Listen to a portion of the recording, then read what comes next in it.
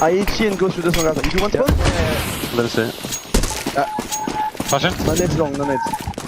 I am here. I flash B. I'm leaving you guys and stuff. I'm leaving you guys and stuff. No need to smoke. Yeah, sure. Lower, two guys. They're only lower, they're doing Don't do German. anything long. I don't sit on them. Matty, hold. I will push you, okay? I can push B on this one. We don't do Apex? What? Okay. Not there. B, I'm willing. Yeah. Yeah, sure. Careful people, careful actually people. Yeah, Don't hear anything. Don't hear anything yet. One close mid. He's walking out, he doesn't know I know, I'm mullet. You can help him, Matty. Down. Could be out mid, okay? 2B. Nice. That's above you guys. No one mid. Up girls. They're pushing. Yeah. Let's see. I can't stop you around now. In the smoke, Two on mid, one more mid. Two mid. Let's beat tunnel. Nice! Yes. Yeah. Hey, chief fast mid, careful, get fast. I'm blind. Stay. Yes, stay. I'll see. Yeah. Too long. Give me shot already. I'm pushing mid. I'm pushing mid. Double shot, Matthew. They haven't done long yet. Yeah, it's a general one. Close mid. You went lower. Yeah. They have long. IGL. Come, if you can, come. No, one I shot. can't. Relax, one.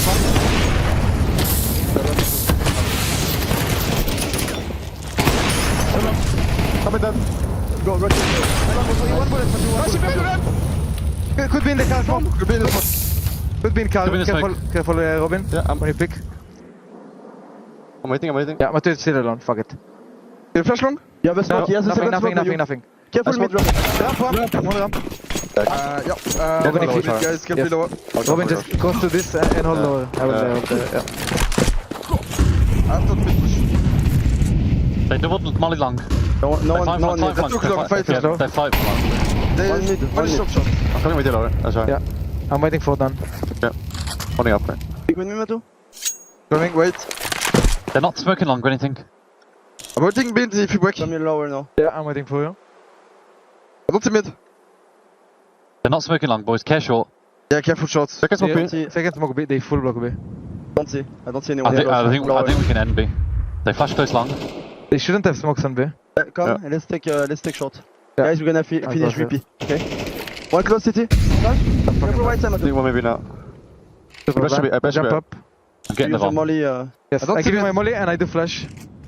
They Do molly smoke and long flash now. at the same time. Molly. I'm holding long. I flash. Nice, okay, VP. Over that, nice. Okay. Go back to VP. Yeah, let's go VP. Let's go VP. B. Yeah, I give you my Give me your smoke. smoke, Yeah. Matty, you'll have to give me your smoke, okay?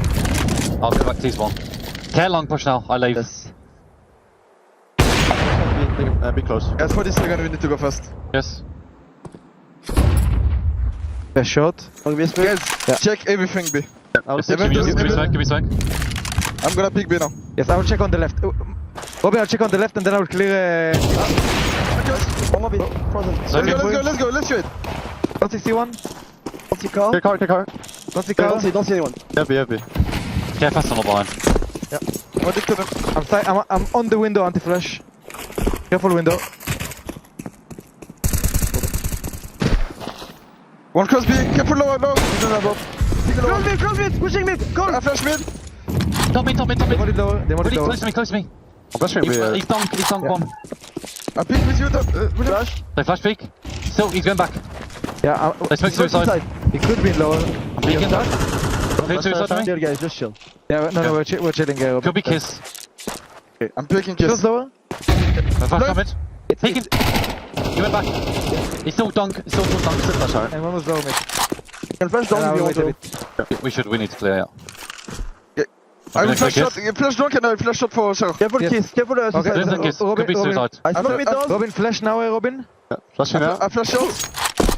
I flash mid Is he door. done? Careful shot. Shot, I flash walking down shots for Careful lower. long now. Careful long. Grenade. One mid, careful long. Yes. We'll do B split inside. Get the bomb up. You We give will it smoke up. B split and One we B. do it. Mid to B. I'm actually B. Then we flash up. Good shot. Nice. One more mid to B. Wait, I'm really shot. Wait, fuck it.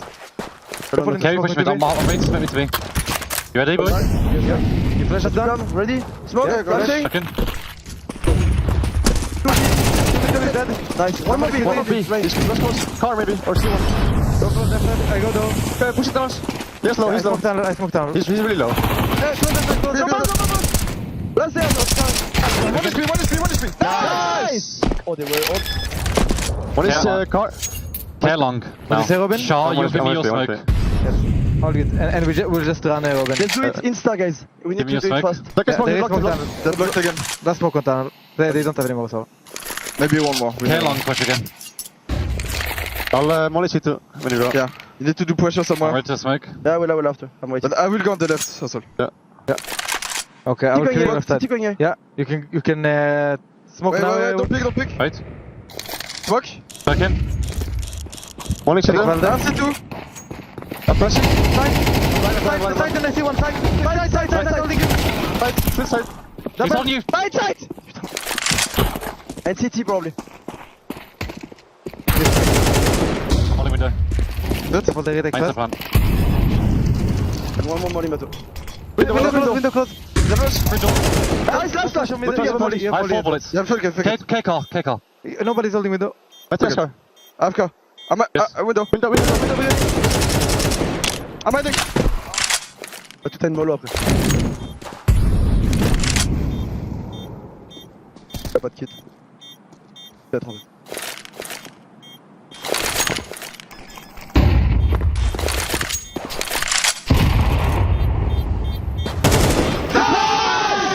It's my two. Sick, guys. Sick, Matthew. Take Fucking round. go, Six boys. round. Yeah, tell us if you can be lower.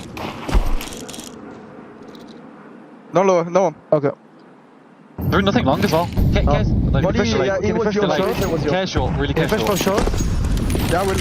Go for it when you can. I'm flashing long, delayed. Go mid. Flashing. They're sitting Flash. on B. Low mid. Low mid smoke. I'm gonna shot. I'm only close short. I'm coming There's to only one molly. 31. Molly the Xbox. Molly as well. Can you molly Yeah. shot again, Robin? Yeah. Yeah, I have to, I smoke Flash middle. twice for me. Close long. I smoke middle again. I have a flash. You will I'm flash ready. twice. Ah, no.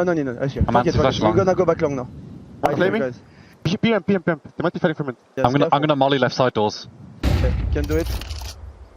I'm gonna molly down. Matu, you want flash But first and I go we with can William? sneak before in the middle. Yeah, I can flash. Get the bomb. There is smoke mid. Can we smoke what? Careful short. There is smoke mid. Let's wait a bit. We can flash. No, wait. Let's wait a bit. Careful short there. Holding Don't worry, on. Milan. 31. I'll give you my smoke City down. and low middle left side. Robin smoke mid faded. If you want, you can go. I'm with you. Okay. Flash Matu. They have shot. Let's pick. I pick middle. William. Off corner. Care close. I think he's alone. I pick City. Yeah. I pick A. Don't see city, don't see Carl. Il fait une voiture, Matou, je vais sauter. I think we pick mid to Yeah, B sure. open. Ah ouais, mollet. Go short, Go short, boys. Ok, reviens en plein milieu, Matou. Pressure on the Reviens en plein swing. milieu. Get close to you guys. Too short, too short. Above, above. Nice. I didn't see city, I didn't see city. I will block short after. You can stay behind. Mid. Open as a smoke. Get close to you. He's city.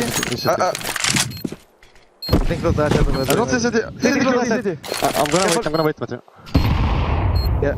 Open Tell me the when you smoke. pick together. You're ready to pick together. Rabbit. Tell me. 3, 2, 1, searching. Nice! Nice. Goblin! Let's go! Dick What's Rabbit. sick? Over, bro. Thank you. The first round I don't hear anything, man. I'm holding if they try to sneak it. They smoke mid now. Yeah, they molly short. Wait a bit. Yeah, I will need lower soon. Lower close. Close. I need lower. Yeah, I'm only close lower as He's well. close. Aid me short. He's ready. He's ready. Could be long. I'm staying close You down can come short there. in Matu. Spam. Yeah. I'm ready to bash. Yes. Wait. After smoke, you flash. Guys, I don't have long. Yeah, There's yeah, a flash. if they do molly, I Flash swing now. Matu. Flashing well. Don't see. Close. Short. Gonna kill me. I come back. Okay, swing Could be short long. if you want. They know we two left side. two They mid. Short.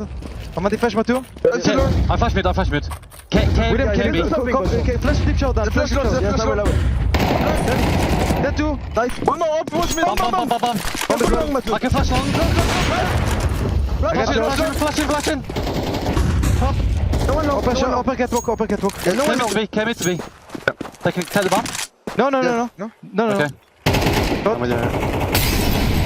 I'm on this tree. Yeah, I'm fucking stuck. Guys, I'm leaving the... No, I'm losing. I have your I'm probably beatles. dead. Short. It's on the way. Yeah, I got it. Short.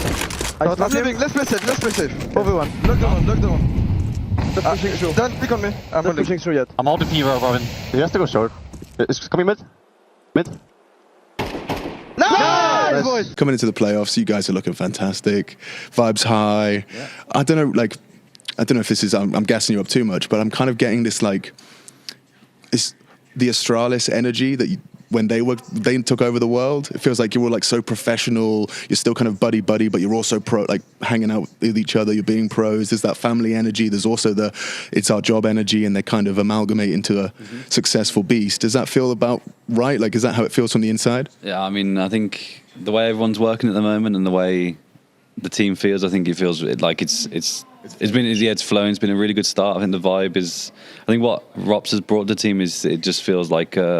So it just feels really fresh, you know. And I think the way he works as well, he's like he's proper CS nerd. So of course it helps, and it brings that extra like push for everyone else to be like you want to be working even harder as well. And I think the way everything's going at the moment is like it's just flowing, and it feels really good. Of course, you got to take each game as it comes and see how it goes. But I think for us, it feels good. Bro, you guys made it to the playoffs. That's pretty cool. Did you expect that? Yeah, I mean, yeah, I would like to say that we expected it. My teammates pretty much ultimately carried me through there, so hopefully. That's not true. They tried to carry you game one. Game one was bad, bro. Game one was rough. It just wasn't enough, unfortunately. I'm just too big. A few more teammates, maybe. Like if you had 7 people in the server, I think you could have won that. Pull like a Ghost Gaming from back in the day. 10-man roster, pull them in whenever you want. But let's talk game 2, Keith. Come on now. You weren't playing around game 2. We both know it. You were feeling down after day 1. I saw you in that hotel. You were walking around, Keith, and you didn't look your usual happy self. But game 2, Keith, what happened game 2? Tell them all about it. I mean, game 2 wasn't too bad. We played another team from Americas, so it was pretty easy. Yeah, had a good game versus them. Against Feria, good game. And then had a good game versus Eternal Fire. And then I had another Falcons game against Mouse, and then somewhat of a Falcons game versus 3D Max. Is this the new terminology? Like, you'll be 2 rounds in, you go, guys, I think I'm having a Falcons game. Like, you shouldn't name it, because if you name it, it becomes real. You know, it's like having a Falcons game. Because the reason it's called a Falcons game is because Falcons are shit. I know, but that's what I'm saying, man. Like, you shouldn't give it a name, because you don't ever play shit, Keith, apart from that one time. And that one time, unforgivable, but every time since then has been really good. Yeah, just make sure to just bring bring the energy. Give me your energy, Twitch chat or YouTube comments or whatever. Dude, both could at this point, ideally, yeah. Okay, so one of the things I've really loved about watching you and Juzzy in this team together, one of the big questions actually was just how did two huge personalities and like loud guys come together to work in a team? Has that been challenging, or do you think your guys' energy bounces well off of each other?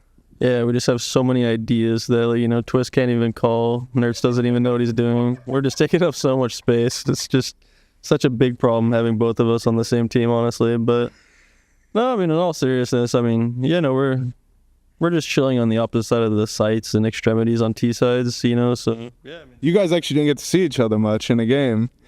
Like, you get to the end of it, and he comes and like fist bumps you, and you go, "Who the fuck is this guy?" And then you, oh, he's on the other side of the map to me. Yeah, pretty much. Yeah, he's doing his thing, I'm doing my thing, and just, yeah, see him after the game. You know, don't know what you did, I don't know what I did, but good shit, you know, I guess.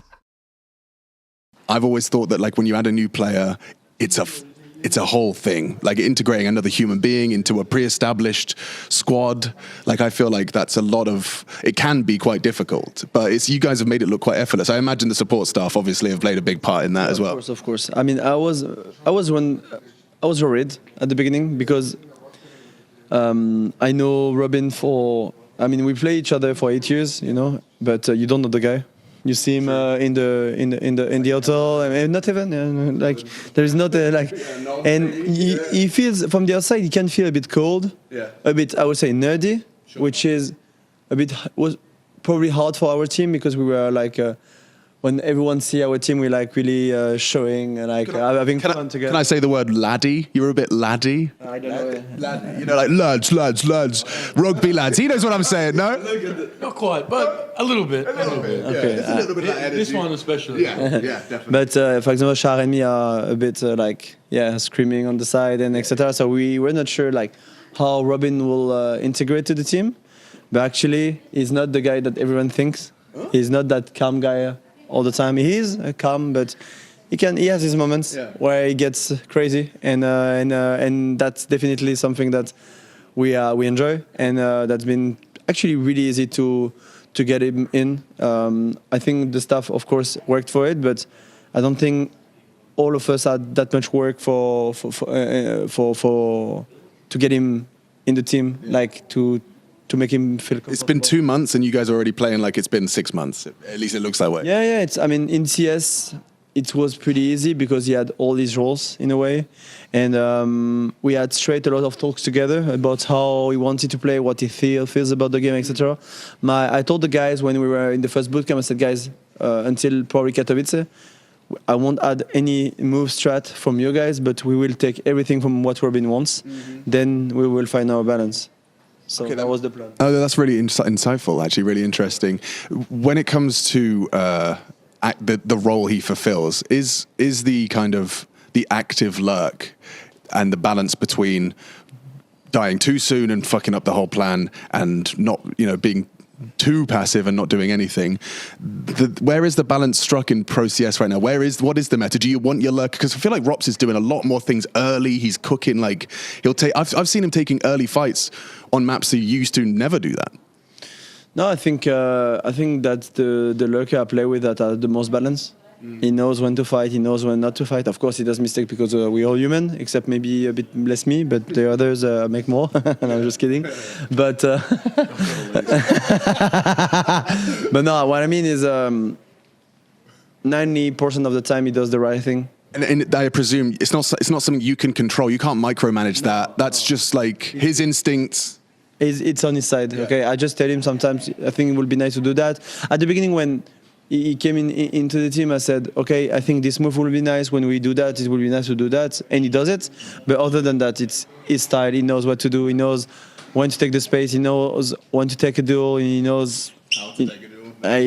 He's really good at it. And it's the first time I have a lurk where I don't really look at it. I just play, do my stuff on the other side, and I know it's gonna do well. I mean, that must be nice just to take the load off of you, man. Yeah, it's really good. And it's only been 2-3 months, so let's see after 6 months, a year. But it's really a pleasure to play with him, and He's without a doubt the second best player I ever played with. I also noticed something about you. You've been down a shit talk a little bit, but in a fun way. Not in a mean way, in a fun way. I've seen you standing up. You've yelled some words at the enemy team. Twists, man, it's all happening. What's changed? Why are you getting so competitive that you're yelling at the opponents? It's nice. I've enjoyed it. I mean, people know, like past teammates and so on know that I used to be like that. So I don't know. I mean, it feels like in this team I have to do it a bit more. But yeah, no, it's like I want to beat these teams. When I see some teams shooting like my teammates at body, I'm like, what the fuck you doing? Like, so that was the one. That's the one that like garnered the most reaction. Was the one where you were like 5 rounds down in a row, 6 rounds down in a row on was it Ancient? Yeah, and then Ultimate's body's getting shot at, and you kind of yelled at them and bought the heat, kind of defended your boy there a little bit as well when they're trying to BM.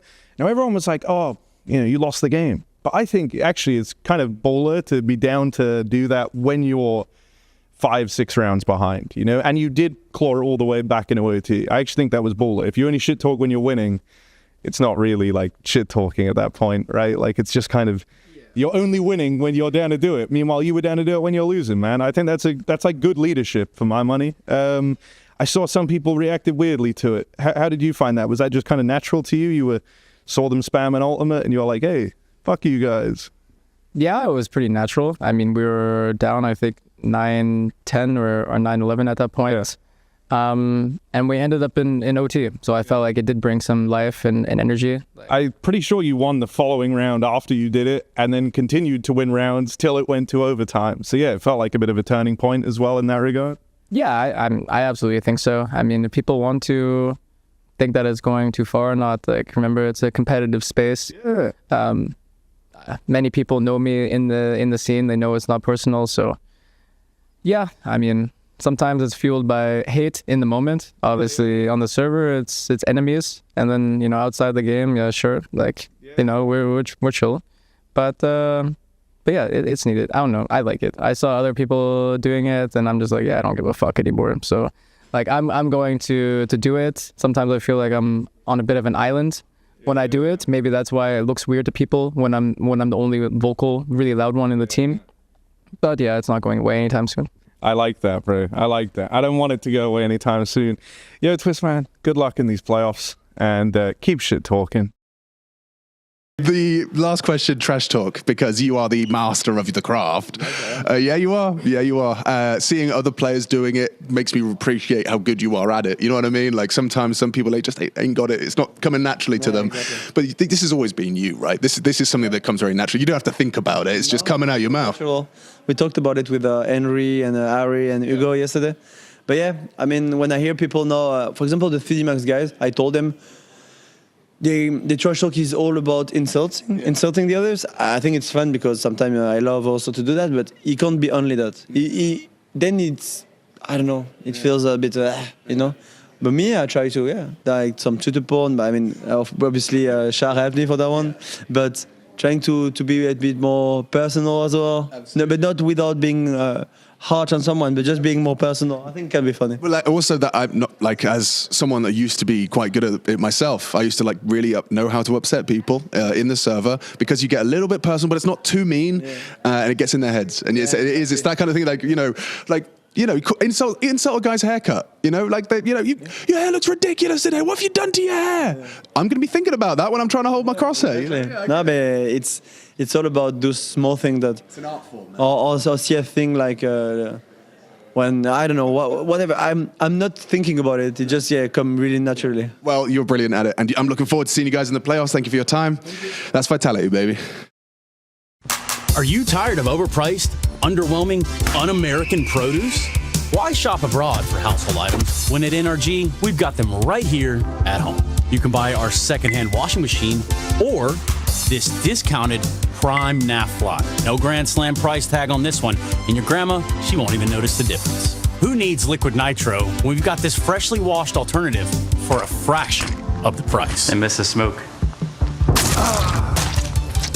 Take control of your organization. Purchase our budget twist and win a chance at courtside tickets for you and 2 of your friends. How about this multi-purpose JKS? Buy one and get a free glazing appliance. Jazzy! For no extra cost. Why invest in another op prodigy when we've got Kusta at home? Dude, really? Kusta? Oh, Kusta mentioned 2025. That's my boy. So, come on down to NRG. We're Team Liquid, but for your home. Buy any 4 items, we'll give you a free copy of Counter-Strike at home. Offer available for unlimited time only. Fees, title, and application processing fee not included. If choking is experienced, please consult your nearest esports agent. NRG is not affiliated with Team Liquid and or its subsidiaries and vice versa. The likeness in this advertisement are portrayed by paid actors. Taxes and applicable North American baggage fees are the responsibility of the purchaser. ESL presents the ESL Pro League in partnership with Intel, Acer Predator,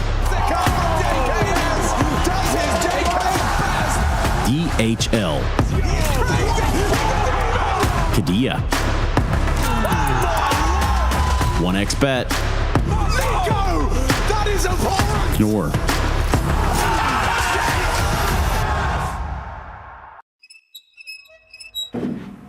Come play with us.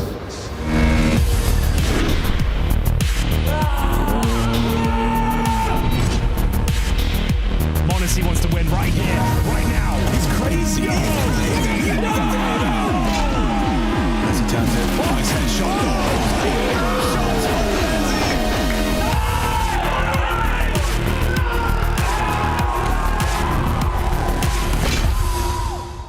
What inspires me? I'm working on my monitor settings, but what inspires me? Winning. I don't know, doing something that I love every day, trying to get better, trying to better myself. Our coach, him. Ready? To win some trophy, inshallah, one day. I hope so. Probably my friends, my family, and my team. I have no idea actually right now. This was out of I don't know. I actually don't know. My dad, my dog. I would say sleep time. Sleeping is good. Dynamite, dynamite, dynamite, dynamite, dynamite, dynamite. Oh, don't worry, Dad. It's getting old. It's getting old. And we're supposed to allow that. We're supposed to believe that this is the one true green map, the original green map.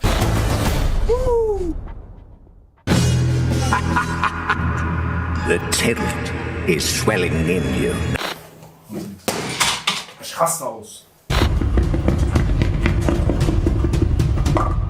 I just start yelling at them, just the way my brother used to do to me. How old were you when you first played Counter-Strike? 7 years old. 14. Ooh, I think I must have been probably like 8 or 9 years old.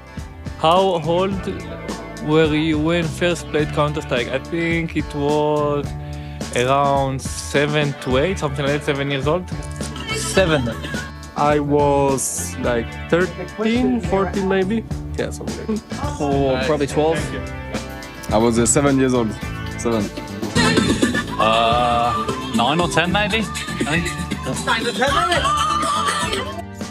All right, well, here we go. Another day, another playoff set of matches for you here at ESL Pro League's 21st season. My name's Trace, and I could go through the room introducing folks, but... Why would you do that? Why would we do that when we can banter instead? I'm just looking up the CS2 game classification because we might need to arrest a lot of these players for playing the game underage. Oh. Oh. MSRP. Yeah. Right, Karen. What? Look, come on, Karen got the win yesterday. I'm just saying, you know, you're winning playing Counter-Strike at 7. I'm pretty sure it's a MA 15+ game, Josh. We're like a gray area. I don't think that we really get involved with those types the of gray things area often expert around here. over here. Loophole Andy.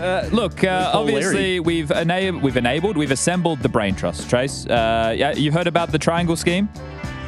I've heard about a 3-body problem, and it sounds like you're about to tell me about a new one. Well, we've got the brain trust of the triangle table today, and we're going to solve the problems with FlyQuest. So, Hugo, if you could open, we'd get you to begin.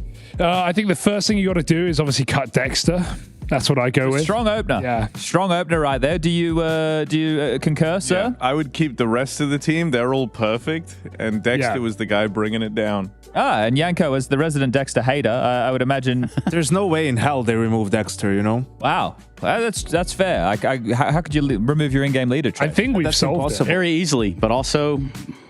I don't know. Better be some hindsight there. They did bench Dexter. I believe, this is my thoughts. Wait, what? Did you hear too? The MBK is free agent? Yeah. Well, someone missed the newspaper. I think Inter's going to go back to in-game leading. And now that Talon has dissolved, they're going to pick up Nedic. Why don't they pick up Azza? Oh.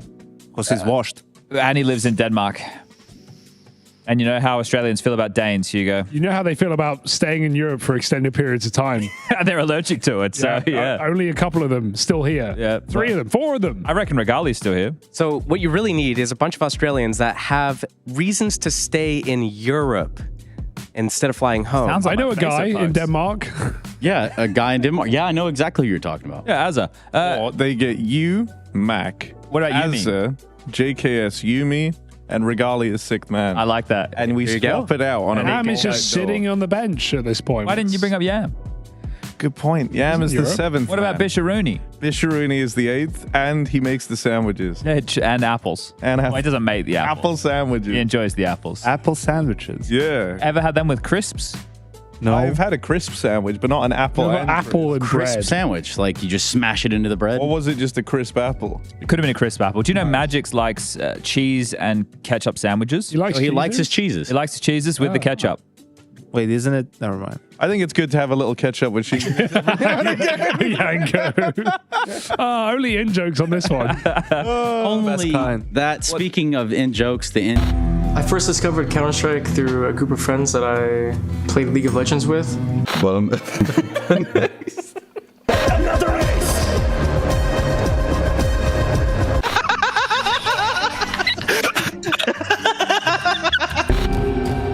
No, it's all wrong. So right. Never mind, it's cooked. The world's different now. For the defuse, he has to get it right now! Oh my God! To pick off players, 2 in a row from me! Okay, so a lot of things go into playing video games professionally. I say video games because it's known as esports. Now I have a sofa full of grade A geniuses, I'll call them that. Now, most importantly, they're also pretty quick in the server. Now, when I say be quick in the server, reaction, a very big and important part of hitting your shots and landing the successes that you need for your team. So in this moment, I would like to ask if there are any volunteers, or should I volunteer one of you to come up here? I think that Hugo said he was really excited. Hugo Byron, come on down, bud. Can't wait. Yeah, give a round of applause in the chat. Let's go, Hugo. Hugo, in all the DHL games we do, is the best buzzer presser there is. Hold on. Now, let me tell you how this works, Mr. Button Presser. You press the buzzer. Sleeves are up. You're going to do 3 of them. both hands It's going to take an average. We're going to see where you lie. So, okay. I like this. I'd even take the IFB out if I was him. Take your belt off as well. Yeah, take your pants off. Hey, this is The IFB will come out if the belt comes off, Yankees. Fair. Okay. We already did a bunch of weird stuff, so figured might as well take the belt off. All right, I'm excited for this. Back turned. 3 times. He's got the lean on, too. Oh. No, don't do that, Trace. No, he pressed it early. I watched. I'm not trying to manipulate the system, but 270 is pretty slow. Let's get. Don't do the hunter in the 1v2. Focus, Hugo. It's getting. That was slow. Yeah. Alex was doing like a partial press method, but I'm not sure.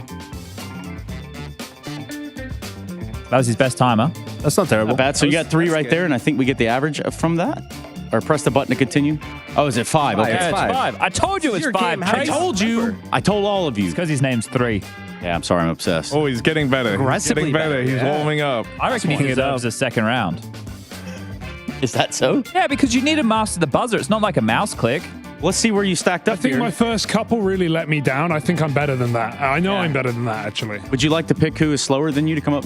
Harry's faster than me. He's the fastest man in the West. Oh, you're picking Harry. In the West Coast of England. Harry, come on. And the esports player of all time. I don't have good reaction speed. Don't worry, Harry. This is busted anyway. This shit don't work. All right, let's go. I'm coming over. That's not very nice of you, Hugo. It's fine. It's someone's fault. You can take your seat. Okay. That's the belt. His IFB's in the ground. You're falling apart, bud. Good?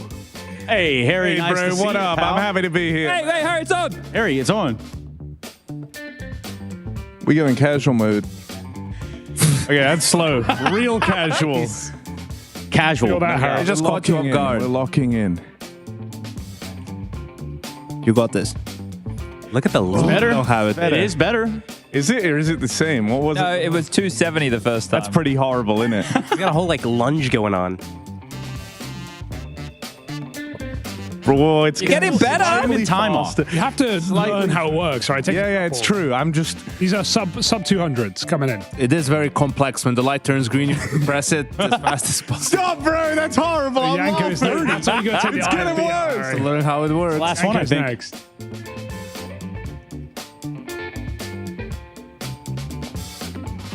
Damn, cuz 220. Harry P's Nippon, look at us. Come on, Yanko, come over. I don't have good reaction time, man. I'm more of a brain player than an aim player. Yanko, you're better than them, man. You can do it. To CS Psychology 101.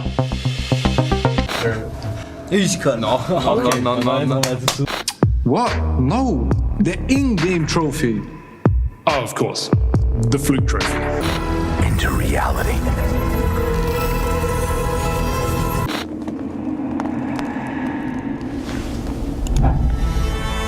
Sprayed. Stop!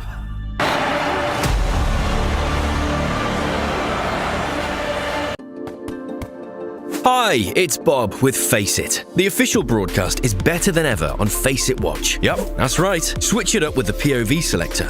4 angles, your choice. From the main broadcast to your favourite player's view. And it's available on the Face It app and Chromecast. But wait, there's more. Keep watching, keep winning. That's how we roll. Watch ESL Pro League while having the chance to get skins and Face It points. Look at this beauty. Change the channel and control how you watch. What's your name? Lee. Lee, mate. Lee, mate. Nice to meet you. What's it like being part of the best crowd in esports? If you're not here, you're not living. Let's go, the boys! All right, for now, we're going to send it away. Let's show the world why we're the best crowd! You're champions!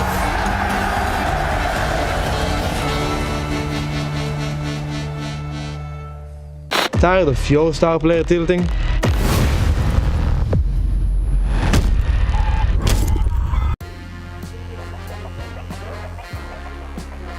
Hello! Welcome to the playoffs. Yeah, we made it here. Yeah? How are you feeling? Yeah, feeling pretty good. You know, individually had some shaky performance throughout the tournament, but you know, hopefully playoffs is a whole different stage. So let's hopefully I can pick it up. How do you feel about today? I mean, feel pretty good. Of course, Vitality, you know, pretty much like #1 team in the world. So obviously, it's going to be a hard game no matter what. So I think no matter what, I think we're able to step up to the plate and actually show a good game. Thank you, Naf. Best of luck. Thank you.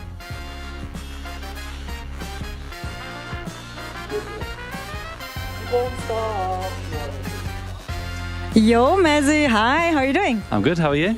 I'm good. You slept well? Yes, very well actually. It's been a nice few days off. Ready for the game. All right. What did you have for breakfast today? Baked beans, of course. Now you can't always eat baked beans. Yeah, it's the best for game day. It fills you with the energy that you need. So baked beans, a bit of toast. So I'm ready. Classic. Glad that you're ready, and yeah, best of luck. Thank you. Toast or toasted? That is the question if you're at Subway, but maybe not so much here. The real questions regard where Vitality find themselves in the Grand Slam hunt, we'll call it. Is that okay, gentlemen? I think that's a fair surmise of the situation. They're one of the front runners, aren't they? Well, that's okay, Trace. Don't worry. Don't be fair to Josh. No, it's just because he's got an airborne illness or whatever. Well, no, he's better now. We've got him back. But no, Vitality. He was wheezing off the side of the sofa. There it goes. That's his asthma. Okay, yeah, fair. Yeah. Do you have an inhaler? I do actually. Oh, well, it just makes sense because you got that asthma. Oh my god. Out of control. Anyway, Grand Slam, right back to where we started. So nailed this. Here's your 3 teams who are currently in contention. But Vitality are the front runners for one simple reason. They won Cologne and they won Katowice. And if you want to pick up the Grand Slam, you have to win one of those 2 big boy events along with 3 others. Well, the fact that they have both of them kind of ices out everybody else in contention. So Vitality are in the best spot. And that's the fact. Jack? I think also they have 6 chances remaining to win 2, but they also have 9 chances remaining to win 3 because they have a good point. They have that championship one, but I think considering their form, they're looking to maybe close it out as fast as possible. You can see Navi won the 2 tournaments in between Katowice and Cologne, but you know, obviously you have to win one of those to complete the Grand Slam. And yeah, the way they've been playing recently, not looking likely. I think when you look at EPL as an event for Vitality, it isn't one necessarily in the calendar with it being a studio event that you'd be like, oh, you know, it means as much to us as a Cologne or a Katowice. That would be disingenuous. But it does mean a lot in terms of the Grand Slam. So if you can win here, then you go into Melbourne, which is the next event in the Grand Slam where they'd have the opportunity to do so. And they're still in that form that Janko's talking about. It's really good news for them, right? They could get it done quite quickly. And it's one of those achievements that when you're looking across Counter-Strike, not too many other teams or players have been able to achieve that. You get yourself a Katowice, you get yourself a Cologne, you get yourself a major, you take as many of those as you can get. But an Intel Grand Slam is another one that you add to that mega prestigious list. Yeah, and some of the one of the players in the server today definitely has done that. He's done the hunt there. I think they did it the fastest of anyone to do it, and that would be Twist. And Naf. Yeah, and Naf. Oh my goodness. I'm sorry, Keith. Rob's has one. Rob's completed his at Pro League with FaZe. 3 after all. Okay, well, I was round close. But it sounds better if there's only one. It makes it sound... No, but look, there's been a couple of teams over history that have been able to do it, and Liquid, the one that you referenced here, is the one that did it damn quick, and then they changed the rules after that one, wasn't it, Janko? Yeah. that's the one where they added, you know, that it has to be... Well, actually, here you have Katowice and Cologne, but yeah, it was fairly quick. For them, 63 days, I believe. Yeah, we keep spouting numbers, and that's one of them. 87-0, 63 days. That was the NIP reference for those of you playing at home. And this was a time frame where Astralis were obviously pressing their envelope back and forth, right? That's when Astralis was skipping some events, right? They skipped that Cologne, I'm pretty sure, right? They had to play in the qualifier to play in it, didn't they? Did they full skip it? I thought that they changed their mind after the fact. I forget. This is ancient history now in Counter-Strike. Surely not a qualifier for Astralis at that point of the game. No, because they played it. They lost to Vitality, I think, in the other semifinal. Liquid did play them at Pro League, actually, the one in Montpellier. They played them in the playoffs and they beat them there in a best of 3. So it's not like they completely avoided Astralis. It just wasn't in the finals. They beat them, just wasn't in the finals. No fault of their own, really. That's back when the Pro League trophy was quite curious looking. The story behind that trophy is a very, very interesting one, but probably one for another day. Chad, what adjective would you use to describe that trophy? Special. Special? I was going to say... unique. Well, it did start with a U. Ugly. Like, that trophy wasn't pretty, guys. It looked like it didn't come out the way it was supposed to. No, schematic. Can I tell the story? Why not? I think that was like 40 years ago. It's fine. So I believe that they were coming up with the design of how they wanted it to look on a whiteboard, but it was a 2D drawing. So then when they had sent it to the people to make the trophy, that's why it was meant to go inwards. It wasn't meant to have the like ugly cone head. No, obviously not. So, but anyway, we have a beautiful trophy now. You can see it right there in the center of the stage. I like the new EPL trophy. Yeah, by lot. It's a beautiful trophy. I'd like one. And it's 3D. And it is 3D. Drawn in 3 dimensions, held in 3 dimensions. In 3 dimensions. Who's in the 4th dimension? Harry. Yeah, I spent a lot of my time there, bro. Getting all the dimensions. It's good, man. I don't know where I was supposed to take that. No, I don't know either. You just got thrown under the bus. On the Grand Slam topic, oh no, this was it. I remember when FaZe won that, Carrigan actually held on to some of the confetti from the... and then he used it in a rousing speech. It's something that means a lot to the players, Didn't man. he pull it out in EPL in Ultra? And he said, guys, this is the confetti from when we won the Grand Slam. And that was, I want to say it was in the final against Mongolz that they lost, or was that... Mavs won 2 seasons back to back. Yeah, I can't remember exactly when he pulled it out, but he pulled it out in a playoff of EPL in Malta. Or he found it in the chair he was sitting in and thought, "Hey, this is my chance to get this coach quote in there." If he did do that, that's also props. That's good leadership right there. Cooler, which is why I'm going to lead us just a little bit past the Grand Slam conversation into the map vetoes. Yanko, I know that this is exciting for you. It's exciting for me. Go ahead, guys. What do you think? Chad. So I think for Liquid, they're either going to pick Train or Anubis here. They've gone with Anubis. They had a couple of days to work out what map they want to focus on. Second phase ban, I guess we do see Train go... Train is a third. I didn't think we'd see it in the series if they didn't pick it, but it's interesting. It shows that Vitality feel that map's pretty good for them too. I like it for Vitality that they didn't shy away from Train because Liquid didn't look too hot. It was a close game, wasn't it? Honestly, it was really close. Like, it looked like they were running out of answers a little bit towards the tail end of that game. And yeah, for Vitality, also important to sort of show that they're willing to play it themselves, right? And you look at the sort of players that they have, Rops on B, and then Zaiwu, I mean, outside doing his thing. I think they're very well suited to be a good Train team. Oh, I'm just looking at the huddle. It's just going on live. Both huddles simultaneous. Bro, it's crazy. Vitality has lost 4 maps with this roster. And they only lost 1 game, right, to EF. To Eternal Fire, That's right? the first line match of the year. And So 3 out of the 4 map losses are actually on Anubis. Anubis, yeah, that's their weakest map. So when you're looking at the situation here for Team Liquid, it's almost like they need to win that Anubis and then play the next maps really tight. Not even necessarily win, but they have to play them really tight just to show that Liquid's still here and got it. Yeah, just like Josh, still here with us. And he still got it. He still got it. And we have got to go away for just a few seconds. We can get this game underway, this quarterfinal best of 3 Vitality in Liquid. It's investment.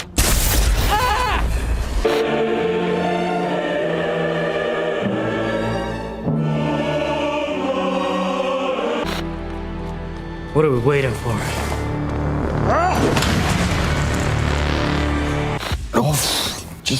Just like digging him like, look. I'll get you back up to speed. We'll get that JKS everybody wants to see. You can count in all you want, Ollie, but I'm counting down the minutes, the seconds. We're past the hours at this point. It's almost time to jump into the game. I've got Twist here from Team Liquid. We're going to talk a little bit about everything that is Team Liquid. There's going to be some specificity here. But for you find yourself in the playoffs of another pro league. Tell me about it. Yeah, I mean, it feels great. So first playoff as a team. We had a semi-disappointing result some weeks ago at Katowice. Just weren't as prepped and ready as I feel like we could have been. But yeah, I think now we're feeling ready and we're feeling warmed up into this event and prepped. Any learning curves since you guys have been here on the ground in Sweden? Any learning curves? No, I think it's just more about, I feel like we're growing into the event the longer we're here, and it's a good feeling. Yeah, well, I say learning curves because I'm curious. Obviously, there's a momentum, like a muscle behind what is Team Liquid, what is a Team Vitality. You can go down the list. Everybody's got analysts, they've got staff, they've got support networks. So what does it look like for Team Liquid when it comes to the game and strategy, I guess?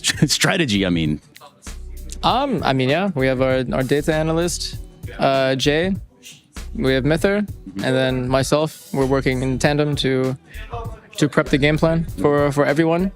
And that's usually it. Us 3 take care of the bigger work so the other 4 can focus on their crosshairs. On clicking. Yeah, which is what they need to do. Speaking of clicking, though, I want to know more about this analyst. I want to kind of dive into that. What does he bring to the table? How long has he been here? Is he the secret weapon of Team Liquid?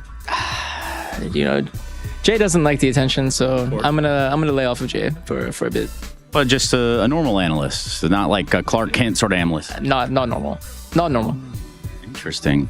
So it is sort of like a sleeper pick in the back. You've got it back there, ace in the hole. I would say so. Well, that's cool. I imagine as a new IGL, well, not new anymore, but I imagine for you that goes a long way. Yeah, I mean, it's always cool to see what analysts can bring to the table. Obviously, he's very professional at what he does. Counter-Strike was not his background before, so he's just so his education and how smart he is, his intelligence when it comes to finding his own methods to kind of apply it to Counter-Strike. Very unique.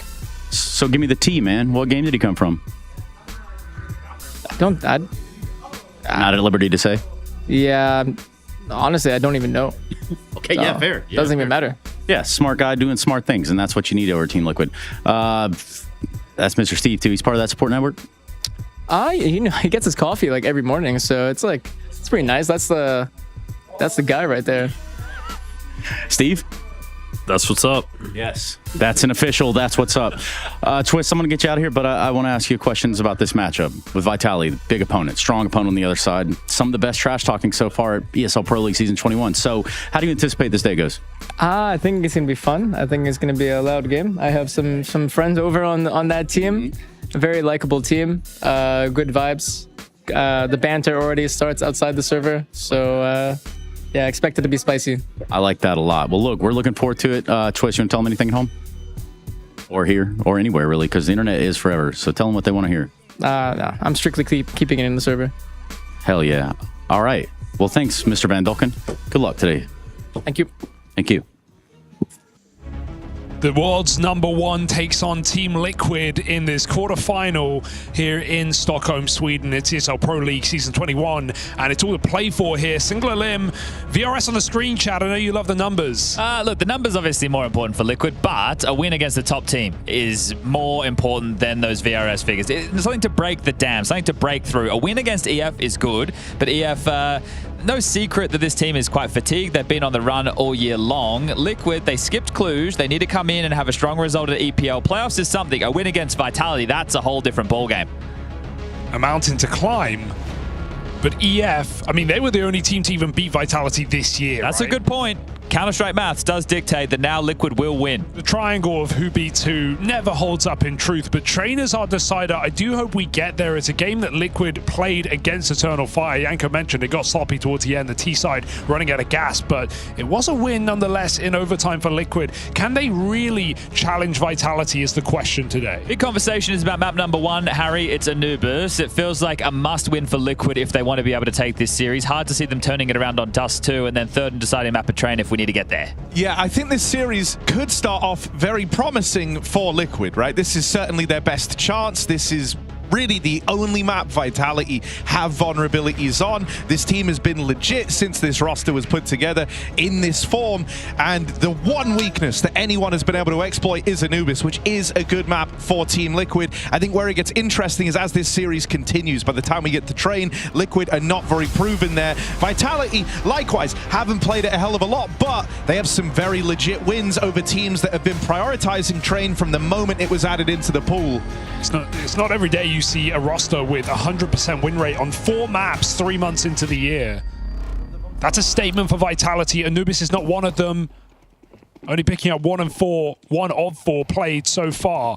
Liquid try and exploit it. Vitality do get that T-side start though. So balls in Apex court. Yeah, not pacey out the gate. Mezzi, Apex both posted up for any aggressions over towards middle as well as B.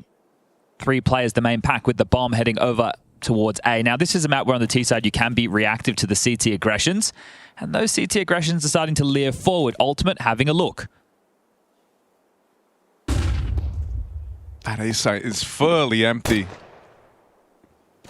And so Liquid will be retaking here. There's no defuse kit for the post plant. That's already a problem. Yeah, retake no kit. 5 left seconds to work with. And post plant's that much more deadly. Liquid try to stop it from ever getting to that situation.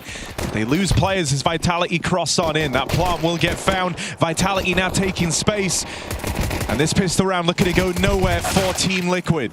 That's why we don't gamble.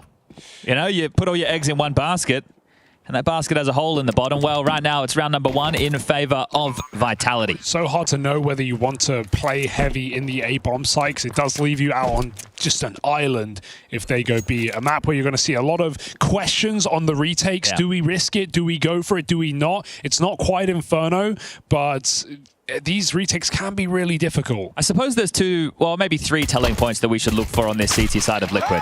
First of all, let's set the bar. So if they can get 4 or 5 T-sided rounds, that's a CT-sided rounds, that's a comfy position for them to flick on over and contest this map, their map choice. The other is going to come down to opening kills. Does that come with aggression, or does that come with players opening their, holding down their sights and finding that opener? And then if they are going aggressive, is there other space taken and a trades found? Because if they're going aggro, not finding the opener, you need to find real estate and you need to find a kill. Now, it looks like they will take a full eco, so we have plenty of time to talk about everything under the sun. Yeah, well, one thing Liquid do a lot is have just these little flash setups. We saw it in the pistol, we're seeing it again here. Just, you know, it's often JKS, ultimate combos, twists, throwing in supportive util, and just little flash plays to try and force an opening kill. When they had Yakinder on the team, they would actually use him as that tip of the spear. So even though he was a B defender, they'd go middle, he'd go A, JKS would set him up for rounds, and they would try and send him out first, which felt a little bit telegraphed at times. So we'll have to see how they're shaping up today. They have played this map twice at EPL so far. A win over Furia and 3D Max, 13-8 and 13-4 respectively. Do we like the full eco? I think it's great. A lot of teams have been force buying on kind of every side, every map without bomb plants on T side. We saw that from G2 all night yesterday. This is, I think, a good eco just to get rifles in as soon as possible, maximize your gun rounds. But I think the first gun round will still be in a position where it has to be a little bit gambly in the sense that your lack of, well, they could do. We've seen Liquid do that before.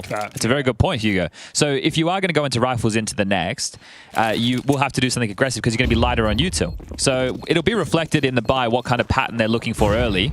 Looking for exits right now. Some speed wobbles there for Robs, but he hangs around. He will go down to the bomb. Bomb's away. He's all good. Very small. Tiny. I want to keep a close eye. I like your hands, Hugo. In terms of individual here for Liquid, I want to keep an eye on Naf on this map. One of the best B-site players on Anubis. He is comfortable here on this map as well. Spoke to him a little bit about that the other day. Talked about how actually it's a map he really enjoys. Oh, really? He's not even sure why. Okay. But maybe because he plays well on it. He says to him everything just seems to make sense. And I think he even said he was involved in like helping iron out some of the CT side on Anubis and how they want to actually approach it. That's nice to hear. But this is the issues we're talking about. No Molotovs or incendiaries for the CT side to block with early.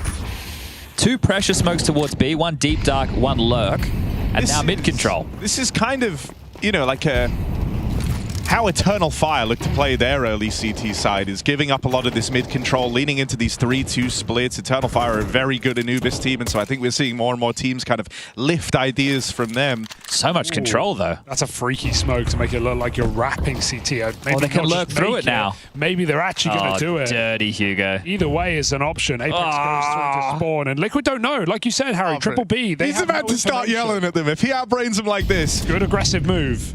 They need this kill, eventually, B had to get aggressive, right? It's been 3 players there all round, and now they don't have any info middle. They're worried about getting wrapped. Apex is right in behind them. Saw him. Was he just spotted? Yes, he was. Ultimate.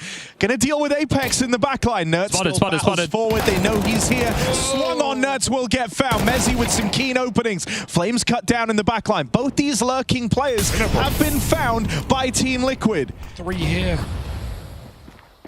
Trying to play in through lower is ZywOo. Feels like he has to, and he gets past Ultimate. JKS next on the scene, next on the chopping block. It's just the captain left going for Team Liquid. Quick on this. He's got a great timing. Silent on the approach as well. Should have 1 for free. Twist should be able to get this in a 1v1. It's just ZywOo left to beat. Out of all the guys to go head-to-head with in your first clutch, was ZywOo the one you wanted to face? Not feeling pressure yet. Twist is hoping that ZywOo hands him a swing. And that never happens. Twist starts to doubt himself. Well, move in to clear out Dark, but a lot of time's passed. He needs this kill instantly. ZywOo just holding! And that is perfect out of ZywOo. The most painful part of that is they bought 4 helmets. Twist didn't, and he gets 1 bulleted on Khalil at 100 health. We could see that obviously the issues with the utility limits options. I think they did a good job fighting for space. The one kill that gives it away, and we might catch it on the replay, is when Nerds pushes out, he jumps up towards the platform, and that slight elevation is caught by the player coming late. So he gets noted very, very late. I don't think he was known by the player on the lower deck. He gets spotted, isolated, doesn't get anything done. I think Ultimate did a good job. JKS plays through the smoke to help out, but that means that Twist is too far away on the lurk. He can't run. He doesn't want to give away his position, and by doing so, Vitality will take their 3rd. Very close, though, right? Getting that info off of simply killing Apex on the flank tells Liquid Vitality coming B. They had everyone there, everyone set up on good timing, but Vitality still able to win the fights. Nice little intimate setup that we have. If people have been watching all group stage long, they will have noted that we've taken away a bunch of the booths. We're just dealing with 2, and they are right behind the couch, which is not too far away from the caster booth. So I can stand out here, I could take a look. You can see the players. We're getting a lot of the vibe. And that was a technical timeout. We are now into freeze time, and Liquid can invest a little bit, right? What's your pistol of your choice? What do you want to wield? Twist even getting into an SMG. 5.7 error day. Oh, well, that's nice when the loss bonus is already maxed out. So 3,400 going into the next. 5.7's tasty, isn't it? Broken. Too good. Nice little harass nades there. Always good to use against the lighter investment if players want to poke their heads up close and personal, but fanned out to Team Vitality in a bit of a default spread. So is there an aggressive gambit? That's the problem with this map. Because on the CT side, you know you're forced into aggro moves. The Ts can always just start, you know, first 15, 20 seconds. We'll just wait. We'll throw out the protocol nades. We'll wait. I mean, that's exactly what Vitality have been doing. Hanging around, waiting to see where that aggression comes through. Liquid are aware of this though, right? They're not making any super early moves here on this CT side. They're taking it low and slow in the opening. Gambling in the dark. Limited utility to work with. Sounds like a James Bond film. Casino Royale, gambling in the dark. Traveling after dark with James Bond. Dun, dun, dun, dun, dun, dun, dun, dun, dun, I've lost everything. Please. It's a different One spin. more load. And he can't even get himself that martini.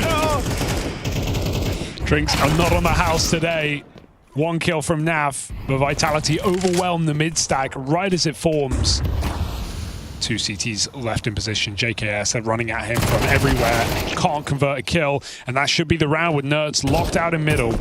Yeah, when your nameplate right there, you know you're going to be isolate one defender on the A side, or most likely. You want to get Nerds on the scoreboard, so a kill would be nice for him, but Rob says no, no, no. And 4-0, a great steady start for Vitality. Yeah, Robs is the guy right now in this Vitality team. He has showed up to EPL. He's had some great maps. He's 7-1 in this one. Sure, 3-4 eco kills.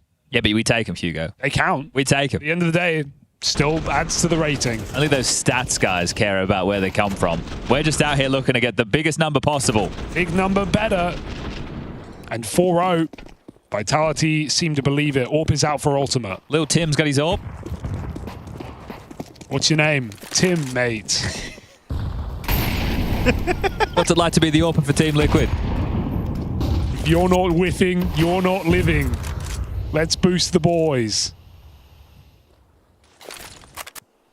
Oh, but this one is a bit more up-tempo from Vitality, just in terms of where they're looking to find, you know, this contact. Putting the pressure on. Bit of a sweat point down towards Dark. Yeah, Bomb's just been scooped up from Rops over towards T-Stairs, heading back over towards Beat. Gonna join Flamesy, Mezzy outside. Zywoo even dropping back too. So it could be 4 exploding with an execute through B main. Apex to play late through connector. Very quiet towards A. This is the point where you want to see a rotation or aggression. Liquid need information. This is where you wonder, though, if these first few rounds, these slow holds out of Vitality have scared that aggression from coming through. There's still not much of a reaction over towards A. JKS finally pushing now, but it's right as this hit is coming in. Naf good for the first. Now you need the rest of the gang to hold the line, and Nerds will. Gets out with a double. It's going to come down to Rops, but he's currently topping the charts in this series, 8-1. Look at him go. Is he going to leave? He has an option. Don't do it to him, Robs. Oh, this is perfect. mad. Slinking out through the spawn. He'll have to run at a certain point, but he's already made great space. He's already far enough away to start running. They wouldn't hear him. And the penny's dropping for Liquid. They're realizing he would have planted at this point, surely. Robs is wrapping back. No way, he goes Temple again into B, hoping they've already started to leave, but they're clearing the site as we speak. 10 seconds. Now Robs realizes. Penny drops and he runs back to A. That's going to be a free plant. Gosh, wow. Talk about knowing your timings. That is millisecond perfect from Robs. Gets in with just enough time to get the bomb planted. He was fine shaving seconds off. Now it's Liquid, the one under the burden of this clock, and they're split up on this. It's a really good position. Going to force him out camera. Robs is looking so determined that he's getting given this fight first, and he's fighting the read, but Ultimate lands the shot. He had to hit that. Robs was looking locked in, and he had the picture-perfect move for how to play that 1v2. Oh, the fact he salvages the plant out of that, almost jukes them right down to the time. It would have been a Robs classic right there, but Ultimate hits an important shot, and that's good for Ultimate, right? So we get him on the screens middle of last year, starts with a flare, drops off a bit. It's difficult being a primary AWPer at the top level. You're going to have some good days, you're going to have some bad days, but when you're as impactful as he was, you want to see him delivering, and that's an important kill. He was isolated, and there's some Apex frustrations. I just thought that B hit was really nice for Vitality, even though Liquid still were 3 strong there and blocked well. Sure, the entry comes in for Nav, but we had great Molotovs for Vitality. Flushed 2 Liquid players out of position, forced them to fight. It's Nerds who got the multi-kill to hold on to B. Oof, that's a bit of contact early for Nerds. At least he's playing for some info. I think it's something important to do against Vitality is to understand where the lion's share of the pack is, because you mentioned in the last round, Vitality are one of these teams, and I think probably the best in the scene right now, of having these changes, right? Oh, they can make it look like a default, but then they explode. And Apex is great at calling these. And in modern day Counter-Strike, to be at the very top, your game can't look the same always. You need to make sure that you're throwing in these changes, and you're having to change that almost from match to match. But it's very important that the CT string 2 consecutive rounds together, or money is going to be a problem. A read from Liquid pulls a third rotation towards A. They're just trading places because the AWP is now in heaven. But I mean, you know, it's exactly like Chad was just talking about in terms of this round is feeling similar to Liquid, to all of the rounds that have gone by so far. It's still, you know, minute left on the clock, haven't really had any surefire contact.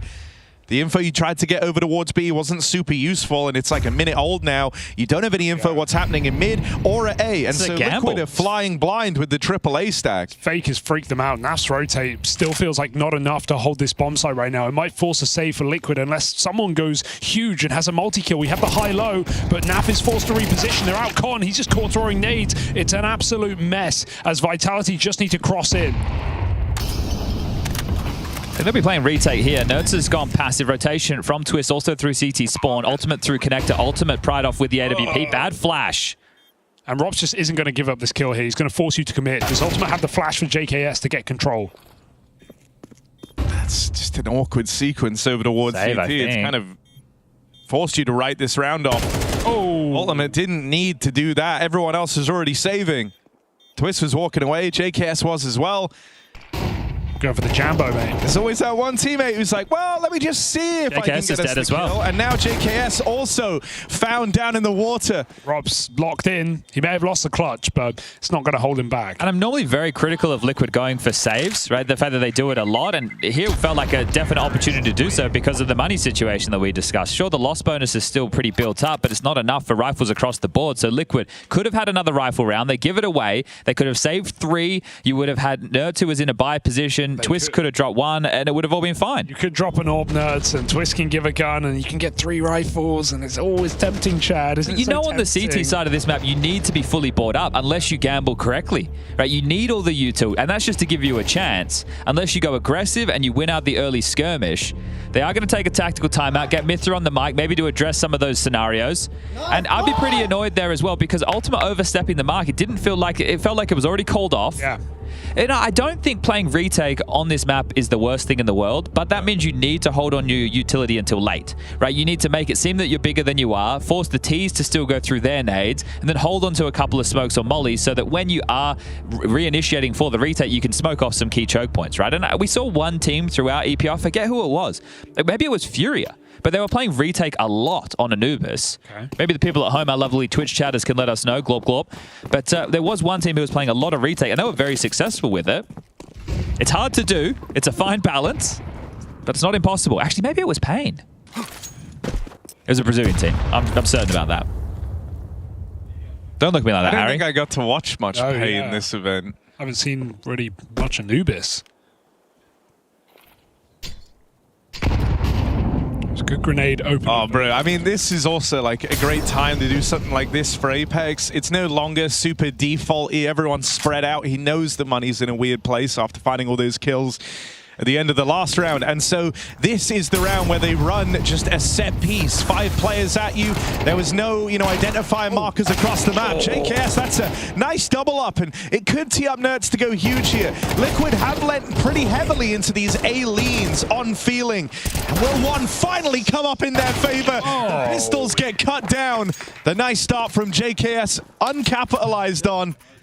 And Mezzi had his beans. Stormed the board. Mezzi had his beans for breakfast. Josh confirmed it. There wasn't even a bit on the interview. He actually saw him eating beans and toast and dipping the bread in the sauce. And we're seeing that right now. Vitality with strong fragging power. Mezzi getting a lot of impact in crucial late round moments in this game already. Comes up with 2 kills here when Vitality need the trades.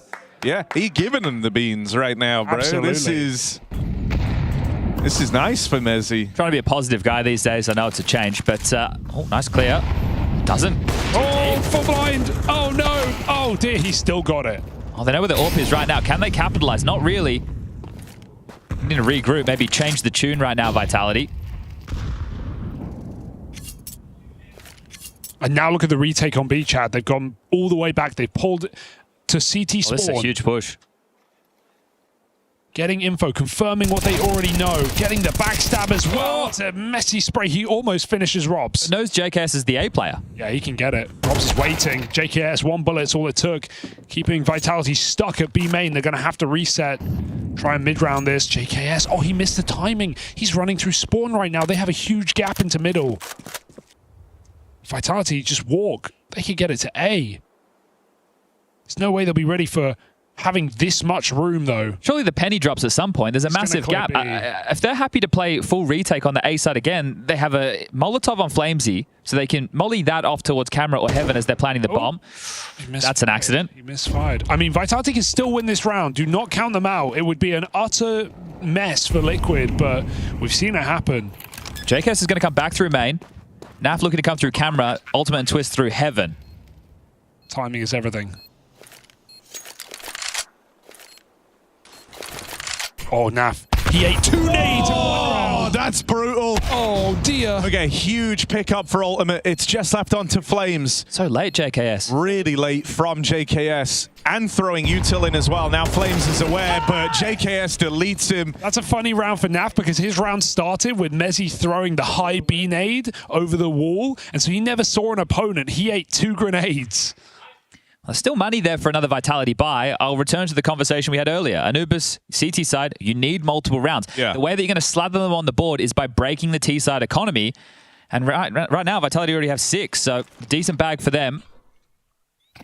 Couldn't have been better. I just went and had a look, Hugo, just so the viewers keep them up to date with everything. In stage 2, which is the last group stage, yes, Anubis was only played 8 times the least played map, but overall, with the stages combined, it was played 24 times. So a lot in stage 1 with the smaller teams.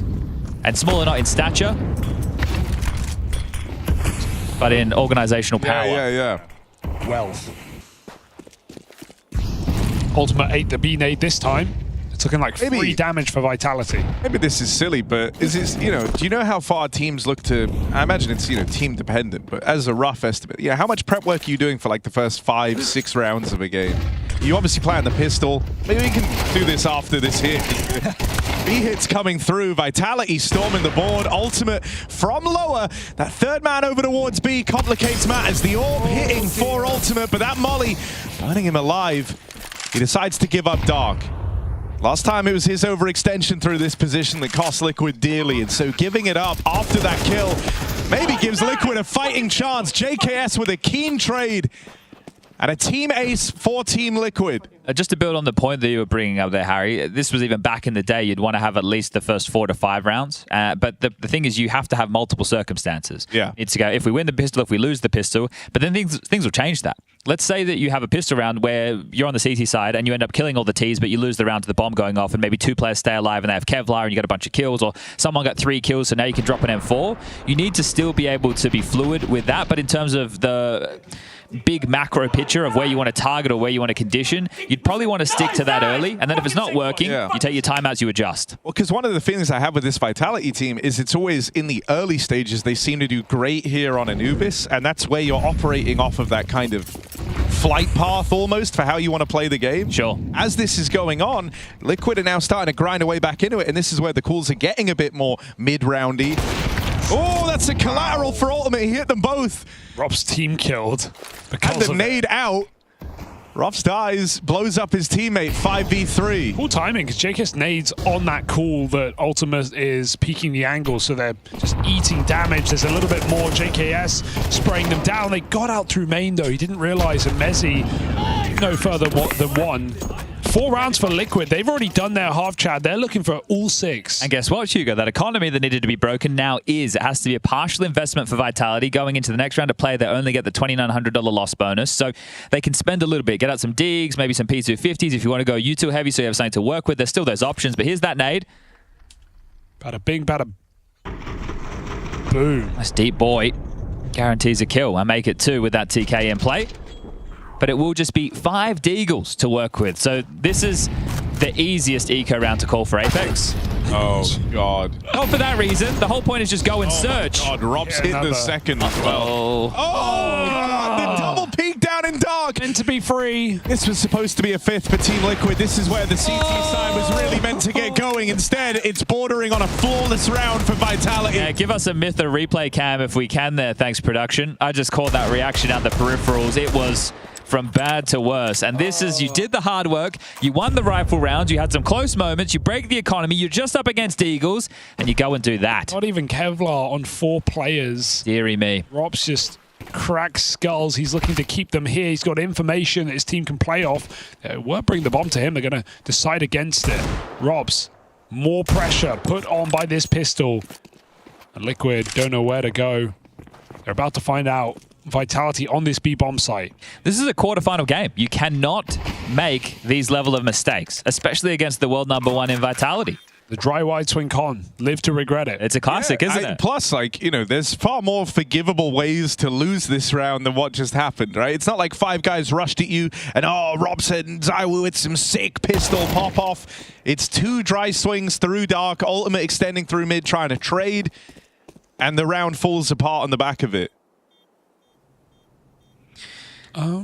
That's really rough. You know, considering we were kind of saying 4-5 round CT side is a good CT half. That would have been Liquid locking in a strong CT half with a chance to split it 6-6 right down the middle.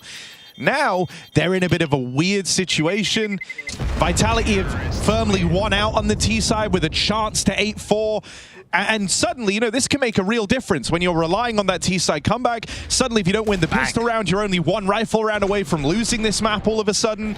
You know, so much was hinging on just sticking the landing versus what was essentially a full eco for Vitality. Collection of upgraded pistols, that's it, and they call the timeout. I like this. Let them stew in their juices, right? You just lost a really bad round. You were on for a 6-6, as Harry was just letting everybody know, and then you've gone and done that. It's given Mytha a chance as well to try and pull them out of it, but at the same time, reflecting on just how stupid that was, they had the whole 40-50 seconds after those kills went down to be like, oh, God, JKS and Twist trying to save. That's not how they've been playing either, right? They've not been wide-swinging con. They've been blocking it, actually, playing pretty safe, triple B, not... you know, fighting middle. Ultimate tries to push. I think it's just a reaction. So desperate, isn't it? Yeah, because he's 3v5 and he knows their stairs, but of course they spam him through the smoke. It's a bit unfortunate. Yeah, I think like even just the mentality going into that round gets a bit shattered for Liquid. It's like you're dead on. You've been playing a very safe game. You go, okay, now it's our turn to flex on them a little bit.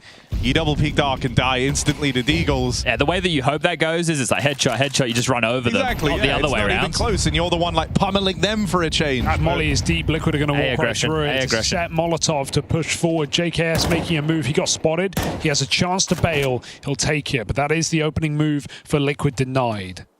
Does Robs want to flash? He does. Flash in, looking for the fight. Exchange of you two over towards Con. Or E-Box, if your name's Valve. I think they win. They're kind of the law. Yeah. Just no Ramsey, please. No, that one's terrible.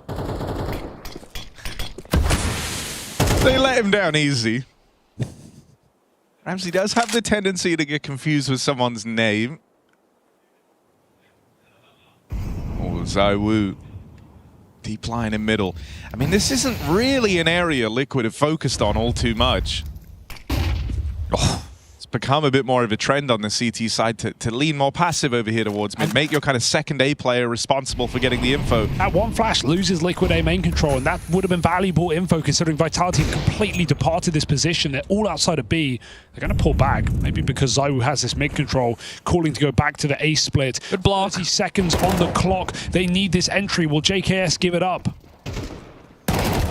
Oh, he holds on for the first. The pressure's still being applied over towards main. Nerds is here to back him up. That's a little ugly from Nerds. And so he's unable to deal with the second man in. It's enough. Robs even goes back. Playing up close. Naf needs this clear, but Robs has got the shadows to work with. Missed shot from the ultimate AWP. Robs hung around. Twists now in a great spot. Manages to sneak out past ZywOo. But he does offer up that trade. Ultimate's been molly. This has slowed him down. Tries to play through it. That nade will find maybe a bit of damage, but it's not going to win you the round. He needs this kill. Has to bait the peek out of ZywOo. And ZywOo plays out of the timing, and that comes back to haunt him. That's a baller 1v1 from Ultimate to find Liquid that elusive 5th round.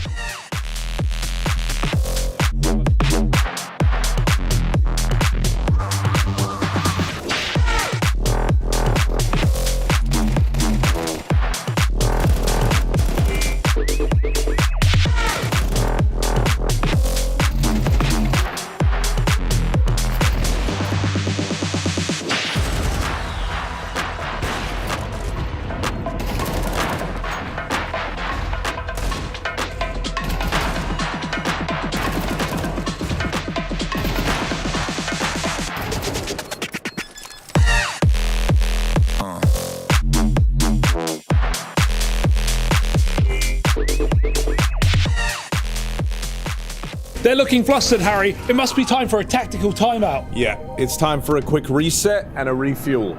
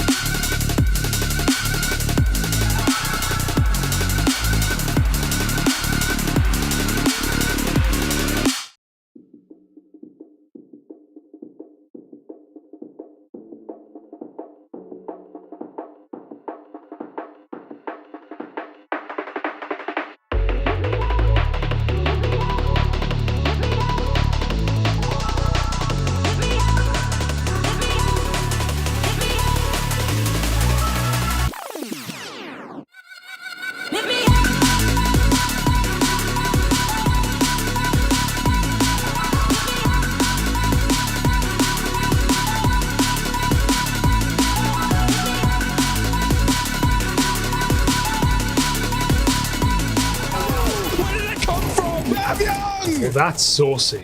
That's creamy. Hey, did somebody call me? No. Give me some of that. Forget about Ime. Just pronounce it as Im, because I am Im.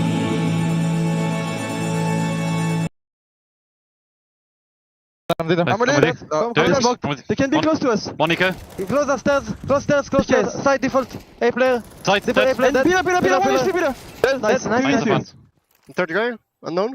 All three, I think. No. One should be side. One pillar. Close to me. You need flash give or no? Touch. Oh yeah, his right side.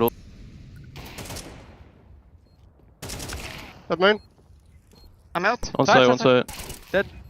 Should be camera, no? Brookie, one is. He's still Brookie. No! Nice! Let's go! Well fucking play. Well, Liquid evening out with 5 rounds in that first half, thanks to Ultimate winning out a crucial 1v1 at the close. Otherwise, I think this would have felt like a real CT half of missed opportunities for Liquid. It still somewhat is after falling down to that eco. This could have been 6-all. Will 5 rounds be enough? Liquid now move on to their better half here on Anubis. I think they're just thankful they pulled through with that 1v1, a very important clutch for Ultimate to give them a chance on their map pick in this series. Heavy favorites are Vitality, but not on this one. Can they show it? Great flash! Flames firing off, trying to get out after one. He's got the cover of the P2K and another. It's all Flames in this round. 2 kills, putting Liquid on the bench. Just Naf now 3-11. Dead. His woes from the group stage keep going in the playoffs, and they're not getting better here. Are you blind? Oh, Are you blind? that's so good. Okay, guys. That's too good. You're waiting for that. This is the He's thing, right? If we were going to come into this and we were going to have a battle of the banter, Twist has been piping up a bit. I like it. He's been getting his boys bags. He's been talking trash, but he likes diversity. One thing that Apex has in buckets and spades is lots of different ideas. You know, he's up all night. He's thinking, all right, boys, what's the banter I can throw? What's the situation I can throw their way? And this time, after throwing the perfect alley-oop flash, where 4 players come out. I don't know to fucking shoot, bro. Are you blind? Are you blind? Just asking. It's not just rancid insults. It's not just swear words, Chad. It's inventive. It's comedic. No, we were speaking to him in the lobby about that, and he was saying, you know, some of these guys when they shit talk, they're just saying bad words, and then he's like, nah, it's more than that. You got to say good things, you know, like fire original lines, and I feel like that's what Apex has in spades. It's true. It's true. And they come naturally to him. But there's also things you got to go for. Like if a player peeks you in a clutch, you got to call them out for it. Why are you peeking me? Do you know who I am? Yeah. Like really put some sauce on it. You baited your teammate there. Yeah, I mean, Apex has also mastered the like hyping his teammates up while shit talking. I think he's one of the only that get away with that. Force for Liquid with no plant, just trying to get on his T side early. They've managed a couple of kills, but they've taken even more damage. Ultimate and Nerds dinks. back. Woo thinks he has a little more room than he does. Giving them an M4. Dead, surely. Flank is good. That's the round right there for Liquid. Low HP on Nerds and Ultimate. Bomb's still trapped. Oh, God. Bomb is trapped. Oh, good run for Nerds. He was very hell low. out of there, bro. Look at who's left. It's Robs. But it This is guy's got Robs. cool in his name. Does he give it a go? Does he give it a look? I think he should. The call Two is of them in there are low. low. All right, start chanting Rops, Hugo. Rops. Come on. Come on, Stockholm. Let me hear you. Robs. Come on, let's make this one epic. Robs. I don't hear you, Chad. He's going for it. He's going for it. Hit right there. Come on. Oh, dead to JKS. Swing out through the heavens. Juzzy sending a message. Ooh. Ooh la la. Nerds. I like it. Not known. Now, Soft sorry, and twist. we'll get that one again, everybody at home. Don't you worry. We'll hear what he says. I'm sure. I don't make promises, but I'm sure. A lot of certainty for a maybe. I'm very sure. Tech9's just running them down.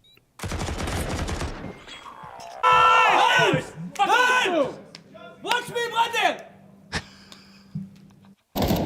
There we go. I like that. Watch me, brother. I think it's pretty nice for Twists too. No feeling Got like some he has backup to out there. wage these BM wars all on his own. Oh, that's a meaty nade. My God, Flames. Round ruined, of course. I would have rather have died to the nade if I'm Flames. All right. Look. There's nothing worse than No, Harry, this is a very important message to everybody out there. If you get low in a round, you're still an important piece. Because when I look to the top and I still see 5 players alive, I have to be scared. But if you give away your life, even if you're low, you're an important piece on the board. Okay. Never forget, Harry. Your life has value. Yeah. You think you're just a prawn, but to them you look like a king. Think about that. Or cat food. Or cat food. Prawns go mad for the cat food. Prawns do go mad for the cat food. It's true. Here is Team Liquid going mad for the B site right now. Stacked up outside of it. There's 2 problems I see. Flashbang 1 and Flashbang 2. And they were good flashes last time. Exactly. One of those flashes has already gone in, and Apex went with it. Dead now, of course. Nerds feast down on the Dark players as well. And JKS watches for the lurking behind Zywoo wounded. This is looking safe. It's now a 1-round game. Okay. Well, just don't give away any rifles here to Flamesy or to Zywoo, and everything will be good in the hood. You're noted. You are dead, says Nerds as he grabs another kill. 3 in the round. And that'll force the eco out of Vitality going forward. So an opportunity to tie things up 8-8 for our audio-only listeners playing at home.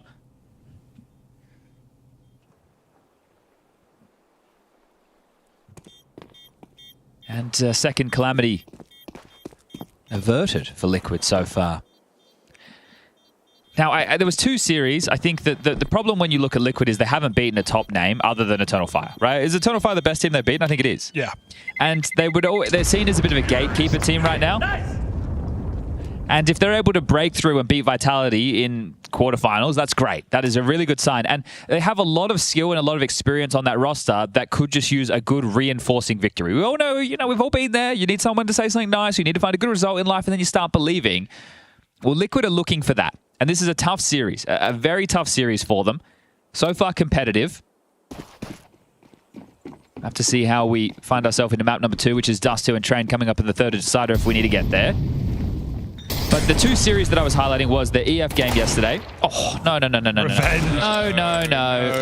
The Eagles again, man. No. Same position. I'm not watching the rest of this round. I'm going to stand over here and look into the LED. I'll let you know if we should be celebrated or kind of worried right now. 4v5. Chad is an audio-only listener. Yeah. Okay. Audio only and oh god, Andy. Vitality are leaving B entirely, going and fully reinforcing A, and that... Oh no, they're going mid. Okay, Liquid are about to go A. I'm not worried because it's CT side, and you're already kind of locked out if Liquid just walk in right now. If they walk into A, Vitality will miss the timing. They might have flanks, but quick on the flank. ultimate squad is. Rops is really locked in, guys. That's what I can see from here. Okay, well, Vitality have legs. Liquid have ears. They're going to hear a flank. Vitality starting to run ultimate peace as the site gets taken. And this one's not to be worried about. It's just about damage. It's just about saving that M4 on Mezzi.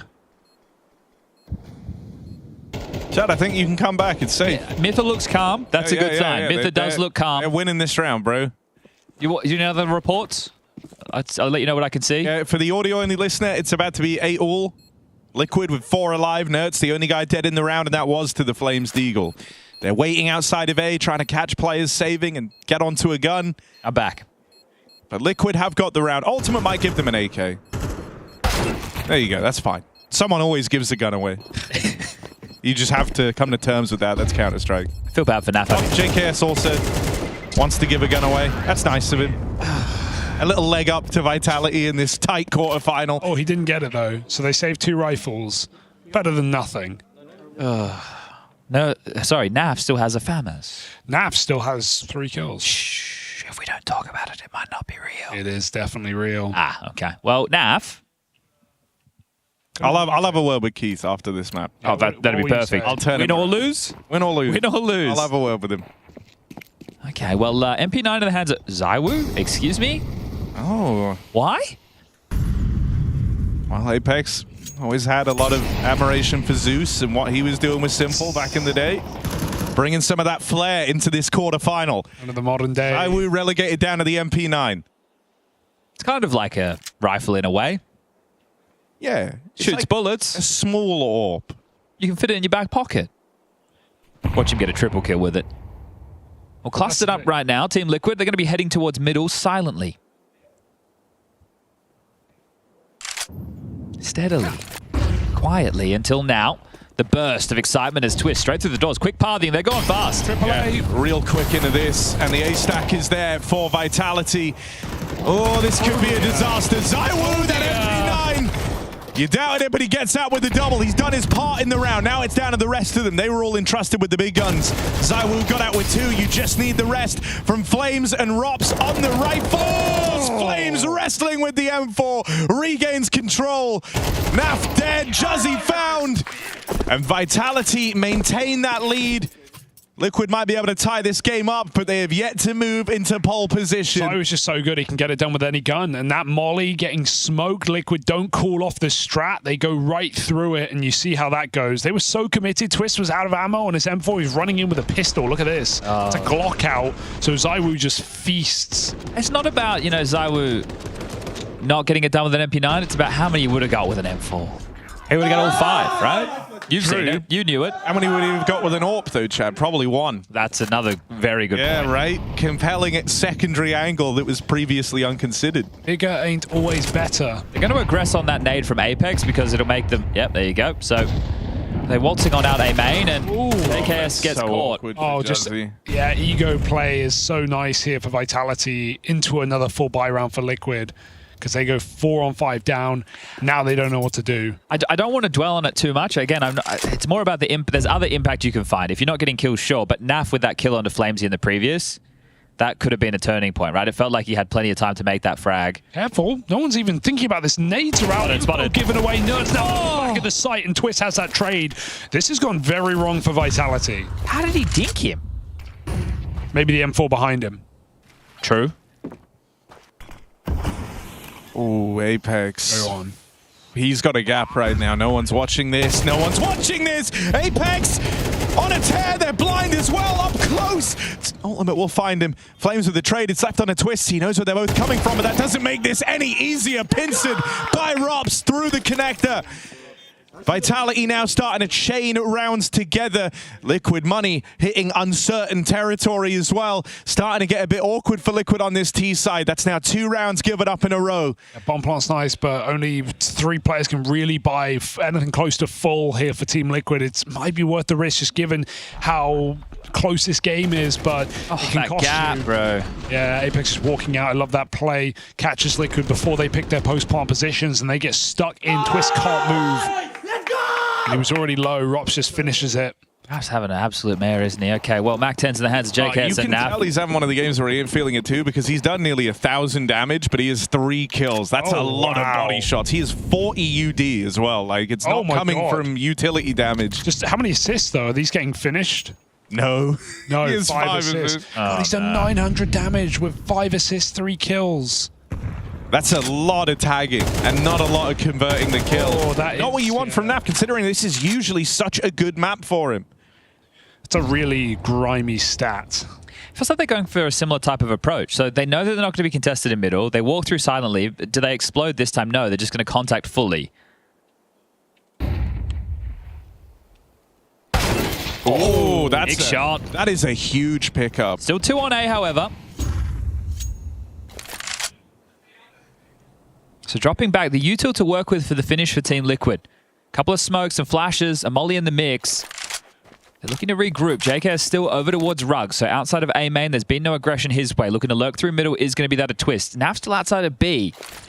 Does Naf play first? Because it does look like they want to execute A. 45 seconds on the clock. I mean, with a smoke and a flash, like, he could apply some pressure, but I think it still really hinges on him actually getting this kill on Apex as the lone beat. Like, Vitality haven't bought this a bit. They've left Apex to defend B, but 3 players over at that A site. Liquid walking into the stack. Naf never plays over towards that B site. He's on the long rotate around. There's this crossfire set up. Liquid get chewed through. Mezzy out of the heavens, playing late. And Naf left all on his lonesome, doesn't have the time to win this, never even got to be a part of the round. 3 on 5, but an actual 3 on 5 untraded where Liquid waltz in and it's that 1-2 setup.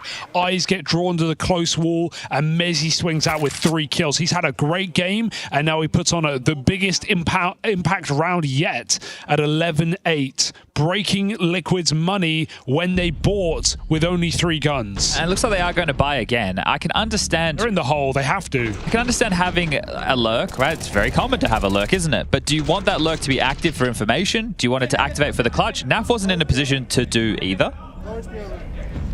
He was in no man's land, right? So that's why he gets caught in a position where he has to save. And if you're Vitality, either that was a read or it was a gamble. For the viewer at home, it doesn't matter. It was the right call. They stacked the site. They had the perfect setup. And right now, it is 11-8 with Liquid having to force buy again. Vitality have now sprung ahead and they're looking good to secure this map. I think the other thing that's awkward there is, like, a limp fake is almost worse than no fake, right? At least when there's no information to go off of, there's the threat that they could be setting up for something on the other side of the map. Like, the moment Naf threw that util, Apex left. Like, Apex didn't hang around and go, oh, they're smoking B, guys. He instantly left. There was no noise on the back of it. One more body in that site hit would have made all the difference. That's the worst hindsight part about it for Liquid. They're just going to go desperate. Miss smoking E-box as they go charging through B main and they line up for Flames. 2 kills. Apex supplements it. This economy for Liquid that they have bought in round after round after round has been thrown to the wayside. Vitality put up a stellar defense. 12 rounds, an inevitability now. And they wait for the kill to come to them. Even Rops just has that back door shut. Yeah, Ultimate's been good, but this is above his pay grade, isn't it? You can hear the comms right now. And they triangulate his position. That's going to feel good. 12 confirmed. And as we started this conversation, it was about Anubis being one of the weaker points for Vitality. But if teams are picking it against you and they know that it's likely going to be the map choice of Liquid, with the downtime that they've had, it's obviously something that they've just been making sure they keep tabs on. And they've looked very good. A 4-round lead. 1 round to go. Another force buy that's going to be pretty miserable looking with Tech 9s and Galils again. No AK-47s in the mix. This one looks done.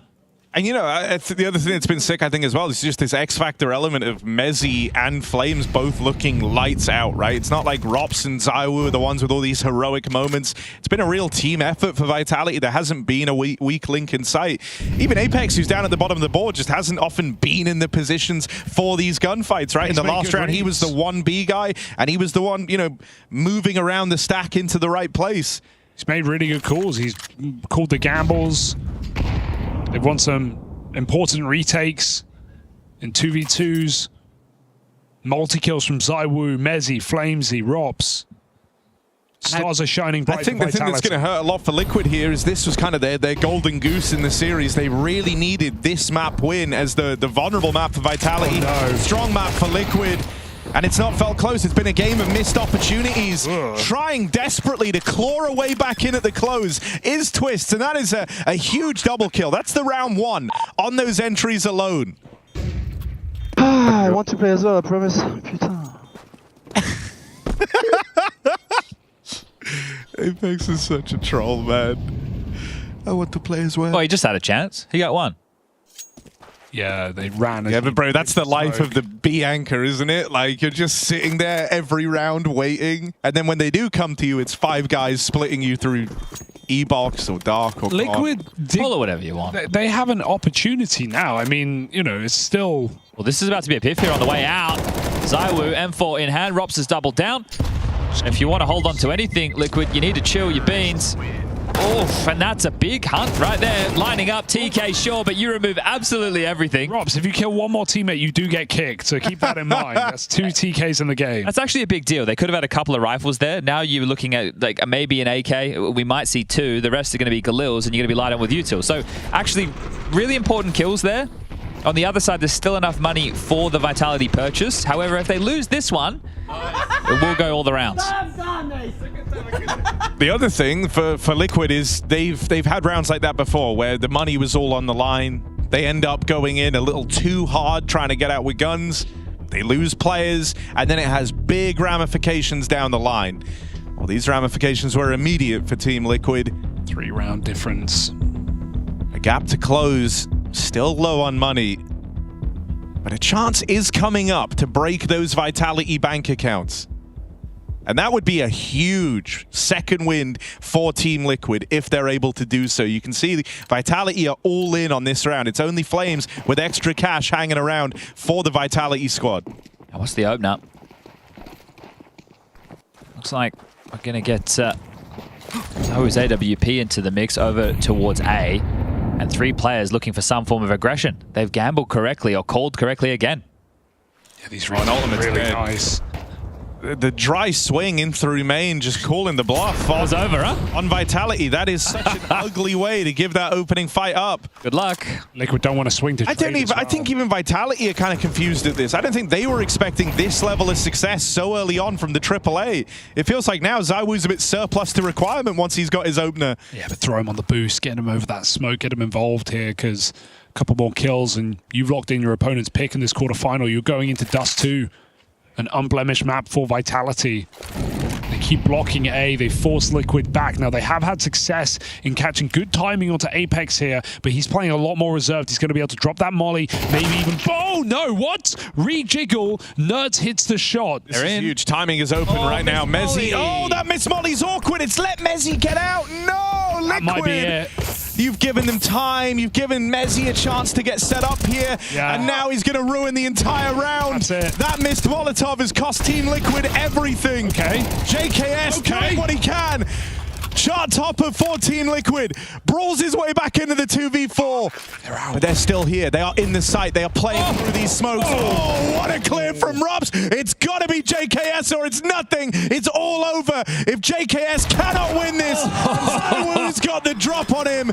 Team Vitality secure Anubis. Their one blemish on their otherwise spotless record goes their way to open up this quarterfinal. Liquid had their chances in that first half. They broke the money. Could have been 6-6 going into the halftime break, but not able to get across the line. 13-9. This one is done and dusted, and it doesn't get any easier from here on out.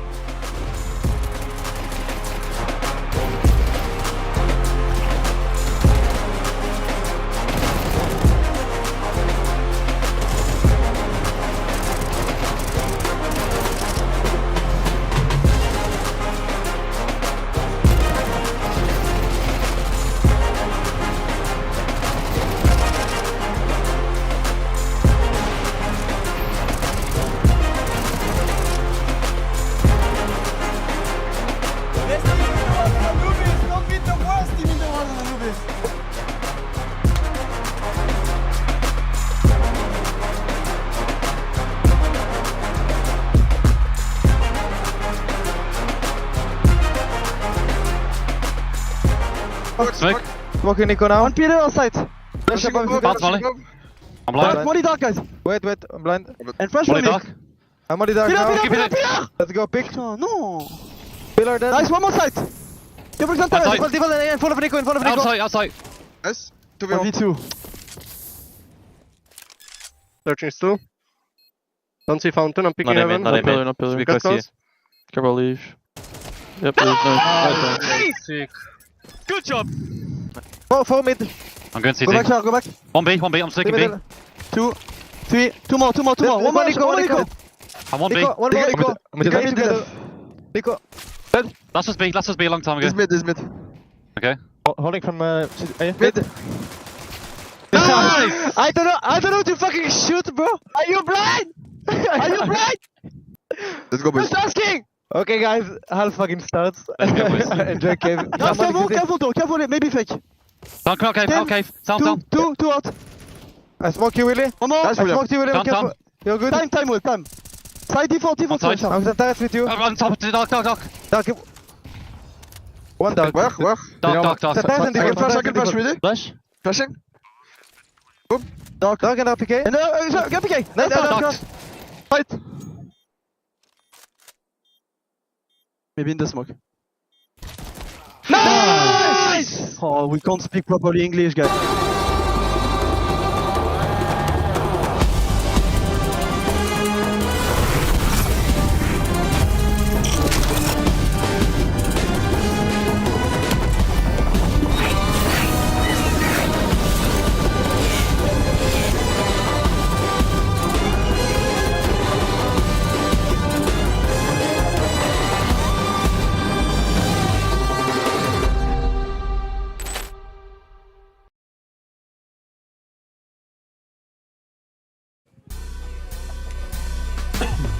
You okay, Dan? All good. Perfect. Okay. Yeah, I just didn't know if I caught you off guard there. Yeah. He goes by Apex in the server. He also plays for Team Vitality. I don't think that they really need a whole introduction now, do they, Dan? I don't know. We need to be humble, so maybe a bit. Okay. So do this for me then real quick. Tell me about your teammates. Introduce them. Well, I have the only British player that went to the top almost. It's called Mezi. Shushan Shachach from Cyprus.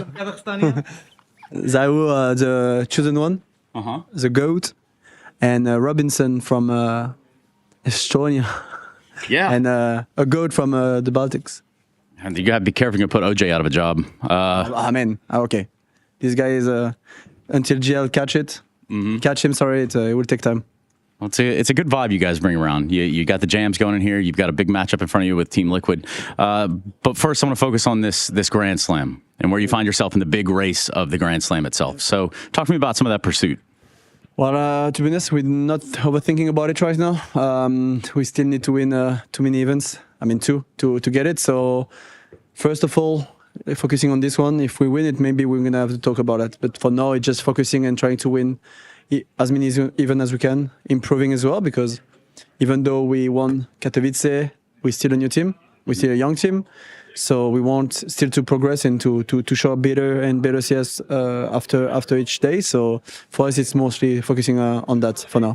One match at a time, which is what you have today. One match in front of you, right? You're in the playoffs. You already made it this far. You got a bunch of shooters on your team, bunch of real push and P hitters over here. Like these guys, they're getting it done. But I need to ask you about keeping that focus, maintaining it, going into the playoffs, and every day sort of got a repetition to it. So how do you guys topple that?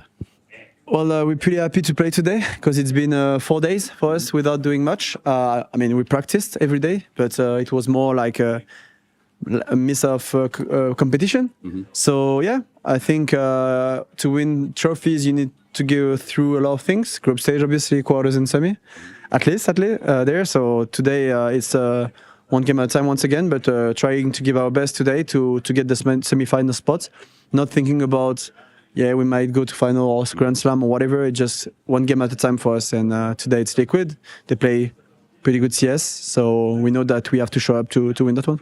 And a shouting match between you and Twist on the other side. You're both middle guys here, right? So in a shouting match that is that, aka on LAN, trash talking we call it, how does that fare up? Is Liquid a vocal team? What do you remember? Yes, they're a bit vocal. I mean, they try to be loud. Nerds used to be a bit loud in Heroic, in group stage mostly. I see what you did there. And Twist also now is trying to do it, so it's going to be fun. I mean, I'm not overthinking about doing whatever. I'm going to be myself. If I need to do it, I will do it. And if I don't need, I will not do it. Yeah, tell the Vitality stand somewhere in the world. Tell them what they need to hear from Vitality starting this playoff match. I mean, I don't know if we have to talk that much. They know we are good. They know we've been playing pretty well since the beginning of the year, since the addition of Robin. So not much to say. We're just ready and just going to be a good game. That's it. All right, well, let's do it. That's Apex. That's Vitality. It's kind of like the upside down, you know, Josh? Like when people win map picks of their opponents, like that's not how that's designed, right? Well, you know, the NA curse and all that stuff. Look, I don't want to go through that whole NA thing again. Like, if you're going to sit right side up, I can at least do this. Yeah, you can do whatever you want. It's like therapy. Yeah. This is a little therapy session because Liquid looking kind of rough out there for a little bit. Yeah, let's take a look at some of these rounds. I'm thinking early game, round 6, some smoke play here. If you look at the Liquid side, what did that create? What kind of problems did that make? Well, okay, here's the context of the situation, right? You're looking at a team like Vitality that are favorites to win the whole event. You have a team like Liquid that are still trying to figure out where they're at. Is Twist coming in as the in-game leader, and here they're blocking both A and B at the same time with smokes, even though they have 3 players towards A, another player towards middle. So right now, it's only 1 player towards B by himself, but the smoke's going to dissipate at the same time as the smoke on A is going to dissipate. So what's going to happen? It's going to be a 5 versus 1. And this is a pretty pivotal moment for Liquid. You know, they're on their CT side of Anubis. It's the harder half. It is their map pick. It is Vitality's worst map. It's supposed to be a punishing pick from the side of Team Liquid to take out Vitality and have a chance for them to show that they're competitive against a top tier team and not just beating out all the other, you know, teams that are maybe ranked 6 to 20 that are in the tournament. So Josh, what you're saying here is there's a bit of a roadblock. Yeah, there's a little bit of a roadblock. Now, how does that make you feel exactly? You know, not great. As a Canadian representatives here, you know, I was expecting so much more, but they only got so far. Well, how far did they get when it came to this game? I mean, with the different rounds, I'm looking at maybe a saving grace, a deagle involved here and there. Yeah, well, Liquid after that round, obviously they rebounded quite a little bit, but after they show such good composure and such good openings, they just have to go and wide swing dry against Deegs. Well, why? Well, Josh, I really need to understand your alliteration. So please, go ahead. 1, 2. Was that 2? That's 2. 2. And then we're going to get 3 real soon. It's going to happen right here. It's just... Liquid, in the round just before this deagle round, for example, they did a coordinated push. They smoked the stairs. They have a rifle and an op walk out of dark together. They're looking for the rugs pick. They're doing everything in tandem. They're moving together. They're using support util. And then here, just like, oh, they're on eco. I'm going to pick this. Okay, I'm going to pick that. And they all get deegged. But it's like these 2 rounds, if Liquid are able to convert them, maybe they have a chance to have a better scoreline, maybe even take the map. That's what they needed to be able to show that they are competitive against a top 5 team. Josh, does this series end on Dust 2? It very might well, and that would be very unfortunate for Liquid, but I mean, it's expected from Vitality at this point. To close it out, because they did come in here heavy favorites. Yes, absolutely. All right, well, that makes sense. I mean, should we need it? Yes, we obviously have to go to Dust 2. Liquid start on the CT side. Should we need that third map, though, we will be blessed with a little bit of train action. So here in just a few moments. What the fuck is this piece of shit? No English. Why do you think it would be really good for you guys?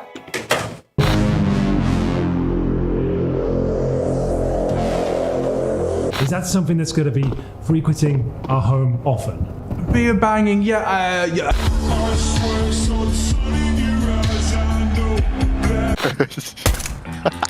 If Just Exists survives, he's gonna win the round. There's no time. Oh my God, Freiburg, are you kidding me? See what Twitter's saying today.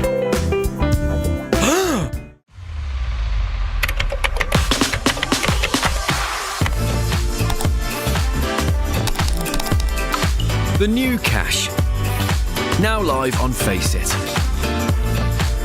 Join the Cash Club Challenge and play until Monday, March 17th. Oh my god! Faceit.com/cash.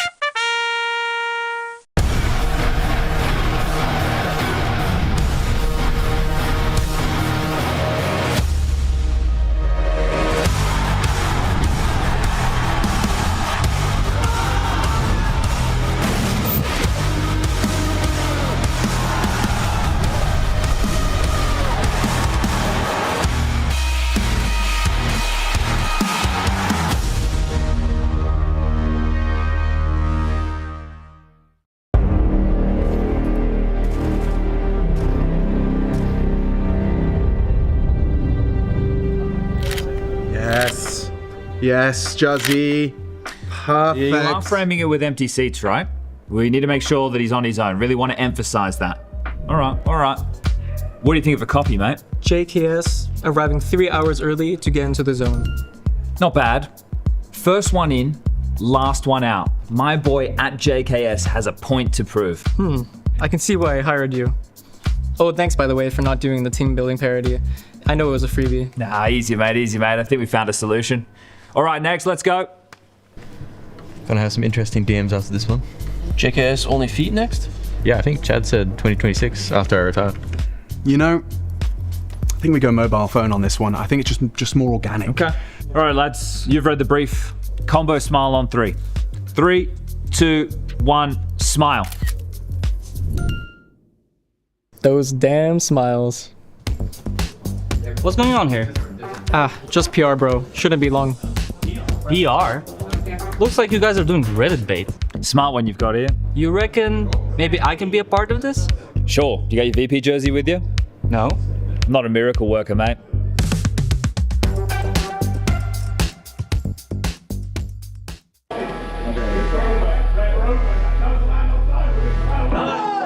Nowadays, it's much more hard to play against them. Individually, they have like a really stacked lineup, and I think together they mesh really well. Then they have like the positions and the roles in the team sorted out very well. Like they know who's doing what and who's expected to do. This looks like they gel together really well as a team. Nice, boys! So fucking sick, boys!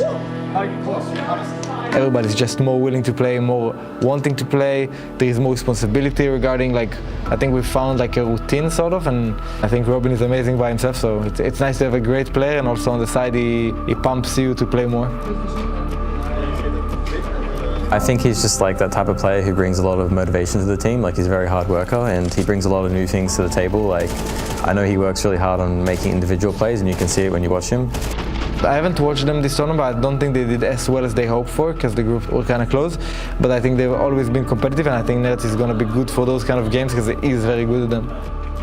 Honeymoon is a show, the potential that you need to work hard for, and I think we're working hard to reach it. So.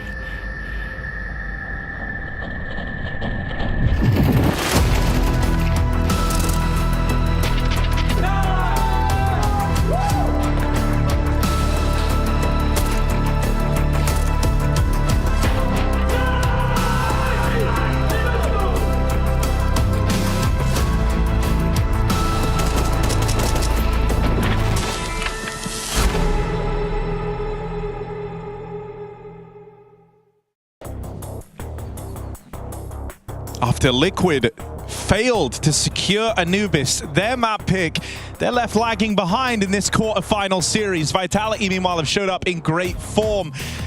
The current big boys, the big dogs, Vitality move now to Dust 2, their pick, map that they're undefeated on since this roster came together. Yeah, beating FaZe, Spirit, Mouse, serious, legit contenders on this map, especially in the middle there of Spirit.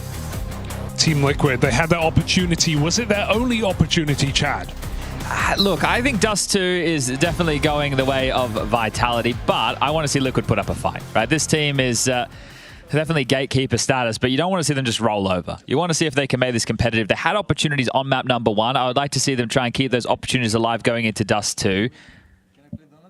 I love the fact that we did have Class Clown Flamesy doing the crosscut interviews in a wig. So really still bringing that EPL vibe to the playoffs. So shout out to Flamesy one time. But yeah, this is the problem. You don't get second chances. You had your opportunities in map number 1. You had ways into that game. You definitely could have pushed the scoreline even higher, and you didn't. So what are we going to see now on Dust 2? Has it mentally started to come apart? Yeah, I don't know, Hugo. We'll fix it. We always do. We'll figure it out. Map 2 of the quarterfinal, Liquid, Vitality, Dust 2. A flawless win percentage for Team Vitality on this map, as we said. Trying to keep it straight.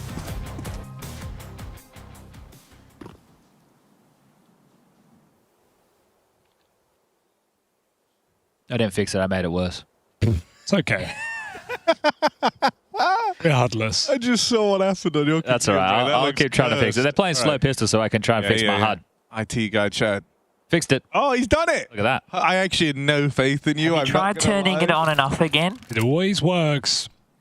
Oh, stay away from NAF, all right? Be nice to NAF. No, go to NAF. Let NAF get off to a good start. I think he needs that, bro. If he can get a pissed around with 2 kills, he's so back.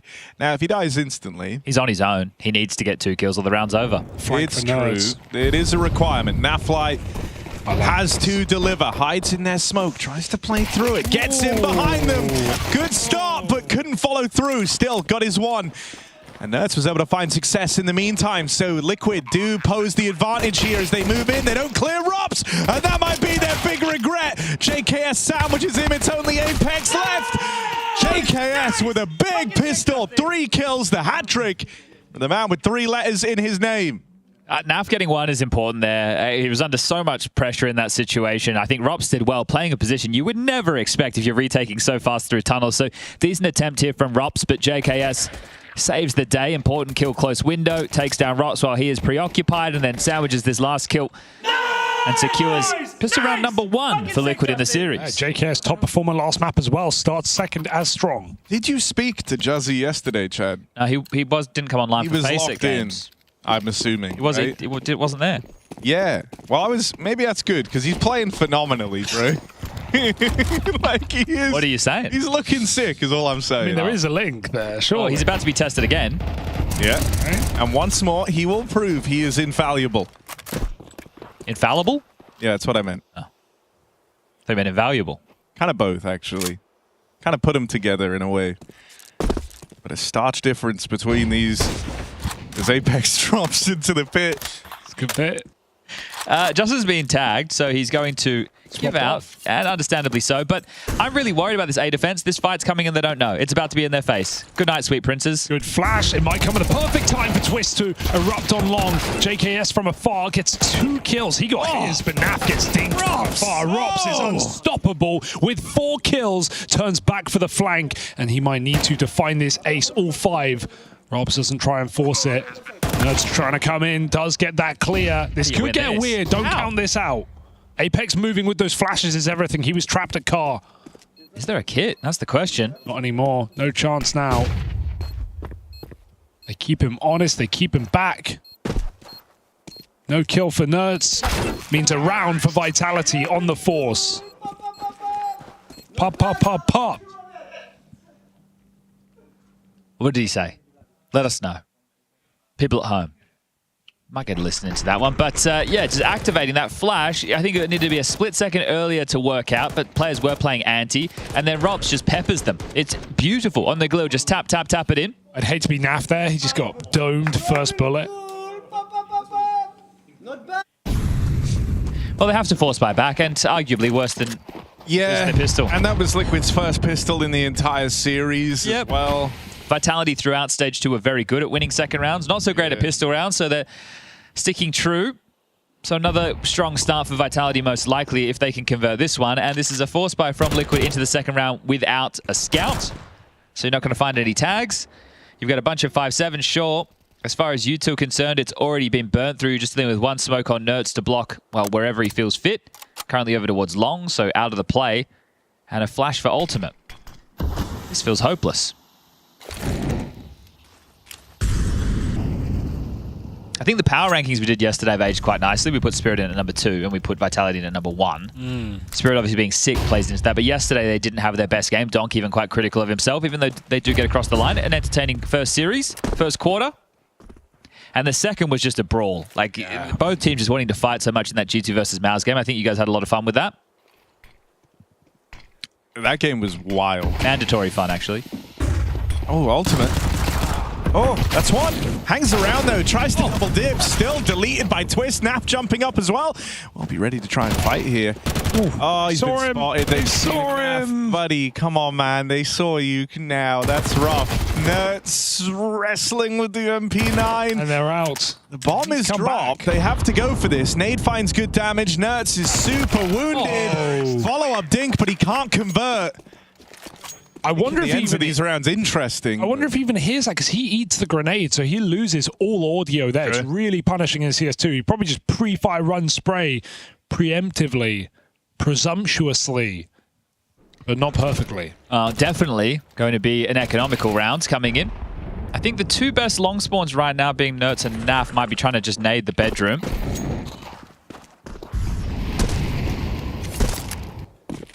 There you go. They're going to use those spawns. They're going to lob in the nades, and they're going to find absolutely no damage whatsoever. It's not as punishing as Anubis, for sure, right? You can anchor B really well on this map, but, you know, you need CT rounds as well on Dust 2, and Liquid losing to a Force Buy has really dug them a shallow grave right now. They're just getting buried with dirt in this anti-eco. This is a 3-1 before the guns come out for Team Liquid. And when you mentioned that NAF, their B anchor, is having trouble today, not having a great tournament, that is a further problem that Vitality may look to exploit. A good time to step up in that case, wouldn't it? If they do come and knock in with these mid to Bs or B plays, NAF shutting down that side of the map would go a very long way. You've got JKS anchoring over towards long. You've got Nerds as your mid to B play. You've got Ultimate on the AWP.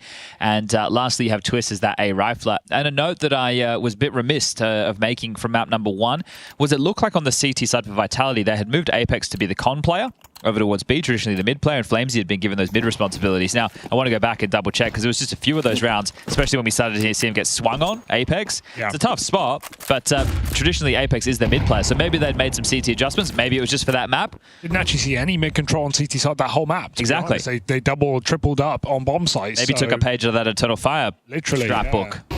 Seems to work well. So another first CT side rifle round without all the bells and whistles. No AWP, light on util, not a single defuse kit. It's always such a tough feeling.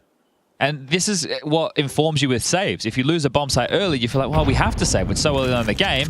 And then the scoreline reads 7-2, and you're like, well, this one's already over. Gulp. Threatening mid to B. That may or may not be. The bomb's late out mid. Yeah, Mezzi's still so far back, isn't he? There's still plenty of time with the pulling this off. So understanding the situation well is Vitality. Triple B is quite a stack right now. They try and get info. Nerds spotting them out mid, but Vitality go back to upper. If they go short, execute, the round's over. Yeah. Ultimate has no block. So what are you meant to do now? If they come, you are screwed. If they go mid to B, that's what you're hoping for right now. Pray, Liquid, pray. Yes, they're getting lucky. They're getting right what they want. JK's pushing long right now, but he's going to be too late to this. To the stack. Naf. Good for the first. Twists trying to make up for it. That third player surprises Vitality still. Zywoo's been able to battle through. Rob's just lurking on this. Zywoo and Robs have had a freakish number of these 2vx's as well. Don't count them out of this 2v2, even with Robs so low. Zywoo is getting crunched on. Timing's everything for Liquid. They've got to play ahead of Robson. Oh my god! That's a wild shot from Zywoo. They're ready for the wraparound, though. Hell of a read out of JKS. Think about how quick he pieced that together, because they know that there was one player coming through upper tunnels. So immediately in that crossfire, you assume there's one site, one upper tunnels. That's why JKS is not going in with Ultimate. He's still focused on upper. Ultimate takes contact. You assume Robs is going to swing. JKS gets that kill. He isolates the duel. He's no longer open to mid. Robs hasn't swung. Why is he not swung? I mean, the open, turns around, triangulates his position, gets the kill, wins the 1v2. Did he hear it, or do you think it was off the bomb plant position? No, why is your dark player not swinging? Think about it, right? If you didn't even look at him, though. The bomb side, the crossfire would be set up by the T's. Yeah. If Robs was hanging around, he would have swung as soon as Zywoo was committed. In any position, right? But the fact that Robs doesn't swing, I think in that scenario, JKS knows that he has to be coming on the lurk.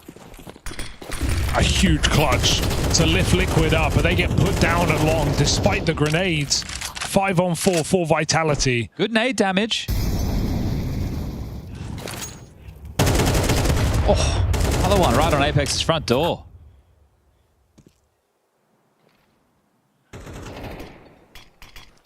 Well, they've gambled again. They kind of have to. Naf is part-time Bianca right now. This is wild. The frequency that they've had to try and just pull these stacks across the map. Yeah, if Robs just walks in, ooh, this could be a big problem.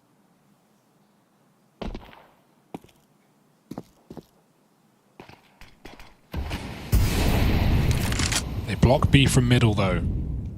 And then Liquid go back into the stack. So they're still trying to puff their chest, put the appearance they're not 4A, but that's exactly what they're doing. Trying to finish this early nade damage. Orb just holding, but no one. It feels like we're hitting a bit of a point in there, aren't they, where Vitality do just have to commit A. Oh, they blocked the smoke. There'll be a gap in that. JKS plays it. There is no flash. This lurk won't do anything. And they are going into the stack. The Robs walking through the B smoke right now. Is there time for Vitality to call it off? 30 seconds, they look committed. Robs has called up, cleared it. He might just have to backstab as they get past this armada in the CT spawn. Everyone here for Team Liquid. Mezzi makes it in. That's the bomb on his back. That's 20 seconds for Vitality to get stuck in. There's 3 players around this short smoke dropped in. If any one of them are able to drop this bomb, that's a big problem for Vitality. Boost up at the car is punished. Very little time left. Trying to play for the kills. No. But no kills found. Apex out of time. Might even die after it. Guillotine deployed. Nerds takes his head off. Death for Apex comes after that round concludes. Damn, that one's really going to sting for Apex, isn't it? He's still got plenty of cash in the coffers, but just the fact that they feel like they have the space, right? They get that opening kill. You have the man advantage in that whole situation, so you're set up to convert that round. Because it all started with Twist going down early, right? They took all that nade damage, sure, but the fact that the clock becomes such a big issue. They actually did kill him. There was still... the timer hadn't elapsed yet. It was, really? It was going from 1 to 0 as they killed it. Wow, it looked like it was after timer. Yeah, it was. Got the loss bonus. I reckon an extra few milliseconds, and that would have been a death after time, but it's allowed a purchase to come through here for Vitality. Okay. So another hard round ahead for Liquid here.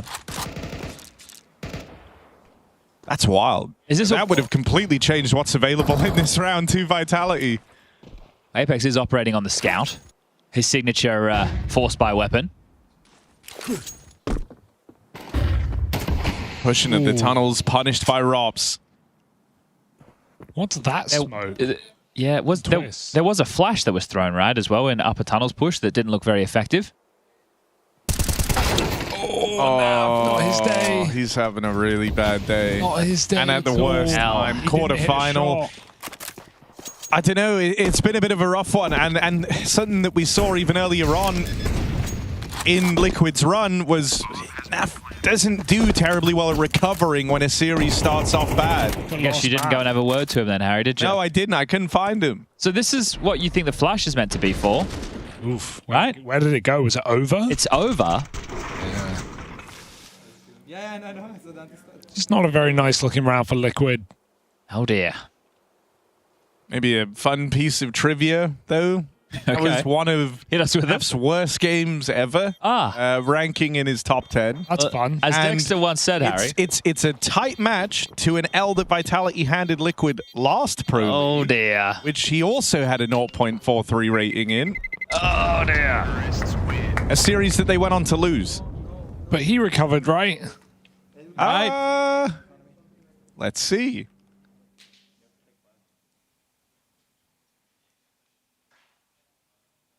He actually did. He had a massive resurgence on Dust 2. And they lost. And they did lose, but... Well, no resurgence yet. Still waiting for that. Liquid call a attack. Coach is on the mic. Oh dear. Disastrous. I think one of the things that does just feel inescapable, though, is like, there's a certain degree that you can tell when someone's like not locked feeling in. It, right? Yeah. Like, and I would say that is fitting what we're getting from him right now. Back on Anubis, some of the lurks felt way too passive, unimpactful. These B holds, super passive. It's I think you lose confidence. Yeah, exactly. Well. The confidence just isn't there right now. And for your B anchor, that is a big issue for Team Liquid. You start CT side on one of the hardest maps to actually play it. You get no kills. You go T. You're not going to be confident. You're not going to be swinging dry. You're not going to be going through smokes. You're not going to be, just getting stuck in, are you? So that's why we saw that, super late lurk round where he gets left out of the picture. Same kind of situation here. CT side start, B anchor, just getting iced out. Rob's flanking. They've taken the conservative approach, but they had a timeout for this. So was it about the finances or was it about the move? There's a move. Ultimate moving in. Oh, that flash has absolutely destroyed him. It's one gun that you cannot pick up. No, you won't be getting that back. Which is awkward. Where's the AK too? Best gun you had in the round. Twist. Okay. Certainly making a case for this, though. Fighting out on an island over at short. He's actually hanging around for even more. Now, that nade has brought him down super low. As he tries to leave, Robs dispatches of him. But this is a heads-up play from JKS. Gets away with a dink. Can't find the kill. That would have been huge. Instead, the round likely falls apart now. It's NAF or it's nothing. 1v3. M4 is retrieved. It's be one way to announce your presence. No Kevlar. You're on the eco. You're going into the buy in the next round. You just hear from Zywoo there. At least I hope the people at home are hearing what we're hearing. I hope so too. Zywoo just said it's the B player, guys. They open the mics near the end of the round. Okay, so that's nice. We're getting some ambience. And NAF wasn't at B, but now is. So, unfortunately... I'd just be saving. Got nerds on 1400. Yeah, which is why I was curious that they didn't shove more in behind those guns. But we'll have to see. Maybe we discussed the Fury buy on Anubis in the last map, so maybe we'll see that again come out. Yeah.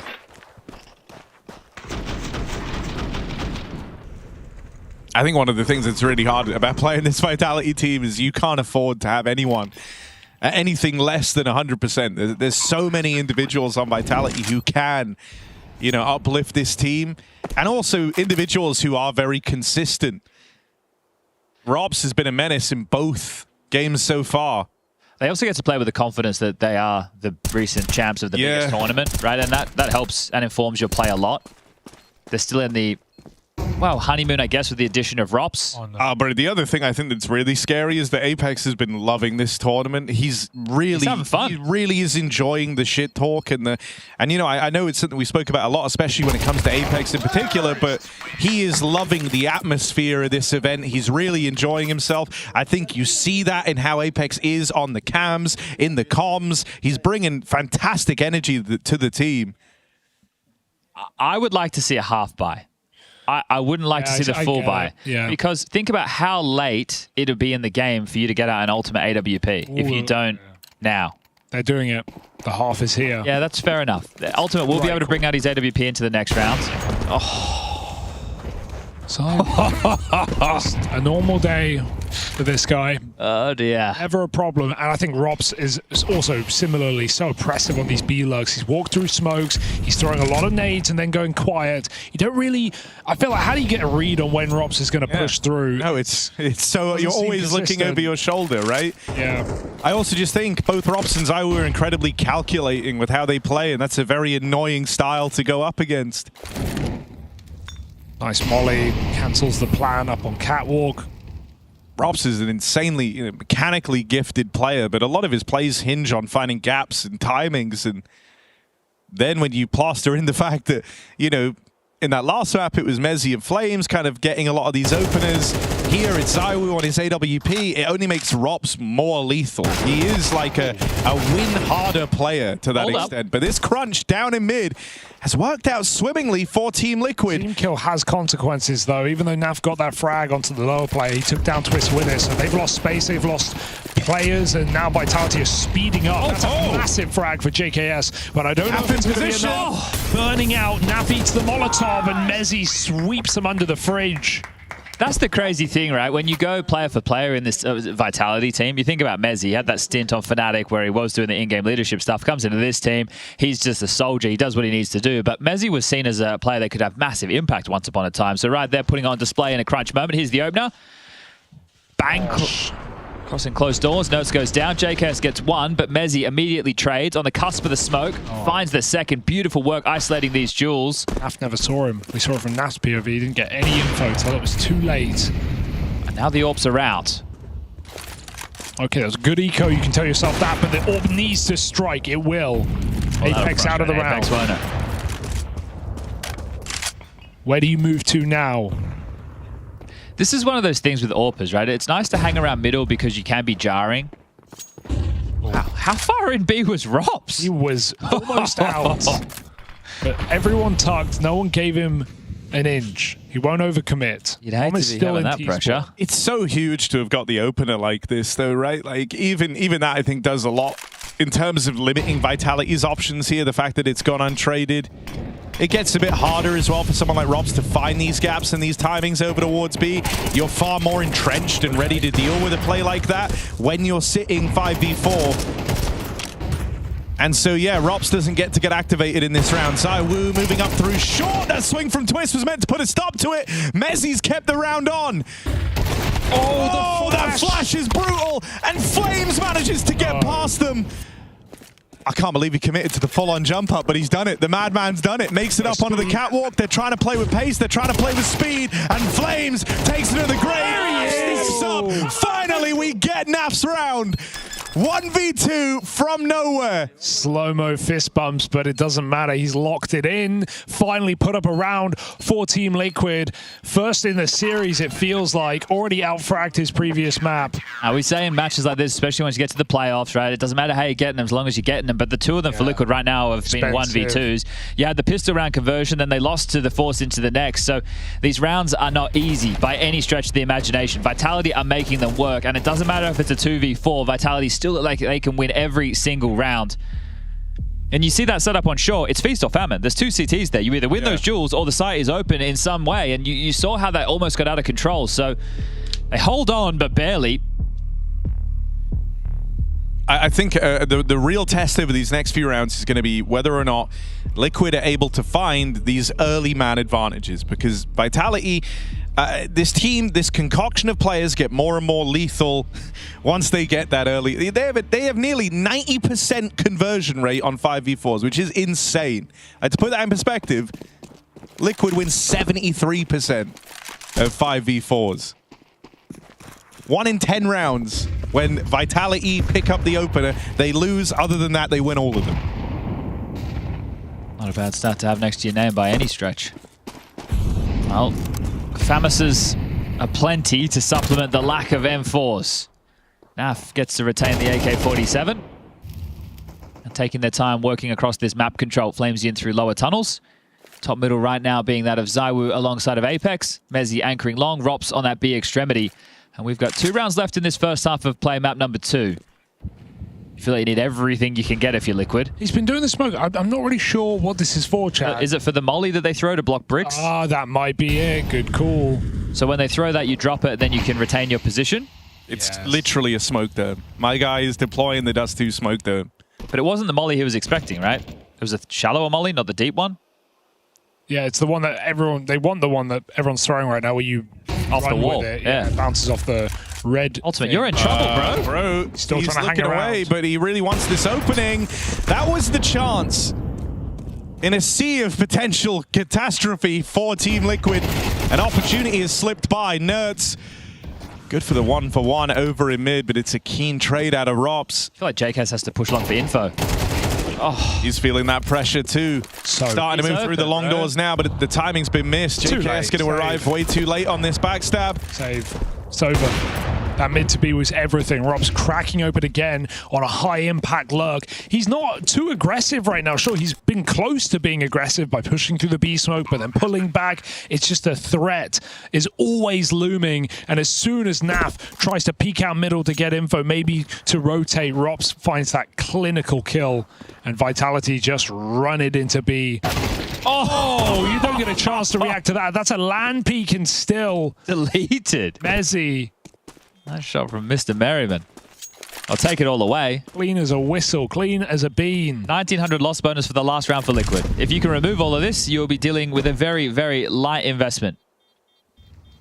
I think Ultimate will get to retain his AWP short. Twist already very brittle from that initial exchange on Cat. Bomb's about to go off, might not get found. Should be fine. 7 again. Yeah, so we're talking 2.3k for Nerds, 1.9 for Naf, 1.9 for JKS. Not a buy round, really. But you have to get it what you can, right? So we're probably looking at 5-7s. Oh, he hit him. Oh, he did see him. Spotted him and then proper peek. Wow. Well done. Second of 3 tactical timeouts used from Team Liquid. Mytha with some words of inspiration, to try and grind out this final round of the half. you think in that situation, right? Like, Nav gets one in mid. They know there was cap pressure. What are you meant to do? Right? Nav was not in a position to push upper tunnels. He was helping fight mid to B, but then he's isolated. You have to look, you think, okay, JKS could try and push long, but it's one of the worst spots on the whole map to push, but it's the only place they could have played for info. So nothing felt like a good option for Liquid there. Can they grind this one out?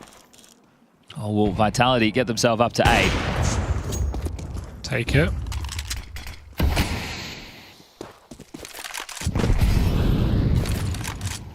I think that's a missed molly from the tees. There's a bit of missed everything. It looks cool though. Well, that way they can't molly on top of the boxes in B tunnels, which is good. No triple boost allowed. Yeah. Oh, I mean, you're lucky to be alive, Ultimate. Just take the win. Take the win. They missed the shot. He gets out on the AWP. It's still a threat in the round. But he has dropped off over towards spawn. And that will leave him a bit out of position. Flash to take the cat control. Apex has this real estate now. And I think it's always very tempting when you have this room over towards cat to at least give it the consideration. They're going to leave Apex there while the rest of the gang group over towards the tunnels. Naf's screwed though. How do you cross the doors when there's no smoke up? Right, like, this is all on Naf, and he is the 5-7. Yeah, and Apex is selling this, and because Liquid are lagging behind and have less to buy, they are paranoid. They're going to keep the ultimate AWP around. They've seen Apex leaving middle, but these players in mid are bracing for him to try and come out through mid. Someone and help so Naf. right now it is only Naf and a 5-7. From bottom of the board to the only hope. Naf keeps Liquid in this. Oh, Naf with that 3K. Bit of help from Nerds. It's just Zaiwu. Just 2 kills found. He needs the ace clutch in the 1v3 to seal the deal on this lights out T-half for Vitality, but has Naf done enough? They played through the smokes. They missed this first opportunity. Whose head's on a swivel? That was building to something, and it takes 2 to put him down. Liquid will secure 5 when all is said and done. It wasn't enough on Anubis. It has to be on Dust 2.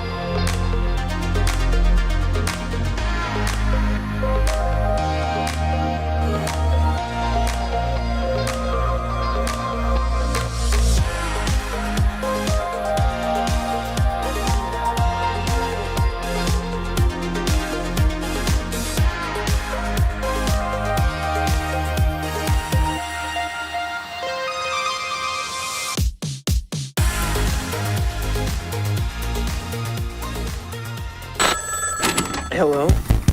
We'll give you the world.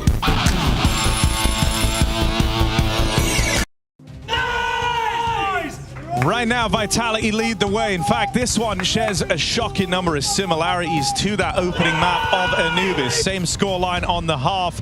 Liquid left clutching at straws with a big round in at the close to scavenge 5. Vitality are still the ones up in the lead. Pistol rounds have not been Liquid's friend in this series. They desperately need this one. Oh, this looks like a PX, doesn't it, every day of the week? Molly for window, molly for doors. Sorry, smoke for window, smoke for doors, molly for back plat. Rops and Mezzy. Oh, they've just gone dry into that swing. Oh, and they know both players in this B bomb site. 3 pos away from the plat. But Liquid won't just go charging in.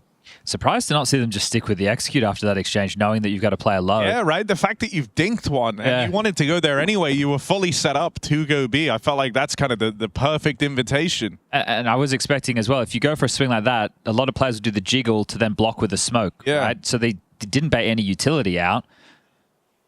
So how are they going to set up for that same piece? So it's actually Twist throwing a mid to B smoke. This might... Mezzy still has his smoke over towards B, and that's prompted him to lob that in now, but Twist is already going on the mid play. That's so awkward. Oh, Mezzy! Beautiful sequence, though. 2 kills will get run down. Plant found. Apex has flashes for this. 2 on 3. Apex going to lob these in. That means temporarily you get a 2v2 as Vitality are coming in. They've got the support of the flashes. However, Ultimate opens, takes it one step further. They know Apex was coming in late. Tucked in at the car, it's Nafly. Very, very quiet on map 1. You had your doubts. He hangs around and fights Apex out in the open. Oh, no. And that is rough for Team Liquid. A pistol round they desperately needed, converted on by the captain of Vitality. It's the uncrouch, and he stays uncrouched, Chad. He gets spotted, he doesn't hide, he doesn't hide. He didn't even move. Oh, Apex just coming back, just has to line him up, knock him down. Free pre-fire. Apex can aim. Mezzy does so well, doesn't he, with that double? P2 King on the B bomb site. But this clutch up for Apex is everything. Felt like Ultimate had given Liquid a chance. And Apex just strips it right away. Thumbs up. Thank you for the round. Oh, dear. It's a shame because, like, this isn't map 1 Nafly anymore. You know, he's actually top of the board right now for Team Liquid, and he's had 2 very impactful rounds here on Dust 2 to let that one slip by.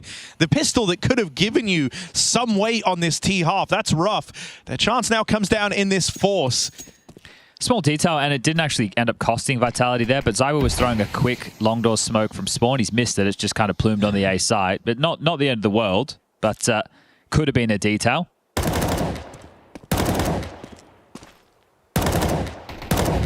Mezzy very unlucky to not hit anyone there. There's many up catwalk. Flames, he clears him. Here's the hunt for Twists on this force buy. Where's the support? That molly might just chew through him. Twist has to back up. Got that cat molly in at least. He had to throw it early because of the Molotov, and so it actually doesn't land properly. Yeah, missed it. Yeah. Oh, dear. It actually exploded, and then they missed the mid to beam. He's got a teammate on his head. This round is cooked, Chad. Those are the most agonizing moments right there. Like, oh, yeah, I know. I said it wrong, Harry. Oh, I know. I'm sorry. Agonizing, all right? We'll catch it all again, will we? No, I don't want to see it again. No, leave them alone. Look, they have the util. They've thrown them out once more. Maybe it's not an issue, but it's not looking great. That's a lot of damage from Mezzy. This is over. It's all gone horrible. It's so over. The other thing is, I feel like every time we're on a Liquid POV and they're taking a fight, they are full blind. Oh my God. He did. Yeah. He did. But bro, like, yeah, every single time we're on a Liquid POV, clearing an angle, like that round up through short was a great example, right? The flash pop out of Vitality to get them one on the MP9, to harass and do damage and fight for that control. Man, it's very, very noticeable in like every level. There's the same amount of flashes from Zywu as on all of Team Liquid combined. Oh, wow. Yeah, so I think, you know, they've just been throwing them. They've been finding good impact. Sure, Vitality were just T-side. There's long flashes and stuff that flash for free. But it's notable in every one of these fights. I feel like Liquid always have blind players. He's just thinking with a deagle. You ain't killing Zywu like that. Glorp's in chat if you think that Liquid can bring this one back. You're just Glorp farming. I am Glorp You're farming. do it, even if they don't believe it. That's true. They love a Glorp. Well, we could offer an alternative. Do you have another emoticon of any variety? Do Lemate if Vitality are going to win. Glorp if Liquid claw it back. The classics. We love the classics. Lemate for Vitality, Glorp for Liquid. Right now, Liquid are here, and they're not living, so JK's about to get cleared by Mr. Apex.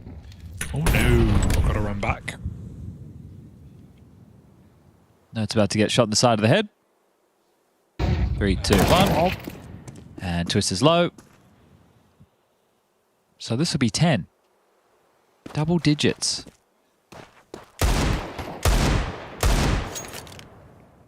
All right, guys, come on. You ain't winning this one. I know you're trying. You got to try every round. But you got no hope. There's 30 seconds left. You got no space. You got 102 points of health between the two of you. Yeah, but Zawu and Twists are twinning, and they're the ones that are going to meet in this fight. Don't know where the starter came from. Never had one before. Here we are. Bit of help from Apex goes a long way. And so there's double digits secured for Vitality in this runaway quarterfinal. They're looking for a swift 2-0 uppercut to Team Liquid. This is the rifle round that really does decide it all. There's 3 rounds left, gentlemen. Does Apex turn it up a notch? Does he start rubbing the salt in the wound? He doesn't need to. Does he kick them while they're down? I think if anything, there's a part where maybe it hurts more. The guy who's been screaming all tournament long He's up taking against sympathy on you. lesser opposition in the quarterfinal versus Liquid is stoic and composed and letting out the occasional, but that's really it. That's Zawu nailed it this time. Fondor smoke in. That's a messy mess down under. Cleaned up. Known to be messy messes. A founding principle of them. Why does it still feel like they can very easily lose this round? Because for Vitality, any round is winnable, and for Liquid, every round is losable. Yeah.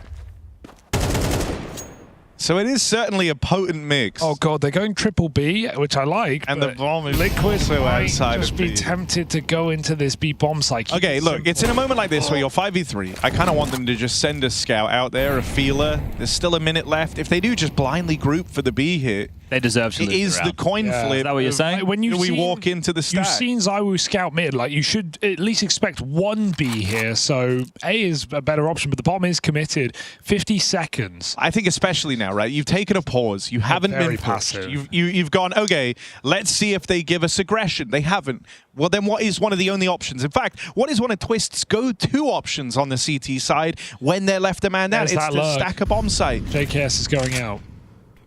So it seems like they've avoided this. That smoke, Apex pushes it. Naf. Oh no. He's okay. He's lost the They're going up info. A. It's fine.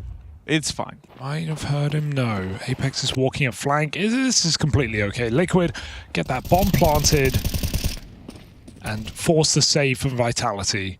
Naf might even get some exits that could have consequence here later in the game. Hope these kills don't entice Vitality to give a lock-in round to go. Don't die. You're on 4 health. Go back. Look at all the money though, right? You've got heaps of cash on Robs and heaps on Mezzy. So even with the loss bonus coming in being very light, JKS should have a freebie here. Shadow. Oh, he shot a bit early on that one. Why has he gone and done that? Still leave. You can still leave. Why has he gone and done that? Oh god. They're not winning this round at least, but they're making it expensive. These damn shadows, Literally scared of his own shadow. Oh, no, wait. No, he wasn't there yet. It's fine. The round still belongs to Liquid. Still a chance in this comeback. But that is the first of many rounds. It is a lengthy journey that Team Liquid have to embark upon here. The best they were able to do back on Anubis was tying the game up. Vitality with the ones in pole position throughout. They're still a ways away from that. Accomplishing that on Dust 2. Money is fine for Vitality. Full buy, all the bells and whistles, defuse kits, orbs, full util. Timeout for Liquid. They know that this is crunch time. It feels early to be taking it, but really, if the comeback is going to start, it has to be consecutive rounds. So I can understand the importance of Mytha wanting to have the conversation now.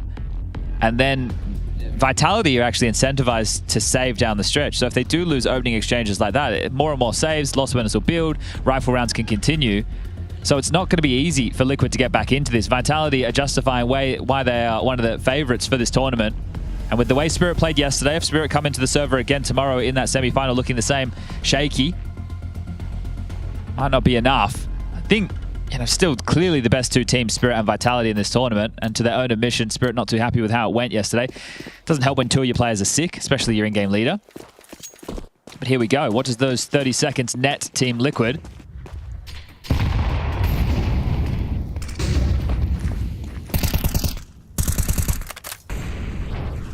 Bombing up a tunnel, sorry, as map control has been garnered for Vitality. They've locked down long. Now they just have to worry about the slips up short. They haven't had eyes on middle. Smoke will land at the sub 130 minute mark. So really taking their time on this one, Team Liquid. There's no aggressive moves they have to worry about. They want the B hit. Right now, no one inside. If only they had X-ray. So we might. He's just gone there with the AWP, dropping in. Meanwhile, boost up a mid, stop this catwalk control to come for free. Rops, oh my god, uncrouches into the headshot, and Twist gets more damage from that as well. ZywOo, he can still win this round. You still have to brave that AWP if you end at this B site. I wonder if just seeing it is enough. Yeah. Surely go A now. That's go ZywOo, that's his AWP, it's entrenched. Smoke mid, go cat. That has to be the call. But ZywOo's already here. You have to smoke mid doors. He already knows. He might be able to cut this bomb coming back from lower. Molly on upper to keep him guessing, keep him stressing. They must cross pass. ZywOo doesn't want to give them the kill. He wants them to go into this stack, and this cat control allows that. Hiding in the back is going to be Mezzy. Apex base 4 in 20 seconds. Liquid crossing into danger. Still util available as well. Flashes to try and slow this. Apex just dancing around. It's all to bait for Mezzy anyway. And Apex has sold this one very well. It's a good trade for Ultimate. That should be a bomb plant locked in. Apex won't be able to deny this. Trying to swing out and regain control. Might just want to pump the brakes. Coming. Still closing in. Still a little ways away. Ultimate takes the fight to ramp. Has some yes. Struggles to convert. It's Ultimate 3 bullets in this clutch. 3 bullets in the AK. Had to hit the first one. Had to be flawless from Ultimate. But that bait and switch between Apex and Mezzy, the redirect from Vitality, sending Liquid back into that stack. It's just great that Vitality don't overcommit to any of the fights, right? Apex is, sure, he's going for wide swings early to sell Mezzy, and then when Mezzy actually gets traded, which is a really key kill for Liquid, Apex just falls back. He doesn't give them anything until ZywOo is in position of eventually his hand is forced, but it's about buying so much time that Liquid are feeling the stress. They still don't know where that last player is. Now they brought a double orbs, Vitality. Rops loves it. Will he take it B, letting ZywOo be freed up to play his position? Oh, that's more like it for Ultimate. Well, it didn't matter in the last round when Twist got the opening kill, did it? So we'll see if this time Liquid can make good. It's not often you see the NOA boost coming out in CS2. Oh, Ultimate as well. Okay. 2-man advantage. Yeah, unlosable. Clash with both the orbs in mid early. Ultimate somehow wins it out. This is a type of advantage that Liquid are not used to, and one that they cannot afford to let get close. 5v3, it's so rare you get openers that clean up against a full purchase. And so they just have to stick the landing here. Wherever they go, they have the advantage. Wherever they go, they should be safe. And into Mezzy, they walk on up. Mezzy with the spot, gonna get pincered. Nice. I do not know how he gets out with it. Mezzy is so good, man. He's done so well there, all things considered. It is done at least. Not bad for a British player. Okay, well, round number 7 will be confirmed. Flamesy and Apex looking to save their goods over towards long. Is there hope, Chad? I know it dies last. It's hard to have hope, isn't it? We're not really seeing anything that is too inspiring. If your AWP gets 2 kills in middle against the other orbs, yeah, like Harry was saying, even though maybe slightly facetiously, you have all the advantages. You should be converting. Team Liquid are kind of like the North American G2. I can see that. They're good for heartbreak, content. They've got flashy players, but they let you down from time to time. The other thing that I think is just a bit problematic is like this round for Vitality, for example. If anything, I think this is like an example of overconfidence, right? Exactly. You double swing They can in reel on it an in. orb. At any moment, they can go, okay, let's just tighten up a little bit now. Like, we don't have to go for the mid fight. We don't have to, you know, ZywOo, you didn't have to go for that. Same as Robs. Yeah, neither of them had to. They just did because they're feeling very, very confident in the game. And so right now, Team Liquid is staying alive, being able to capitalize on some of these moves out of Vitality. Where they have to earn their stripes is when Vitality go for a more standard round. And I think that's what's about to come from them now. They won't have that double AWP in play. It's going to be Rifles, ZywOo on the AWP. I think this is where they screw their heads on. Now, if Liquid get through this one, suddenly I'm all ears. I'm interested. Twist has the AWP, must be going for a long pick. So we'll see if he's able to find that. It's going to be the smoke again. So does Flamesy pick the corner before the smoke plumes? That's the question. Oh, gets the nade in. Quick smart. Like the way they do that, quite safe. Nade drops in. Molly towards blue bin. This is the safer round, right? It's no risks out of the gate. No chance for Liquid to find that opening. They're going to have to earn it. So they completely secure the long control. They actually drop heavily back. So likely to see Vitality now contest for short control, at least in some iteration. So Apex with a full belt of utility. He's going to play from top A. Can see with the flash at the ready. And they're expecting a tell out long, right? Is someone really just going to walk out long dry? Probably not. Mid utility laden now by Liquid, so securing their space close mid doors. Make sure that they can go out if they want to go for a mid to B. The smoke exchange now puts a question mark as we are at about the 52nd point of round number 19. Look at how much util both Rops and Apex have held on to this late in the round. A full belt on Apex. Whoever loses this round only gets 1900 loss. So you're saying there's a chance. Crisscross smokes in mid. Liquid get control. ZywOo tempted by the prospect of this shotgun AWP. Mezzy and Robs have a crossfire in that B bomb site with no pressure upwards, all from the doors. Nurse doesn't clear it this time around. Robs gets his kill. The crossfire comes up clutch for Vitality, and with only 15 seconds, they need these kills right here, right now. They have no time to waste. No time to wait as Naf finds both. The bomb plant is allowed, and Liquid break Vitality's money. The chance is there. JKS has just said needs sound, so he's trying to see if he can hear Apex running away. Long corner has been taken. If they can remove this, we can already do the quick math. Take a look, left-hand side of your screen. Gonna get 1900 bucks coming in. So if they don't have this AK, they won't have a rifle. Both JKS and Naf have paired up and gone through short. Apex has been able to get over towards pit. The bomb's halfway gone at this point. Now, the reason this is so important is Vitality, with the confidence that Harry's been highlighting, can make a play, and they can steal a round away. They're the ones who are playing with this lead. They already have a map in their back pocket. They can take some risks. Apex now spotted and noted. Are they going to swing on him? Looks like it. Together in tandem. High and low. Apex tucks in. There's no way they're going to get to him in time. So letting him hold on to that AK, will it have a problem?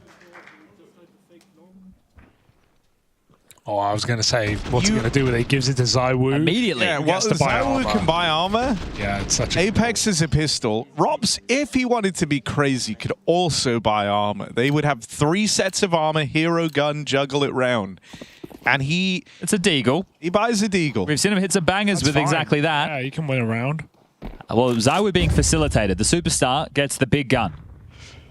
Do we love to break hearts? Yes, we do. So let's have another one, shall we? It would be the heartbreaker. There's no, you know, yeah, I think there are some teams out there where having one gun in play has a potential to be exciting, but more than likely won't be. When it's ZywOo getting to don a rifle, you are on the edge of your seat. And Liquid have to play this round like they're up against full rifles. That's the effect that one gun has. But what does that mean for ZywOo? Well, it means that these fights are likely going to come a little bit slower. Going to arrive in the mid-round. Liquid also likely won't be as grouped up, even if you look at their spacing in the round right now, right? It's 1 guy over towards B, 2 guys floating around Cat. Bomb's coming. Double it long. ZywOo now getting aggressive. So he will have a chance at 1v1s. Bomb facing first, maybe? JKS can't justify going for the trade. No. And so ZywOo gets out with a free kill. They won't know this timing. Still really good though. JKS is walking as soon as he hears Vitality depart. The AK drops in lower. They don't get the gun from Nerd's body. Out long. And so JKS is out and they have no clue. Apex caught off guard. The pistol put down. ZywOo, he may have found his opener, but they've avoided him and avoided heartbreak in the process. Does the mission change now? There's another AK they know they can go pick up towards Xbox. Naf is trying to protect that, and by doing so, might give away another. First kill found, the second onto the Glock, and now it's just Rops. Naf's had the glow up in this game, undeniable. Will it be like last Pro League? Will it be a good map only to lose it at the final stage?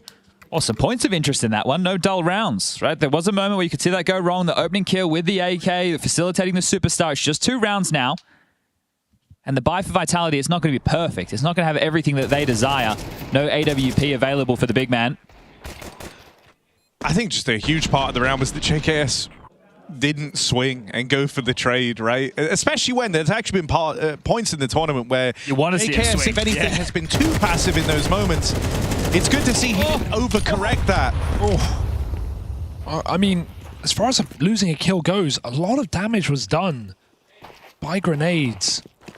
It's an immediate pivot here. The bomb's going to be scooped up. Just going to hit B. It can just feel so hard as a CT to play from a man down, right? To know where to place your pieces. So you're already getting a bit of kind of an early gamble here out of Vitality. Is Apex in their head? He made this gamble on Anubis in a 4v5 in a crucial gun round to win the game, and they put 3 on B. Are they really going to do it again?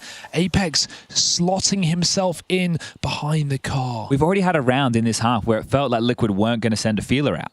And then they pivoted last minute, and they were able to get away with it. This time, you'd hope to do the same. Difference is ZywOo's at long, so even if you send a lurk out long, which would typically be JKS, you're not going to be able to get clear real estate. And right now, they don't have the positions to even do that. You might just see Twist go on a mid to B while his team hit this upper site, and Vitality are ready for it.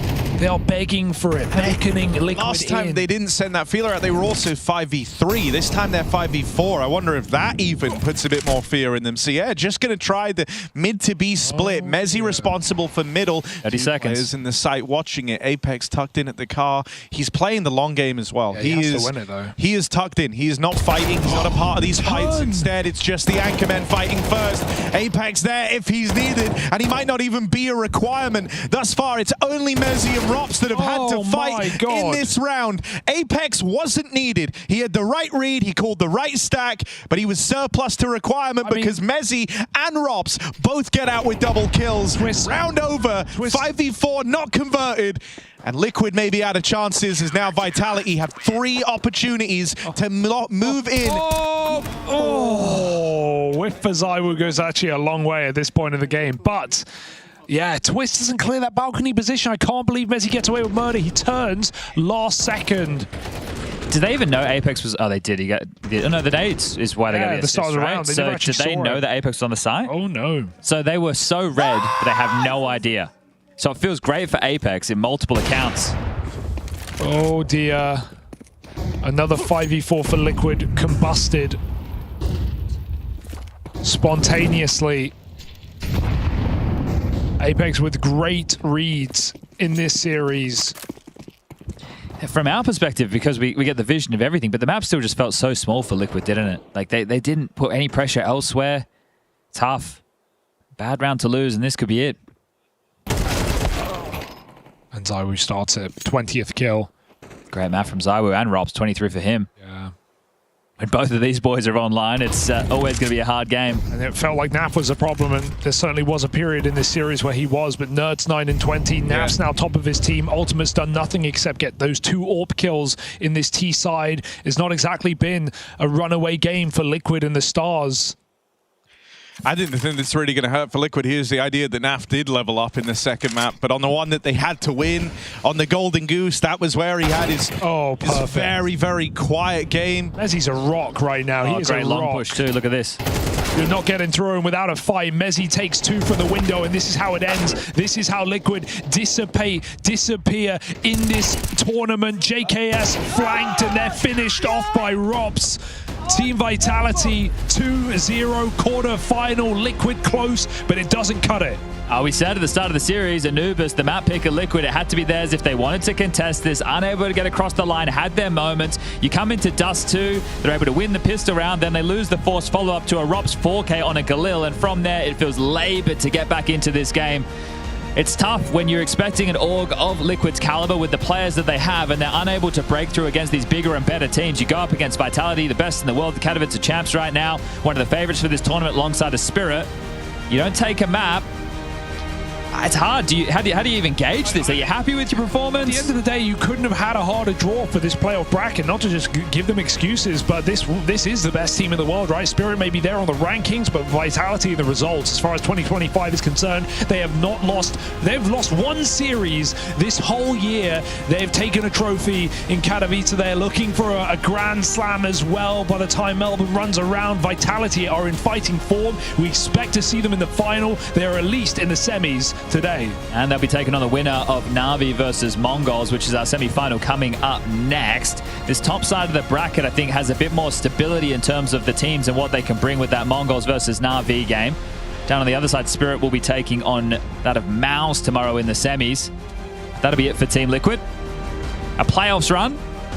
They've had good wins, but they haven't beaten the best. They haven't beaten the biggest dogs, right? That's been the statement for Liquid. They know that's the jump they need to make, right? Get these top 3 teams, these top 5 teams out of the picture. They haven't quite been able to push that pass yet. And I think that's the part that hurts for this Team Liquid squad. They do get close games. They have games that maybe they feel like they could have even won, but we still have yet to see that come to the forefront for Team Liquid. How many times can you come close to beating top squads without actually doing it? Disappointing end for Liquid, for Vitality in elite form moving into these semis. I think they are surefire favorites for a grand final run. Vitality lights out across all of the Pro League. 9 consecutive series now for Vitality. Let's throw it over to Trace on the couch with the winners. Yeah, congratulations, Vitality. It seems like we talk to you guys daily, and that's because you keep winning. Isn't that right, Flamesy? Yeah, actually, it's nice to be on the couch. I like this tournament because we have a couch, sofa to chill, a lot of football. You guys love playing with shit in this tournament. And I like it. Yeah, it's not wrong. Huh? Yeah. Yeah, there's a few things to play around with. There's a ball right here. You want it? No, not right now. We play football before every game. We play Brazil, so I'm good now. You don't want to get injured? Injured? No way I get injured. Where you're going to slip and fall? No, God, I'm not this type of config. All right, tell me a little bit about the game. Yeah, okay. You're coming up against Team Liquid, right? Obviously, you guys are feeling super confident. You only lost one series at the start of the year. But what were maybe some of the threats that you guys identified before the game started? Anubis. Well, I think, of course, we know a lot of teams are going to try and punish us on this map. And we knew they were going to come into this game picking Anubis, so it's one of, we've done a lot of work on it. We've been trying to fix as much as we can. I think it's a hard map anyway, but I think today it's I think we were finally like feeling like not seeing it as a threat or anything. I think we see it as a time to like try and get a win finally on this map and try and prove that the work is going somewhere. So yeah, and in any other map, I think we're playing really well on set. Do you feel a part of that is also, I mean, last year you guys were also a very good team, right? Couldn't win too many trophies, but do you feel that now you also have that aura of championship winning teams where you just win some rounds out of nowhere, right? I mean, Anubis had the eco, you had the round from heaven, on A where you got a couple of kills. Like, do you feel that difference a little bit? I think with the addition of Robin, he gives, you know, you remember in FaZe they always won those 2v5s, crazy rounds, and I think Robin, you can really see that addition because he has some plays that he knows are gonna work, and then you get like an opportunity in the middle of the game that you shouldn't have gotten that opportunity, and obviously you have Zybo, which, well, you know, everybody knows. So I think it changed a lot, and I think also we're all a bit more grinding, so we're in a better form than last year, so we get more kills that put us in a champion, the winning the round scenario. So as seen before, I don't think we had that as much. Come here, man. Let him talk for himself for Change Flames. Jeez. Give him the mic. There you go, man. Enjoy that. Hello. Welcome, Robinson. Bringing it back to Anubis for a second, is there anything you can share about specifically what you worked on, or is that just a secret right you now? should have seen it on City side, I think. If you watch the game. Yeah, there's a couple of positional changes. I think which was needed. I think before a lot of individual, a few of us were not feeling comfortable on the map, and I think you could see that when games we would get some leads on T side, but on C side we were getting a lot of times where it was like getting a bit close and making a lot of bad decisions or a lot of mistakes, because when you feel uncomfortable, you can't win duels, you make decisions that you don't usually make. And I think now we're getting to a point where people are feeling a bit more comfortable on the map, which is, I mean, you can only feel so comfortable. I think Anubis seed side is probably the hardest in the map pool at the moment, but I think overall we've had some positional changes, which has helped the team for sure. So overall, just some growing pains from the roster change, role swaps. Now you're like, oh, okay, we've kind of got past that. Perfect. Looking at the next match that you guys have, it would be you would play the winner of Navi versus Mongolz. Which team would you rather play? Because it doesn't seem like you've played Navi in a long while. The last time you played Mongolz was in an arena match which you... Katowice? Yeah. I think we would like Navi. Yeah. I think it's nice to like we are preparing for Austin Major. I think every team is preparing for Austin Major. So the more competitive matches we get, the better. And I'm not discounting Mongolz, and like I think they're good, and also I think they're also without the stage they might be like really lethal and they can beat a lot of teams. But I think against Navi we'll have like more things that we can work off, and we see the game before, and like we'll learn more than that game, I think. So I think I would prefer Navi personally. Actually, if you think about the points, because the VRS points, Mongolz are above Navi. You can maximize the points, beat Mongolz. That's why you got this guy on the team, right? This guy. He min-maxes everything for you guys. Just crunching the numbers every time. Fucking genius. What the fuck? Just always some averages and percentages. Also, I mean, Robs with FaZe, you managed to complete the Grand Slam, win a major, right? Vitality off to a good start, also in a good position in terms of the Grand Slam. What are maybe some of the similarities between that FaZe lineup and this Vitality squad that you're in right now? I think the only thing that I find similar is, I mean, people are peaking, like in terms of individual skill. I mean, that's how we won a lot in FaZe during our times, even though I don't think we dominated as hard. Our games were really close back then. But I think in terms of like individual skill, raw power, aim power, whatever, you know, we have Zaibu. That's a big help. But I think everyone else on the team as well, they are playing really well. And I think Apex, he wants to really get a good finish for we already won Katowice, and right now we're trying to win everything we can. Yeah, and I think that's the motto. Seems like it's working for you guys. Hey, Robin, you want to see something cool? Go for it. Nice. Yeah, cool. You guys have qualified to the semifinals. That's obvious, right? Congratulations on that. We've said that. And also, we do have just a little bit more here with our DHL MVPs. And I almost want to promise that you guys will see clips of yourselves here in just a second. So let's take a look at it. Who will be the DHL MVP? You decide.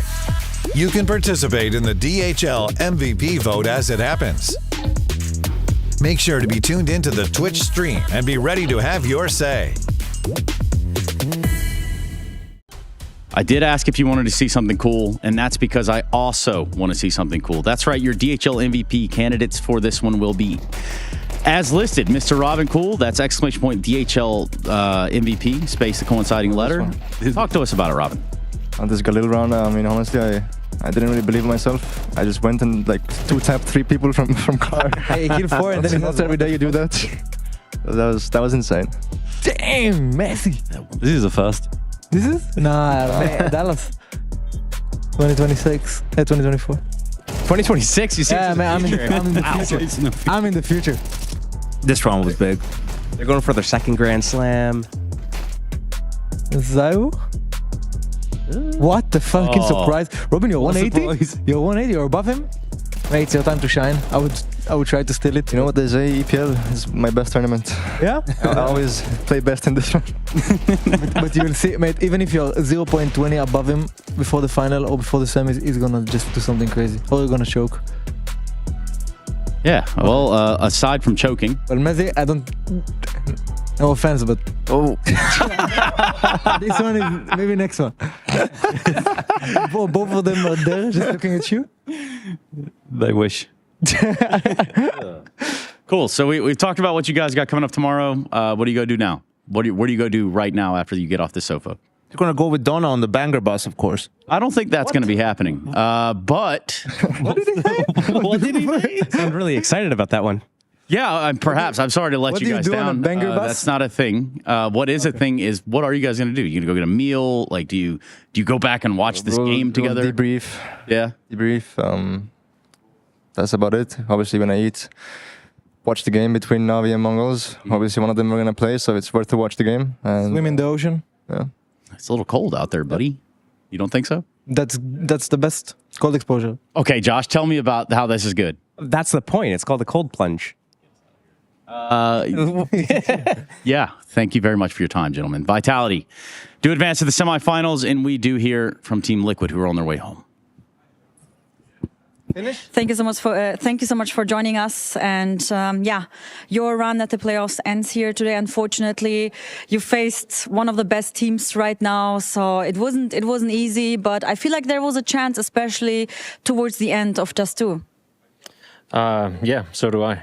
I mean, it's that simple. To be honest, I feel like that we're losing both pistols on Anubis, and we're losing a stupid round against the Eagles that we shouldn't have lost. And then, I mean, if that doesn't happen, and we just win one of the pistols, then it becomes very clear. But I mean, Vitality is a very excellent team, and when you play a team that is as good as they are, your own, mistakes becomes very obvious. So it becomes very clear what we need to go home and improve. Outside of fixing some mistakes, what do you think the team in general is missing to take it up a notch to compete with a team like Vitality? Well, I think that Vitality is successful with stacking and gambling on the right side at the right time. So that's definitely something that needs to be looked into. And on that part, I mean, there's several times where we run into a side where like we're not running blindly. I feel like that it's still like a proper ending that we're doing, but we need to have more information during the rounds and just trust that we are able to get more extended information about our opponents and poke them and make them a little bit more uncomfortable, because they are a team as good as they are. Vitality is just so solid when it comes to their reactions and the way that they are moving around the map, and it makes you feel like that you're one step behind all the time. And what are your plans or goals, especially going into the next event in Lisbon? Yeah, so we travel on Monday to Copenhagen, so we'll spend the next 2 days practicing. I imagine that tomorrow will be both practice and evaluation. We have to watch through a lot of the games here and learn from our mistakes, but also look at the games and the rounds that we've won and see what we need to continue building. And I mean, the grind continues. So like we're going to practice tomorrow, and we're going to practice again on Sunday, and then we're going to meet up strong in Lisbon or in Copenhagen. Matters, thank you so much for taking the time and doing the interview with us. And I wish you guys best of luck in Lisbon. Thank you. And the reasons? There are no reasons. Who needs reasons when you've got big clan? The Cathedral of Counter-Strike calls. That damn bitch.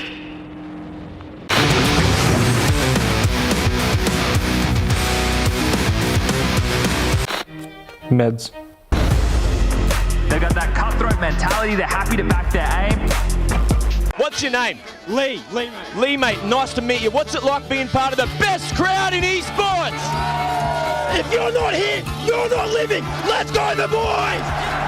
Hey!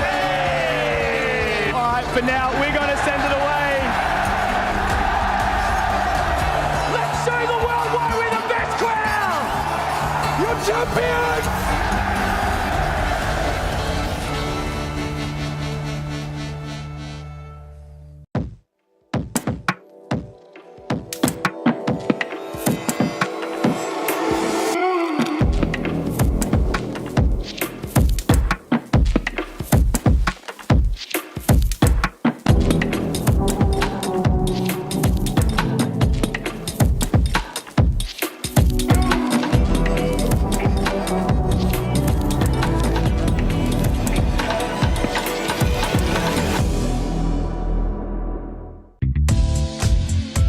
Hey guys, Naf here with Nerds. Today we're going to be talking about Anubis on the B site. So when Anubis first came out, yeah, I think the only side I've ever played is actually B. I've never been swapped anywhere. I haven't played A, I haven't played middle or anything like that. So yeah, I've always played B. I also always played in the cave area, so for me it's yeah. And I knew that enough always. We had a call out like a spot name that's called enough behind the pillar on the plat on B side. Yeah, I don't know. The B-bomb site's like no other site in the game. You can get flashed in like 6,000 different areas. There's an open like roof ceiling with windows. Mollies can come anywhere. Like, I don't know, like the site's like pretty impossible to hold. So like Anubis is like an interesting map. You can't just like play default, play standard, like 2-1-2, like you're playing like every other kind of map, I would say. If the thieves if they mark you as a player, as a cave player, they can do everything you want, like they want to fuck you, basically. So they can molly from inside cave to from B, and you cannot do anything, or triple nade or whatever, and this is really hard. I think you should know the right click flash on cave. Yeah, there's like the right click flash in cave, where you can peek water. There's like other people holding the right click flashes in like the dark area in the back of the site that goes like over the pillar, and you can flash T's as they're running into the site. There's even one where you just hide behind the big site pillar and hold a flash and right click it. I don't know, there's a bunch of different like geeky ways to prevent and like get kills and just prevent the push and the take. So yeah, I mean, I don't know.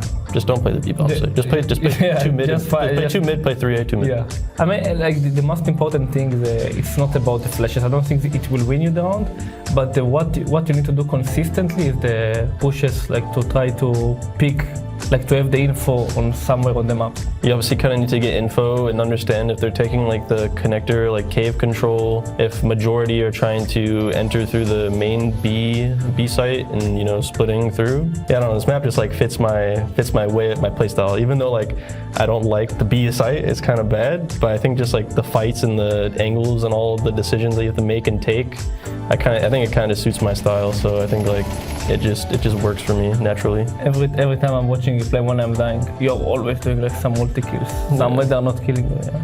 I think when you start out the rounds on the CT side, like on Anubis, I think you can play like somewhat standard, and then you kind of just need to understand what the T's are trying to do.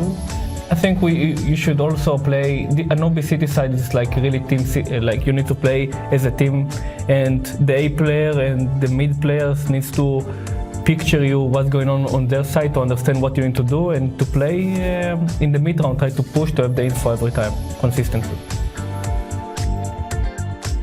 Bellows in palace, the king rushes to the throne, for it takes guts to obtain speech.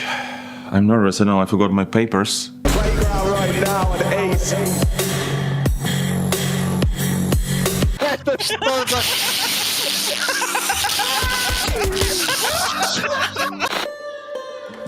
Really? I didn't hear anything.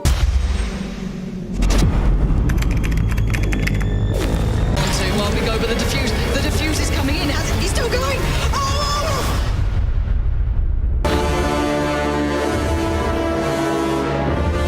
Things could be better, Hugo. Things could be a whole lot better. I sure hope it's nothing serious. I have to. When are you gonna step up? Bring in more of that sticker money.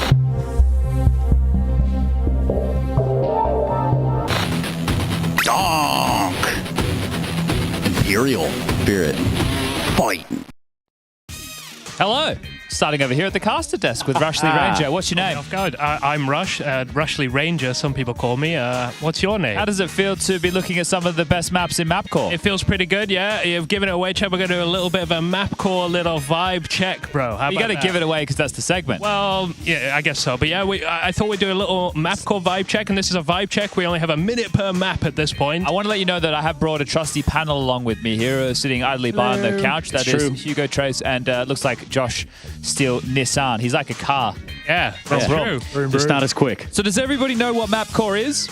Yes. Okay, good. That's all I wanted to hear. All right, that's good. So Rush is going to do his absolute best right now to sell you on these maps, but Let's be open-minded, guys. I want kind eyes and an open heart as we look at people these have maps, poured their souls into this, all right? So you need to be quite nice, you know what I'm saying? So first we'll take a look at Alpine here. Who's doing the timing? I love this one. Yeah, so we have 1 minute per map. Am I timing it? I can do it. I think we're going to time it. Don't say anything. Don't look at it. Okay, you can look at it now, all right? So 3, 2, 1, go. I already love it. All right, so this is Alpine. It's a nice little Alpine vibe, you know? I mean, it looks pretty to me. You got these little things. These are, you know, still need a bit of an art pass. Gondolas? Gondolas, correct. Yes, I have used one in my time. I didn't enjoy it. It is a hostage map. I noticed you mentioned that. This is, well, I haven't stopped talking yet, Chad. If you give me one, this is a hostage map, 40 everybody. 40 seconds, you know, what do people think? I think it's pretty, you know, I mean, look at it. It's very nice. 35. Very luxurious here, like a little bar area here. It's very cozy. You got lots of little fire. Ignore this guy here, but, you know, there's a lot of nice stuff going on. I like the bar a lot here. More cozy sort of vibes coming out. If I zoom a little bit more, and this is the CT spawn. This is the T spawn area. I did kind of start at the you know, the CT area by here, but I mean it's looking quite nice. I think art-wise and art style, fantastic job. I really do like this area here. Oh, a pool. A little bit of water here. What's the temperature of this one? That's the cleanest water in CS2. Yeah, but it's stagnant water, so you got to be careful. You it looks like it's rippling. You can't go quite here, but no. Time's up. Okay, time's up. Next map. All right, well, I'm gonna have to do some talking. That's fine. We'll take it off this. So we need to change the map right there, gentlemen. I felt quite small. Well, it's a hostage map. It's a hostage map, you know what I'm saying? Hostage maps aren't small. They're usually can be. I guess offices, yeah. I mean, Italy is absolutely enormous. Yeah, it's that's not what I'm thinking. That's true. Assault's like, I guess it has verticality to it. There's no verticality there. Sure. What do you think of hostage maps, Josh? I used to play Office 24/7. I love them. I used to, at least. So this is obviously not to go in the competitive map pool, is it, gentlemen? This could end up in. Could be the first hostage map in Pro CS. You never know. Not active map pool, but yeah, we do know Valve like to add in some of these maps from time to time. You know, into the matchmaking. You know, which is quite fun. I mean, we used to enjoy it. I played a lot of Basalt in my time. Very good map. Well, that's not a hostage map, is it? Breach was better. No, I don't. Well, I don't care about hostage maps. All right, what's map number 2, Rushley? All right, this is map number 2. We are on Canopy this time. I didn't have my page up, so I can tell you, Yanel and Darivan and Time started. Tolkien. The time has started. So here it is. This is a very. Where's this one themed? This one's themed in like kind of sort of like a canopy sort of area, if you know what I'm saying. Not loving what kind of canopy are you living under? I like the. Is this Japanese? Would you say it looks like some? I think we do have some coming up. I don't think. I mean, some of the roofs here do kind of have that kind of vibe. Pretty Japanese to me. Maybe I didn't see this part in solo level. Oh, that's Korea as well. Never mind. Wow. You know, here we are. It's looking nice though. I know this is the B side, right? Look how open this is. This is kind of wild, right? I mean, you have one box. I don't know. It looks sketchy. Spam that probably. But it does have a nice look to it, if you ask. Where's the middle? Middle is somewhere over here. I don't like the visibility. I feel like that's going to let the green skins, lots of green. Yes, I know. There is always a problem. Didn't we drop here last week? It's not as bad. Oh, we did, yeah. We dropped here last week, yeah. That's oh, sorry. 5 seconds. 5 seconds. Well, that's all I've really got to say. What are you thinking, guys? I like it. I like the open space. I prefer Alpine, but number 2. Alpine? Yeah. I prefer Canopy. I think Canopy gives for a lot more long-range fights, which is pretty beneficial if you're an MP9 user, obviously. Yeah, just don't cry. Oh, I like the MP5 these days. I've been seeing a lot of that MP5 resurgence. I have been writing it down, kind of keeping a little tally score sheet over here for us because, we're cultured men. So when do they draw the winners of Mapcore, Rushley? Do you know? That's a great question. On the page I'm looking at right now, I'm not 100% sure, but this was posted on February 22nd, but that is in the past, so I doubt that is in the past. I doubt that means it's. But it's not that far away, I think, because a lot of people are very close to the end of. And what's the prize, Rush? The prize is huge, bro. You won't even believe it. Anyway, we'll get to that another time. It's also not on the page he's looking at right now. Yeah. Map number 3. If I clicked around, anyway, map number 3. Timer, please. Ooh. Just ignore the escape here. Breaking a big rule here, but I just want to make sure I'm getting all the information correct. This is Flick. The timer has started. This is more of a studio movie sort of area. I did have a run around this one. Yeah, no, not a theme park. This one's more like a film sort of. Film set, like a Pinewood kind of. We've all watched movies, and look, we're in the Wild West, bro. We're in the Wild West right now. Overwatch?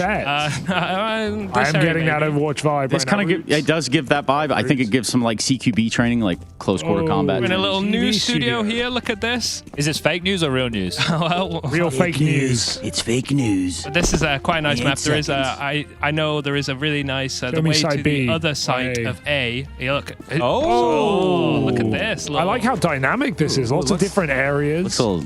So much room for activities. I think it's quite nice, this one. I really do enjoy it. Like some a lot movie of posters, different you know? corners. A lot The to Last clear. Eco. Hey, can we see that movie poster? Yeah, Rushley? sure. You want to see I it? mean, we're basically selling it to ourselves. The Last Eco. Oh, wow. Yeah, well. One magazine left, make it count. It's a good Looks like slogan. a good movie, you know? That's what I'm saying. That's a sight. Time's up, Rush. Next Okay, map. time's up. So I like that one. Look at this graffiti quickly.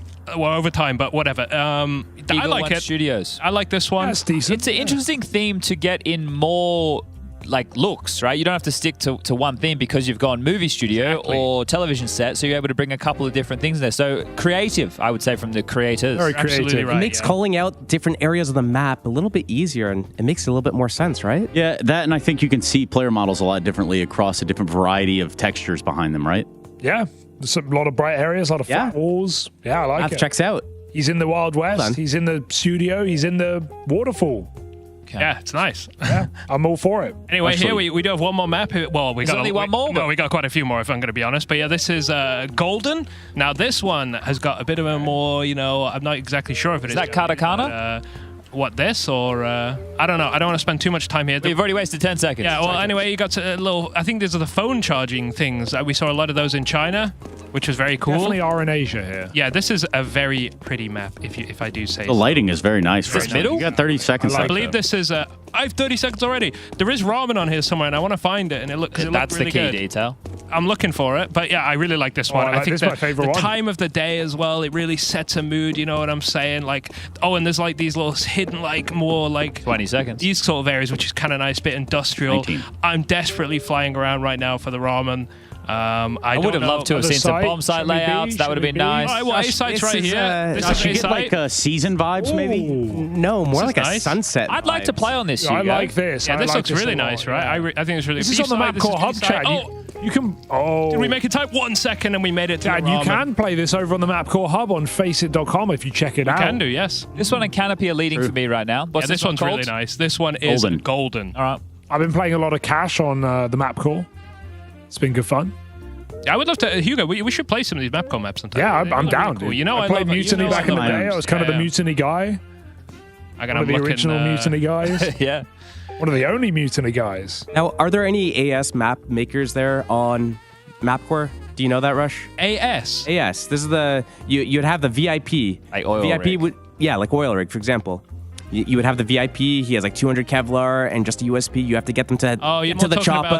about goofy game mode sort of stuff. No, it's as Extraction, goofy right? as CS game mode is. I haven't seen any. All the ones seem to be focusing on 5v5s and stuff like that, and hostage maps. And It was 5v5, but Yeah, no, okay. just I hostage digress. and defuse. Yes, diffuse. Thank you. But anyway, here we are. We're on Grail this time. This one is kind of ridiculous in terms of how it looks. It's like Lord Farquaad lived here. This one is a pretty nutty kind of aesthetic here. I mean, it's a theme park vibe. Look, you can see the skyscrapers in the background. So we are in a theme park here. A bit of a squiddage going on here, which is kind of cool, to be honest. We do like that. And this one, like, this is a bomb site here. This is bomb site A. You can plant like right here. It's crazy. That's a hell of a tentacle, Rush. Yeah, that is a big tentacle, bro. Rush has seen bigger. And you would know. I mean, well, yeah, I've seen some Oh, yeah? in my time too. Anyway, moving through these little 30 seconds, corridors, got you it. know, there is like a big gold over I do here. like all Absolutely that. Not much cover to crazy. plant on that site. It's 20 true. seconds. It is true. 20 seconds. Then I'm going to quickly try and get to the other side of the map as well, just so we can have a quick look around. But it is like a Big very, circle. very, very pretty map here. I mean, mid is just through here, and it's I don't know. It kind of has like this Oh, one there's has a drop like cobble. Yeah. Look at that little drop. It's horrible. And it Oh, looks can you get like it back up? Oh No? yeah, definitely. Yeah, Sure. Relax, Oh, there was Josh. a- there I'm was- getting PTSD. Yeah, look at that. I think this one's quite nice. Time is up, but I like that. visually, this one is Can you quite go under the stunning. bridge? For sure, bro. Why not? Hell yeah. Wrong game, I think. Okay. Yeah, I know what you're saying. That it doesn't Good really album, though. fit the aesthetic of Counter-Strike as a whole, but I think it is quite nice. I'm not a fan of that one. Yeah, I was just I having a look, by the way. We are in the refinement stage. The refinement stage. Of this Oh, Mapcore yes. Yeah. competition. That's what I was saying. does that yeah, mean? So Refining. This is where they will refine their maps. I think they have a 6-month period. No, that can't be right. It says duration 6 months, but it comes to close on April 20th. And then on April 20th will be 20. the grand finals, where there'll Yes, be the Hugo. Oh, judging process, I do believe. shout out. Yeah. So sorry, guys. I was just Can you having. get more we need that Chad? info. Can you get more info, like prize pool? The what the Mapcore winner judges, gets? FM Pone, Nice, cool. Top Hat Waffle, Eldon HP, guest experts, Anders, DDK, Flom, Bardoff, Launders, Maui, Scrawny. And there's a $50,000 prize pool. 7.5K for first, 4.5, yeah, 15. Did I say 15,000? I think so, yeah. You said 50, but it's 15,000. 50 billion. 1.5. Yeah. 7.5 thousand for first, 4.5 thousand for second, and 2,000 for third. And does the map, what happens to the map? Maybe Val puts it in. Well, don't speculate about that. Timer's up. Anyway, timer's up. This is Jura this time. Also a very nice looking map. There's a common theme. They all look quite nice. That's with a J, not a D. Chad, is this... What flag is this, Chad? Do you know this flag? Is that Indonesia? I don't know. Hang on, let me just... I think it's Indonesia. No. No. Part of me wants to say Malta for some reason, but it doesn't really have Malta vibes to it here. But this is like a castle sort of siege, a museum sort of vibe. Museum? Here. Yeah, I think so. Yeah. Well, look, there's a ruins. They didn't really have this. You got 30 seconds left, Chief. 30 seconds. How does the time go fast? Anyway, let's go check out some sites. This is the B site here. There's a lot of like underground little passageways, I like this. grime, some fossils here. Very nice. If I zoom on over to the A site, clipping through every wall I can, I don't know. It does look pretty nice, honestly. I like this. The aesthetic's better than the last one. Yeah, maybe. I don't know. This one's quite nice. I really do enjoy it. I think the vibe is kind of sick, honestly. And it's, you have the old and the new sort of. This area is like all touristy. Yes, the juxtaposition of the old and the new to create what we see as Jura, J-U-R-A. That is true. So time's up, Chief. All right, well, we can move on to the next. What do you think of the vibe of the castle sort of environment? That golden map's still winning for me. Yeah, golden. You like golden? Themed one. That was nice. What are you guys feeling over there? That's a close number 2 for me. Okay. That was your number two pick? Yes, sure. It's like top 2. I don't know. We didn't really see it. Rush was flying through walls. Okay, I like the just vibe. Judging by the numbers that Trace was like running down. I was kind of keeping and making up. It felt like it was the. That's his rating. That's not the desk rating. I see. Well, I mean, it was just like the only rating you guys can formulate between the three of us. I was just putting it on some sort of paper. Rushley, are you out of maps? 1 second, please. Got one more? Okay, I'm just second, please. We might run out of time to do all of them here, but there is quite a few more. I'm not going to lie. There's 10 maps total at this point, but we can hop into the next one there. This is a Palacio, if I'm saying it correctly.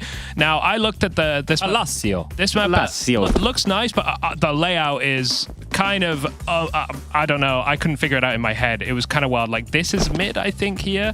There was a lot of these little sort of, kind of closed off areas. I don't know. Tell where you can go. Yeah, this one, you'd have to play this one for more than one game to figure it out. That is for sure. But here we are at the A site. No, it's a site. Yeah, it's a site here. And we can just zoom a little bit. Oh, this is a breakable. Oh, I like that. I like interaction. I do like interaction. Yeah, that is cool. You don't see that very often on a lot of maps. This is the B site here. A nice like. Oh, I'm getting a flashback to a CSS map. This wasn't oh man. Pool day. Pool day. I'm getting not pool day, but it's like partly Parenesi, but also there was like another part with that bomb site specifically. Yes, Chateau. That was it. Got a chateau vibe here. It's even got a little clock tower as well, which is very impressive. Time's up, Chief. Time's up. 0 Those seconds. minutes go fast, don't they? Not sure about that one as much. It's too... It feels claustrophobic. Yeah, the bomb site's quite open and quite complex. nice. But yeah, it's very complex. Like the radar, I couldn't figure it out. Rushley, there's a lot of things in life you're not going to be able to figure out, but I think in this moment, I just want to say to you, thank you very much, Rushley. You are quite the soldier. Is there anything you'd like to say for yourself? Well, go check out the Green, map. what's your problem, Green? Правее чуть-чуть. Стреляй. What? He's in phase for 3 days. Francesco Tosti of Counter-Strike.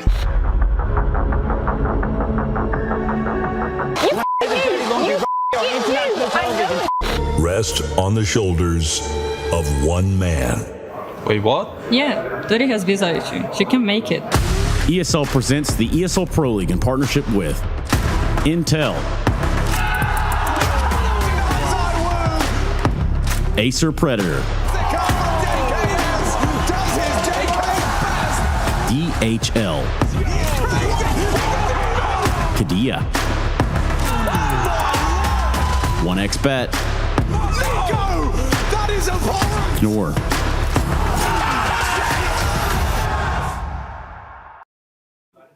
Hi guys, I'm joined by Techno. Techno, how are you doing? Good. And how do you feel about the match right now? I'm really excited against Navi. Yes. So you got the second match of the day. Do you prefer, in general, early matches or later matches? The early matches are best for us, but it's okay. Okay, so you're feeling energized and everything? Yes. I wish you the best of luck. Thank you. Hey, hello, I'm here. How are you doing? Very good, you? I'm good, I'm good. Did you sleep well? It's almost 6.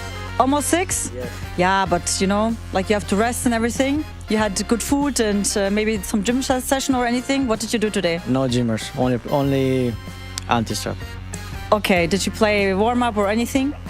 No, we just play now, warm-up. You know, okay. So you're feeling good about now? Yeah. All right, then good luck later, Im, and see you maybe later. Ime, thank you very much. Bye. Good feels from the Na'Vi camp, and I'm feeling good up here. I've got Chad, Steele, and Yanko to be prepping this game. Chad, any takeaways from that vibe check? Emma wants to make sure that his name is said Emma. He's not Im, he's Emma. He's Emma. And they don't go to the gym, they only anti-strat. So that is my key takeaways. No gym? That's what he said. No gym. If he did go to the gym, he could be Jimmer. Wow. That's what we're paying for around here. Okay. Josh, is this an accurate representation of your foot on this image? What? What is that? What's that? Do you have the world's You have to ask Trace. You have to ask Trace. I'm sitting out of this one. I'm not saying anything. I plead the fifth. Can we get a close-up of this here? 4 toes, one longer than the other. That's what I'm hearing on the street. Might be missing an opposable something. Oh, it's meant to be your fingers? Nice. Any words? I don't like my chicken scratch being made fun of at y'all's leisure and luxury. And Josh, that's not a foot. I know that's not a foot. Oh, wow. This is aggressive, isn't it? Anyway, back to the Counter-Strike. Someone get Na'Vi Trace out of here, Mongolz. man. It was pretty easy for Na'Vi. When we look back at the Katowice matchup, have Mongolz got any better, though, Yanko? That's the question. I don't think so.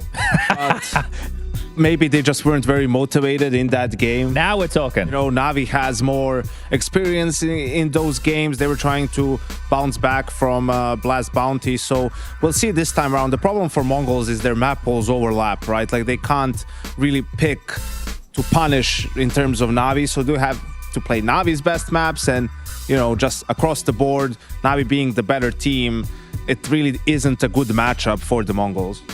I liked the angle I brought up the other day of Mongolz. They threw that game at Katowice because they didn't want to be on the same side of the bracket as Spirit.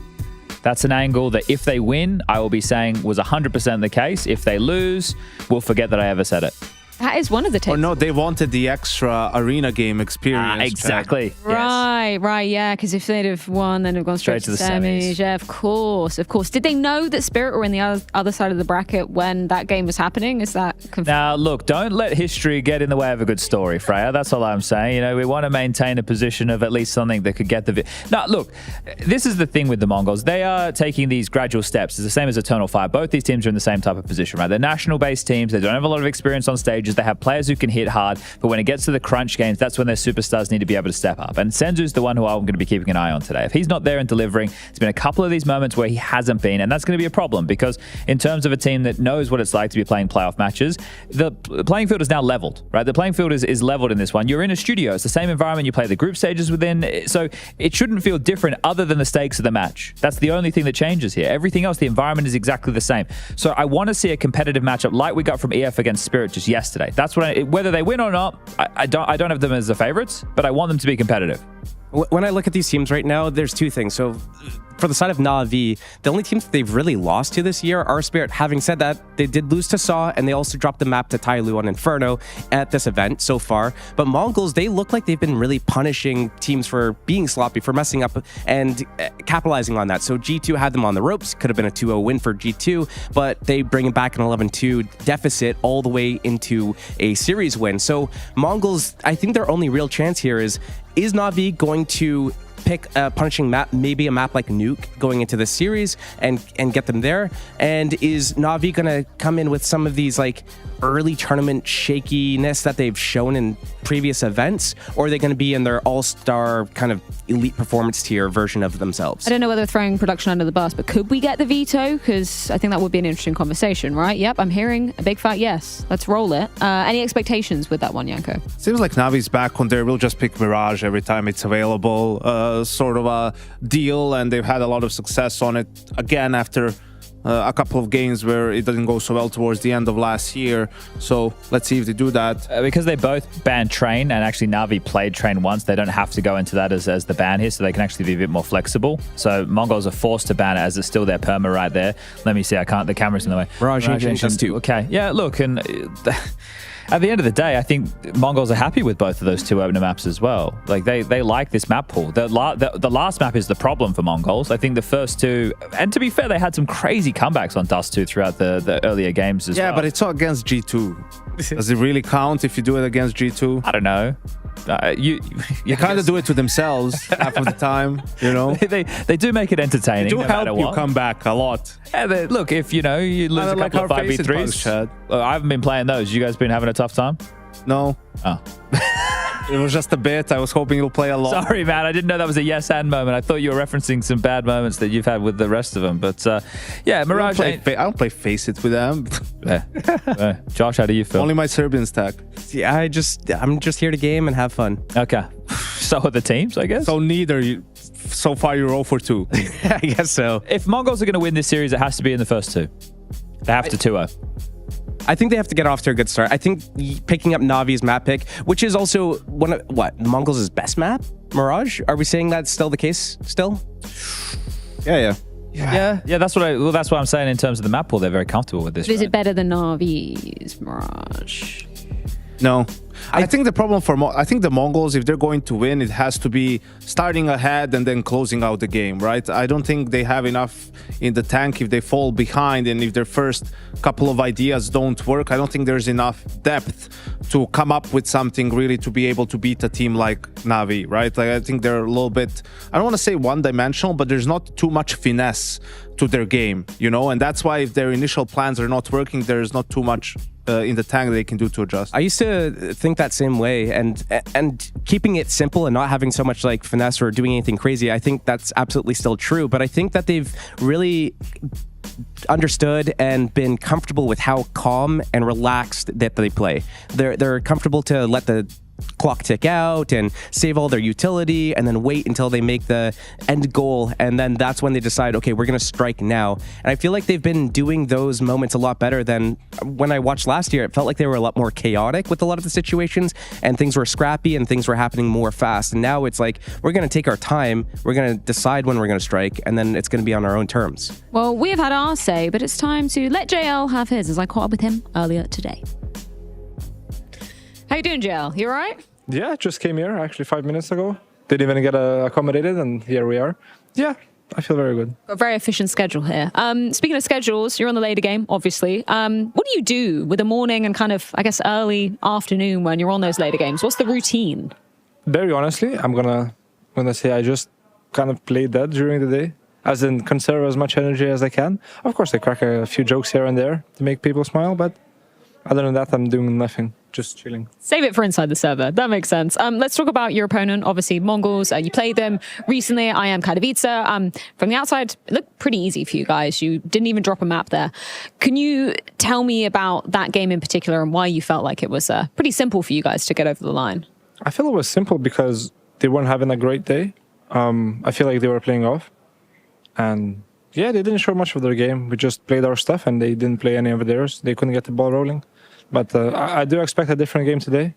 I expect them to have a good Ancient, and I expect us to have a good Mirage. And if they are a really good Ancient, we'll play this too, but I hope it will close in 2-0. Okay, interesting. I was going to ask you about a map that isn't in the pool there, but a map we saw you play for the first time here, which was Train. Obviously, didn't really expect you to play against the Mongolz because they don't really like to play it either. But having that first experience on LAN, how do you like it as a map? Is it something that you are going to be leaning into from time to time? I feel it's an interesting map. I feel like any new map added to the map pool that hasn't been in the game for a long time and has been reworked, I feel like it's new for everyone and you have to learn it. That's why it's interesting. So you can spend a lot of time on it, and you can excel and be better than other teams. But other than that, I feel like they removed the part of being on trains, using the ladders. That I don't like, but I feel like it's an interesting map. At first, I gave it a lot of slack because I didn't play it. But once we decided we were going to add it to the map pool, I played some facets, some matchmakings, and then we practiced. I feel like it was a breath of fresh air. Valve, if you hear JL, add more trains, please, for the love of God. Going back to the Mongolz conversation, though, you said you expect them to turn up with better form, more fighting form today. Is that based off of reviewing what they did in like the, stage 1 and stage 2, or do you feel like back in Kato it was like a bit of an off day for them? I expected them to be better at Kato for sure, and I was surprised they didn't play that well. People have those days for sure, teams, but yeah. I feel like that's the reason. And of course, we reviewed their games that happened over here. And yeah, we're expecting to bring a good game. Finally, JL, any shout outs you want to give before your game? Shout out to my fiance at home watching. Mwah. So wholesome. Thank you so much, JL. Good luck. Yeah, JL, hoping his fiance is watching, cheering him on, as she always is. Shout out JL's fiance.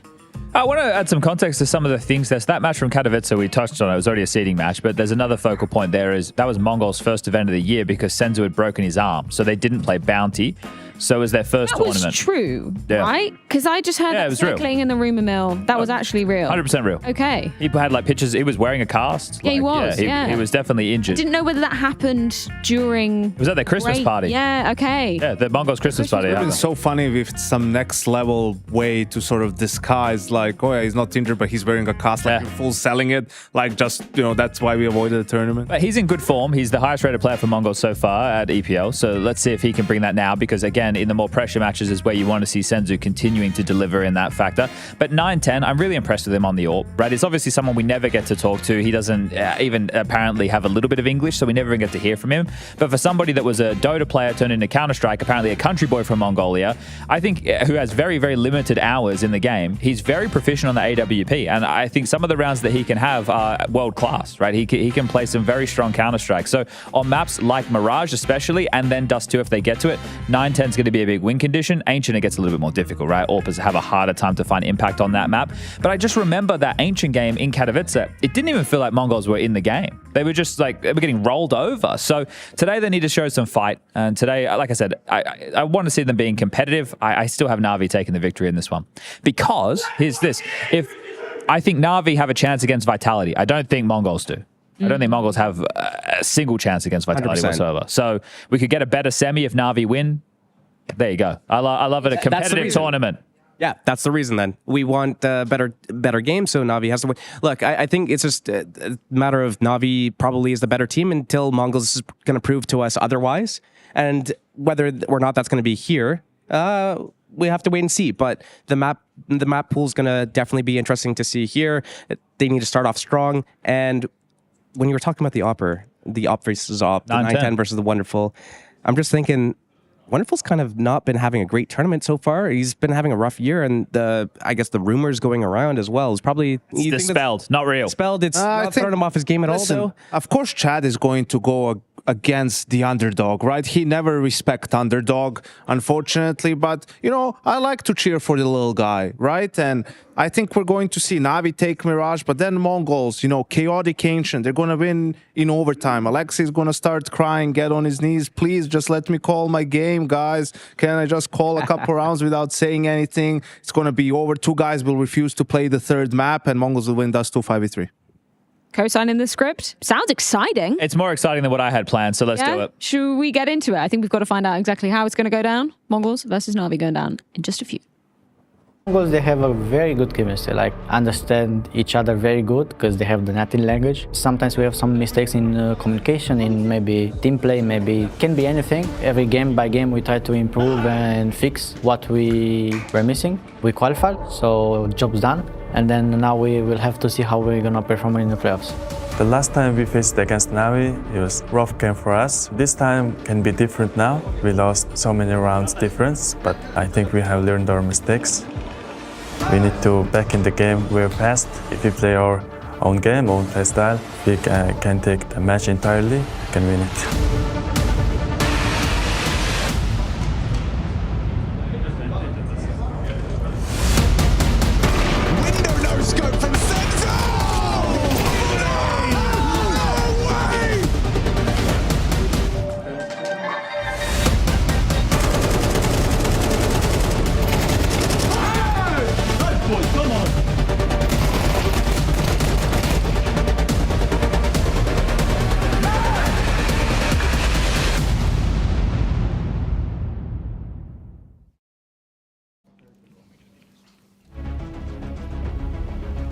Ladies and gentlemen, welcome to our final game of the day.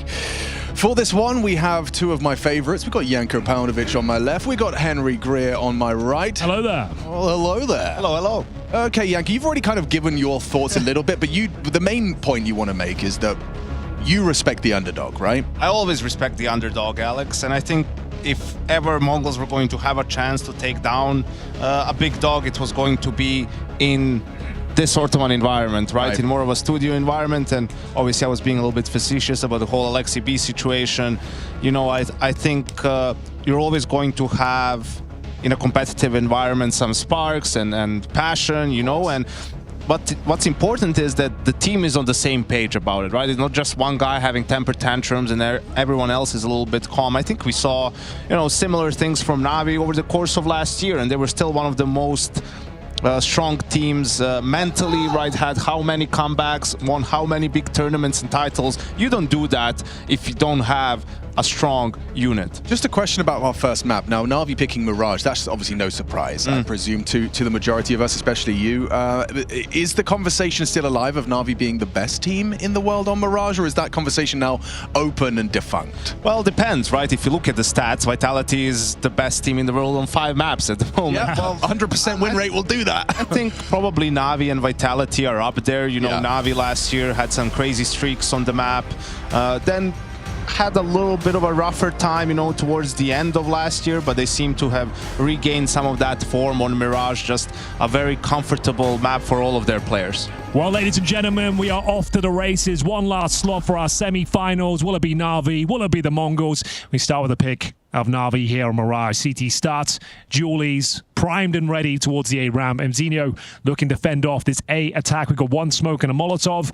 Glocks across the board and waiting to pounce Alex. In we go. Yeah, Mzinho's got a lot of responsibility on his shoulders here. Now the block smoke's going to do nothing. Starts to unload with the dual Berettas and a good connection from JL into the site, comfortable. Smoke up and bomb should go down uncontested.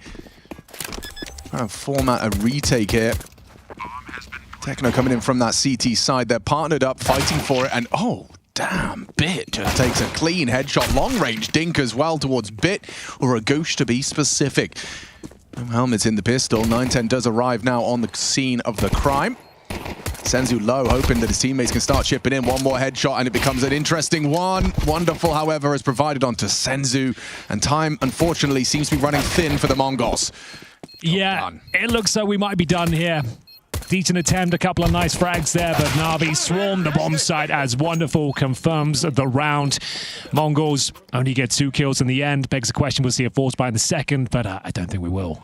Wonderful, Janko Paunovic, wonderful. This guy seems to have the most volatile performances. He goes from looking like the star in the Navi roster to looking like the antithesis of that. Where do you stand on a volatile AWPer? It's not my favorite. It's not your fave. You know, it looks like even after their win at the Major last year, he might emerge as their main star, right? But wasn't really able to fulfill that potential. Had definitely his moments. But it's always tough because the AWPer is the one position where you would like to count on him getting his, right? When you're setting up the round for him and he's in good positions, just finding those frags, because a lot of the macro and the game planning revolves around that. No, I know you're not going to have all the answers here, Henry, but you know, I'm going to try. When it comes to Counter-Strike inconsistency and AWPing, you've competed as an AWPer. Sure. Missing the easy ones, hitting the hard ones, I mean, what can lead to this? What can lead to inconsistency as a professional Counter-Strike player? I just don't know. I guess, it comes down to the individual, whether it's the game plan, whether they don't have enough kind of... mentality? I don't know. It is difficult to quantify. I guess for me, my favorite AWPers are the ones that like to dictate where they're going each and every round. They have the confidence to call for the ring might be a key word here, yeah. And I'm not sure he's that character. Just from the outset, I'm not sure he's the one calling his plays, but time will tell, Alex. We'll see if he can step up in this particular duel. 910 has been very good. He's going to be a formidable opponent going into this series, and he's the last player remaining. Bear in mind, no force here, just a bit of a walk in the park here. I love the 910 lore. This whole idea of like, yeah, he wanted to play Dota, but there was no Dota in Mongolia, so he just like played some Counter-Strike. How good was he at Dota? Was he like an actual pursuing a professional career? Yeah. Really? Wow. Obviously, no Dota to be played, and so decided, I guess I'll play the game that everyone else is playing then. And the idea of he's like a country boy, you know, I can see him on the plains, you know, with like a hawk on his arm. riding around on a horse with a bow and arrow. Yeah. I mean, I don't know if that's maybe a stereotype, but I think it's a cool one. It's a cool stereotype, at least. Better than most. Yeah. Look, listen, British people, bad teeth, ha ha ha. But riding a horse, fish and chips. Yeah. Much better, much cooler to have a hawk and a bow and arrow. Not even gonna mention my country in that sense. Well, there'll be no bow and arrows in this particular round. We got rifles across the board here for the Mongols. No AWP, of course, but they took the eco in the second. We'll see if they can start finding some depth here. On Mirage, it's going to be a bit of a bonus situation for Na'Vi with the Mac 10 on Alexi B. Bits with the Galil and a bit of aggression presented by the Mongols here. Blitz looking for the opening frag, and he might just find it up against the aforementioned Mac 10. A little bit of an exchange there. He has got a helmet, so the Mac 10 shouldn't be too much of a problem, but it's all a ruse. We have got a bit of a set piece being set up here as they have got 4 players in towards the B apartments, but thinking better of it, exploring their options towards the underpass. Am I stupid, Yanko? But why do you start 5B and then immediately walk 3 back? Did you see something you didn't like? The block smoke could be enough to call it off? Yeah, probably they just had something prepared in terms of how the Mongols opened their rounds, and then it's like, okay, we have a lot of utility, there's a lot of time, we don't need to do this right now. Na'Vi, notorious for playing a lot of default on their T side, getting information, getting map control, always keeping their opponents in the dark. Yeah. This is a nice little setup towards the apartments here. I don't think they'll be anticipating Techno. It's going to be Big going down first. Lots of damage towards JL as well. They secure the B apartments. They've got a good retreat strategy as well. The smoke's deployed. And you'd assume Techno gets out of here with the man advantage. Pushing his luck a little bit there. The spam coming through and a boost towards Short kind of pins him into that position now. I mean, he's looking for Short. I don't think he's going to be ready for the boost. Oh, it's not spotted. Away at the worst possible time, but still rewarded. Nice patience there in the end. It's back to a 4-4. This definitely favors Na'Vi. Senzu's got his work cut out for him. Blitz rotating in. He's actually doing a good job. The damage inflicted here. This next kill could decide the round. It's wonderful to take it. The Mac 10 applying pressure towards the window. 9-10 can't justify jumping through until he has some backup from Mzinho. Okay, so it's going to be up to Alexi calling and JL swinging off that contact. Here we go. JL swings in. Job done. Mzinho in the 1 versus 2. JL with nades, but it could cost him his life. His head was exposed there. Fortunately, Wonderful is there. Handles business well. Okay, so your plan revolved around finishing B regardless. It's just if they do this, the flowchart dictates go through mid. I think also it could be knowing that when they go for a USP eco, right, they buy the M4s, then you obviously can't buy all your utilities. So doing a pop when you don't know when you know they don't have necessarily the incendiaries or maybe the HEs isn't a bad call. You have some Mac 10s left over, right? But Smoke cancels that, and they just did a great job of being patient. You know, it's the fact that they came back to mid, Smoke windows, Smoke top con made the Mongols paranoid a little bit about someone window. You know, Email likes to go there and lurk, and that's why the B defense wasn't as solid. Well, this is a massive issue for the Mongols. Losing to the bonus round fills the pockets of Na'Vi. They are going to have tons of cash. This one should be quite simple as well. The MP9 is not super potent on Mirage. We've got 2 5.7s, a few SMGs, as Na'Vi just run the default here. You can see them spread out across the map, waiting for initial aggression, see if any mid control comes through, any players towards the underpass. Nothing spotted, as here is Imma. He should have a chance at the first kill. Perfectly executed, nice little jump up. Gets the second, presumably, but it is going to be the SMGs now actually causing a bit of a dent. They take massive damage on roots, but surely they can find one more. Bit is low as well. How is Blitz getting away with all that? Fortunately for Na'Vi, JL has cleared out the A site. That was an important kill to post after Blitz and Techno definitely caused their fair share of bother. Oh, yes. Not really sure what they can do now, I'll be honest with you. They've got about 50 HP between them. As we enter the 3 versus 2, they have no utility. If they can recover an AK-47, they're onto something. That save will be worthwhile. They will be buying up next round. This was just a partial investment. But it is 4-0, lads. It is. Quite the start. Yeah, I mean, the added context, the panel, what do we call it? The sofa. The sofa, gang. The gang, yeah. The fun bunch. That's better. Yeah, the fun bunch have already discussed the head-to-head and why it has some caveats attached to it. Senzu obviously just their first kind of tournament back after his injury, but it was a convincing win for Na'Vi. And I kind of come in with the same expectations right now. What is it? It was 13-3 on Mirage when they played in Katowice. So yeah. Doesn't bode too well, considering the way it started. JL's confident interview as well, where he just said, you know, it should be 2. Probably won't see that third map of Dust 2, but he is already pointing that their strength lies in Ancient. I've seen Mongols. In fact, I was watching Techno Face It POVs last night. Just fragging out. Mzinho's getting in arguments on Face It.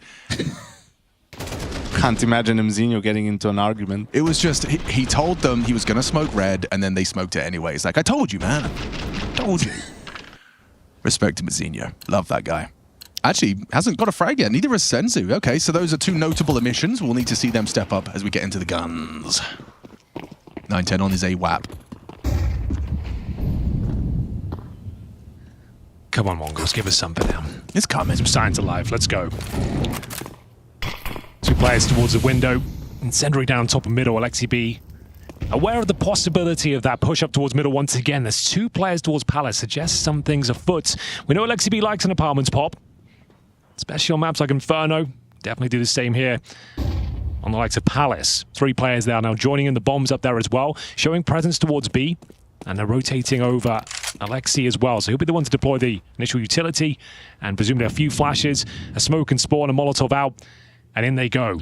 Yeah, this is going to be, I think, smoke bench and then walkout taps with wonderful holding stairs. But let's see what this smoke does to their plans. Does it just delay the timing of it, or do they change the call altogether? I love you can see the dialogue. Like there's in their body language in the server, there's a clear conversation being had. Time is of the essence. We're hitting the 45-second mark. Still have majority of the utility, lots of flashes. That's a potent smoke though. You might have to recalibrate this one slightly now. They do send two players towards the A ramp.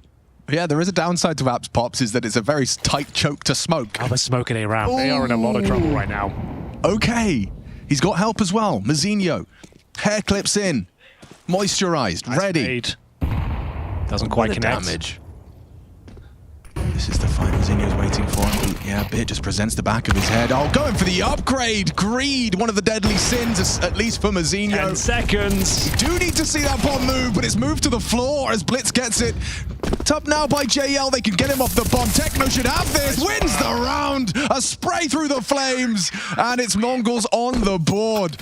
Oh, he thought Molotov was going to protect him. It was a pick your poison moment. Where do I go to the plant? They come in connector, they come in spawn. Unfortunately, it was the latter, denying the plant. And great lockout from the Mongolz there. The fact they managed to run the clock down to 15 seconds before they even committed. Sure, Na'Vi came out on top in terms of the trades and the duels, but still, denying that plant. Still a very close round. Mongolz not out of the woods just yet. Yeah, a little bit unfortunate for Na'Vi. Mongolz, just the plan from the start of the round pretty much was to leave mid, so no smokes for connector from their side or anything. I feel like if they sensed that Na'Vi was actually putting more resources into taking mid, they were going to just push the extremities or something along those lines. Seems like that molly in the end did more harm than good for Na'Vi. I think you're right. Absolutely. Well, there's the first on the board for the Mongolz. 4-1. They do recover the AWP, but a few concessions there. Mzinho down to this at SMG, and this is a very important round here. That's a stone-faced killer if I ever saw one there, Henry. He knows what he's up to here. He knows he has to step up. We'll see what he can bring to the table. This is the round that decides their fate, if you ask me. They end up giving this one away. It's a harsh reset. Na'Vi have come out on top, and most of the Angels so far. Alexi B willing to take one right now. Smoke in hand, though. They'll hear that be deployed close range. They can swing with the SMG. There's the swing, and Mzinho comes out on top. A wonderful will find a pick at the same time. Man advantage for now for the Mongolz. Oh, 910 and Mzinho are two-man in this whole defense. No need for anyone else. A flash to set up the MP9. He doubles up. 910 gets one with the AWP. Now we got a game on our hands. This round really was very important, and they've presented a perfect setup here, reading what might be coming on the other side. Nice swing, perfect weapon for the job of that MP9. And I think all you can do here is save. The bomb's down. You're segregated as players, so just got to join up and try and hold onto the weaponry. Oof. I mean, that's bleak, but I mean, just mad props to 910 as well. Mzinho clearly must have called for that, right? Or 910's offered it, regardless of how the conversation was had. A great way to destabilize the call. It's very rare to see teams go for something like that off the rip, Yanko. Like a three-man walk Palace go. Like what were you expecting if it's just like an A anchor gets overwhelmed early? If you just kind of flood out the Palace?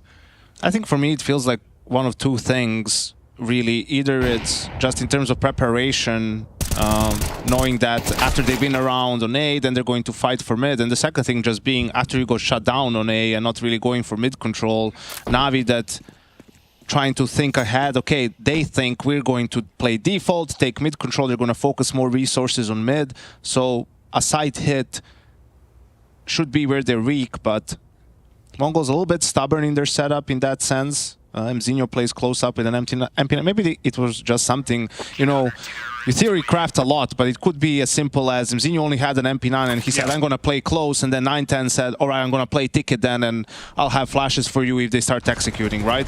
Alexi kind of optimistically throws a nade the set from bottom ramp, really, and, you know, Mzinho just asks for a flash, peeks. I mean, that's a gamble from Alexi, throwing that kind of util. He knows this could be someone. Absolutely. Also, I'm not sure how he's supposed to flash for the apps players. Maybe, you know, they're just trying to go for the element of surprise, but Mongolz have no problem shutting that down. Couple of attempted boosts here for Na'Vi. Desperate times call for desperate measures. They are all in with the pistols and the saved AK and AWP. Shot rattled off, and more so towards middle. Senzu will make the first incision here. Blitz looking to continue the success and dominate this part of the map. Nice grenade towards Alexi. Chips away for 25 damage, even more so now. And yeah, their options now very limited. They do have a couple of smokes. The AWP is still in play, but that AK is gone. Got to try and recover that, one would assume. But 9-10, more than ready to thwart their efforts. I think it's also interesting to see Na'Vi buy here behind the saved guns. Like, saving on T side, obviously a lot more different than saving on the CT side. You have to look at two things. First, your loss bonus compared to the equipment value that you would lose if you die. But you also need to look almost 2 rounds ahead, right? Okay, so what if we save this? What will be the money of our teammates? And if they eco the next round, what will our money be the round after? So this way, what Na'Vi is doing is, you know, okay, we're going to have bad money, so let's just buy, but the buy is weak, and if they lose this, then they have to eco, and it's going to start to spiral a little bit. Well, they do recover that AK-47 at the very least, so this round's not a foregone conclusion necessarily. 30 seconds makes things tight. They are going to pop the smoke towards Connector. Let's see who comes out on top. Wonderful posted, but 9-10 connects. Alexi B, however, in the meantime, does remove Blitz from the equation, wrapping into this Techno B bomb site. With 18 seconds and now an AWP posted. JL's already crossed that sight line. Flash to force the AWP wide. Techno delivers a double, and that's round. Damn. Convincing defense of his bomb site there from Techno. It's got a 1-round game now, and those AK-47s are held onto as well. Should be a tied game after that one, Machine. Yeah. You can see the cash is looking rather bothersome for Na'Vi. Rather bothersome, the most British way you could describe it. They're averaging about $2,500. So yeah, maybe some P250s and Deagles at the very top end, but the loss bonus accumulating now. That's why this is one of the things that sort of irks me, you know, when it's very difficult to save on T side when you don't have a big loss bonus. Like, for it to work out, unless you win the immediate next round. Which is what they're obviously gambling. And sure, it's hard to go for a 2v5, but in my mind... Oh, that's a nice entry. That's a huge entry. In my mind, if you go for a 2v5 and find 3 kills and die, that's more worth it than saving the guns, because it's such a huge risk. It can really hurt your economy for almost the whole half. Okay, there is a conversation to be had here. There is definitely a conversation, because by getting that kill, they know it's forced a reaction. He just got double HE'd on Palace. They've got the bomb over towards B. You can see Bit has the Kevlar to work with as well, but down to 40 points of health. Speaking of damage inflicted, Techno gets a taste of the Deagle. It felt like a real opportunity. Like, the round could have gone wrong for They have got a smoke here. So their options, they can have a smoke towards short the pillars or smoke off the window, and they are going to deploy towards window right now. So down it goes, trying to keep players over towards middle. The B bomb site's relatively vacant, Alex. We are going to see Techno alone with no utility. Senzu rotates him with the AWP, though. This should be fine, but bear in mind, he's got 8 points of health. One Deagle shot will take him down. Yeah, I mean, he just can't miss this shot, which he has. Okay, well, maybe Techno can make up for it. He's already defended his B-bomb site valiantly before, but wonderful with a double dig into B. It's actually crazy. 9-10, he seems to be aware of the potential walk-up from him. That's a very brave duel, but wonderful continues. He needs to reload that dig. He's only got 1 bullet onto the bench. Will he hit it or will he reload it? Fires off a missed shot. Blitz advancing in the 1 versus 2. Alexi playing for the bomb, playing time. Blitz advancing! It's wonderful! 4 on the dig! Outrageous! A turnaround for Na'Vi. The sort of round you can't afford to lose, Yanko. Yeah, in MR12, actually. He's going to tell you all about it. MR12, those are the rounds. It's so punishing, right? Mongolz fortunate that their economy is still strong enough that they can buy. So this could just be the 1 round that they give up, right? But obviously on paper it was supposed to be the equalizer. You keep it moving, you keep rolling. Gun rounds have been going great, and let's see if they go immediately for a fight on mid. Imma, this is brave. He's got lovely pathing though. You can see the smoke down.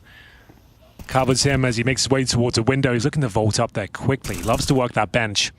And it's going to be JL clean through the smoke to find the player at a window. Thankfully, Senzu does offer one up in return. That's Alexi B and Imma falling shortly after. 9-10 vacates the premises. Molotov down to try and flush him out. But JL hungry for a fight here. Aware of the possibility of a player towards the ladder room. Doesn't get the vision just yet. I feel like it's coming eventually. He's going to synchronize with Senzu's angle. Just like that. Oh, I didn't think he had that. Good pick. 3-on-3. Anyone's round here. Time being a bit of an issue for Na'Vi. Mongolz have been very good at deploying late round utility. They have one smoke remaining on Mzinho. Bear in mind, he's towards A alone. Player towards that ladder room still, as Na'Vi trying to coordinate themselves into a B bomb site attack. Who's defending though? It's 9-10 and it's AWP. Going to be very difficult to get past without taking a casualty. Can't help but feel that JL might overlook Techno being in that same position. He's killed Senzu there. I think you might be onto something there. You're right. This is a guaranteed kill for 9-10. Oof, even had a bit of a hang time on that. Still takes down Bit, and oh, it's just too comfortable for 9-10. They got openers there from Na'Vi, but 9-10 picks away at them. 3 kills in a comfortable fashion for the AWPer. And yeah, now that Deagle round doesn't necessarily have too much of a ramification. Yeah, as I said, they were lucky that their economy was so strong that despite losing to an eco... 4v5, Senzu equalized onto Alexi, then 9-10 hit him, right. Still had enough money to buy in this one, and you know, this 3v3 just Counter-Strike really. Let's go B, and that's where they have 2 players in a 3v3, not something that you would expect. So nice little read from the Mongolz, and another sort of a half buy for Na'Vi with 2 AK, so they have more than they had the last time. Well, bear in mind, Wonderful had 6k going into this round. If they don't pull this one off, it is going to limit things going forward. We'll see whether they can make a dent again. It was Bit. He managed to find valuable kills with the AK-47 previously, but 9-10 in a perfect position to shut down his A attack once again. Will he strike first blood? Yes, he certainly will. Yeah, it's going to be interesting to see whether they can recover this. Bit has brought the bomb in, gets down the ladder, but a Molotov forces JL wide. It is a missed shot. Bit doesn't make that same mistake. Mzinho's gone, but that looks good. How's Bit done it? He can't be stopped. Actually, tell a lie. Senzu proves me wrong. And no chance for a plant either. It's just going to be a very comfortable finish here. Imet losing teammates, and he's got no Kev behind that AK-47. So Mongolz set for a 5th. Certainly are. Immo with no Kevlar, no grenades, recovers the AK-47. Senzu is low, I suppose, but there's no way you give him anything to work with here. Force the plan and work together. They shouldn't be taking any casualties till he has to commit to the C4. Yeah, the Blitzer said, I have his cross, right? That's what he's locked in. He's got it covered. It should be absolutely fine here, Al. Very passive. Jump spot from that CT player as well to ensure safety. Blitz. Yeah, time to perfection. Catches that cross towards the jungle. Mara seems quite content with that one. But it's very early stages in this best of 3. I will say it looks like Mongolz are definitely putting up a better fight than last time. What did you say that Mirage 13-3. Yeah, so yeah, already looking a whole lot better. I think it's also interesting, you know, they go for this half buy. JL just buys Kevlar, nothing else, right, with the Glock, so maybe he can pick up a gun and jumps out immediately out of apps, and then he's the one who gets the gush on 9-10 that Bit finishes. That's what moved. So the aim punch? Yeah, exactly. Yeah. That's what caused the aim punch, but fortunately wasn't enough for Na'Vi to steal one more away. Yeah. Lovely little alley-oop, but we're getting to the closing stages of this first half. Wonderful, aggressive, and punished. 9-10 has got his number. As he gets that opening kill, another advantage here for the Mongolz. They really are onto something here on their opponent's map pick. Difficult in terms of the resources, the firepower. You've lost your AWPer, you have 2 smokes remaining, and it looks like the aim duels are going more in favor of the Mongolz at this stage as well. Imma, bear in mind, only on that Galil, trying to work towards connector. The smoke goes down, and he has control. Confirming no one's there. This is his trademark move on the bench. Trying to find those picks, trying to catch an AWPer like Senzu off guard. We have got the double AWP set up just to note now to close out this half of the CT side. What do they do at this point? You've got a Molotov and an HE. This is going to be raw deathmatch to try and make their way into the A sites, and the AWP's waiting for you. I don't see a world where they pull this one off. They have to time the synergy between the ramp and the apartments perfectly. 9-10 should have the first comfortable and allowed to get away. JL unable to finish his meal. Nate doesn't finish off 9-10 either. And yeah, Mzinho, he'll punish Bit. Static in the open. In their next challenge, Mzinho racks him up. And it's a 6th for the Mongolz. A flawless round. What more could you ask for? And they're actually likely to get a 7-5 here, boys. They've got $3,000 per player, and Na'Vi just limping into these bomb sites now with no utility, and 9-10. He's not going to miss these shots. These are easy by his standards. I don't know if the Mongols maybe switched up things significantly from how they usually play, but Na'Vi in gun rounds, you know, hasn't been that great, to be honest, outside of the very first one. Okay, we said he likes an apartments pop. He's going to have to be something quite marvelous at this stage. You got your Mac 10s, your Tech 9s, your Deagles, and Senzu, like we said, that secondary orb. The flashbang's gonna have to be a thing of beauty. It's certainly not. And he's willing to take the second duel as well. Doesn't dismount just yet. Can he find a second? They're trying to bait him out. Goes to the Deagle at this point. They're being bombarded with utility. Grenades being deployed left, right, and center. So much damage en route. Na'Vi can't break through. They have been held back. Senzu very brave. That's a big kill. Good nade, and Jay Held strafes in, trying to find Techno. Instead, just finds a nice death. Alexi B, the only one who can maybe call the shots to get them out of this. He's under the window, hoping for an overextension from Blitz. He's looking for answers mid, and he's found more than answers. An instant deletion of wonderful top mid. There is a conversation about that flank, but Alexi... A quiet one. Yeah, it's never mind. It's a whisper. It is a whisper. And I think that's half. Yep. What were they down? They were down 4-0. And Na'Vi are only able to post one single round on top of their initial lead, 7-5 on their opponent's pick. Mongolz are looking good to drop.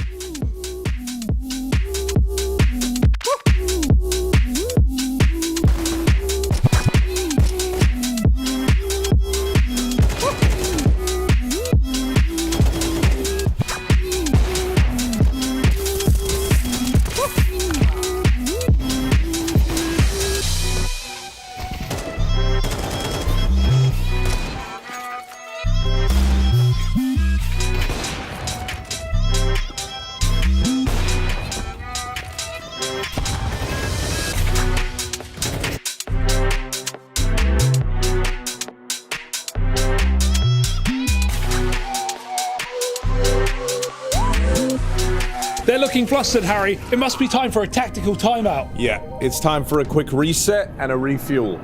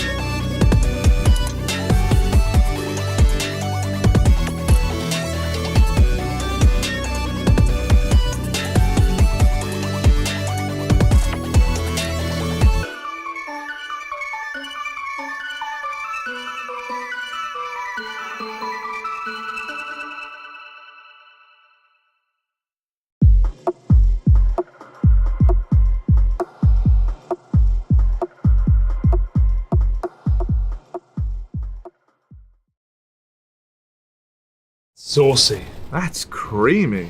Hey, did somebody... Where did it come from? Well, that's saucy. That's creamy. Hey, did somebody call me? No. Give me some of that.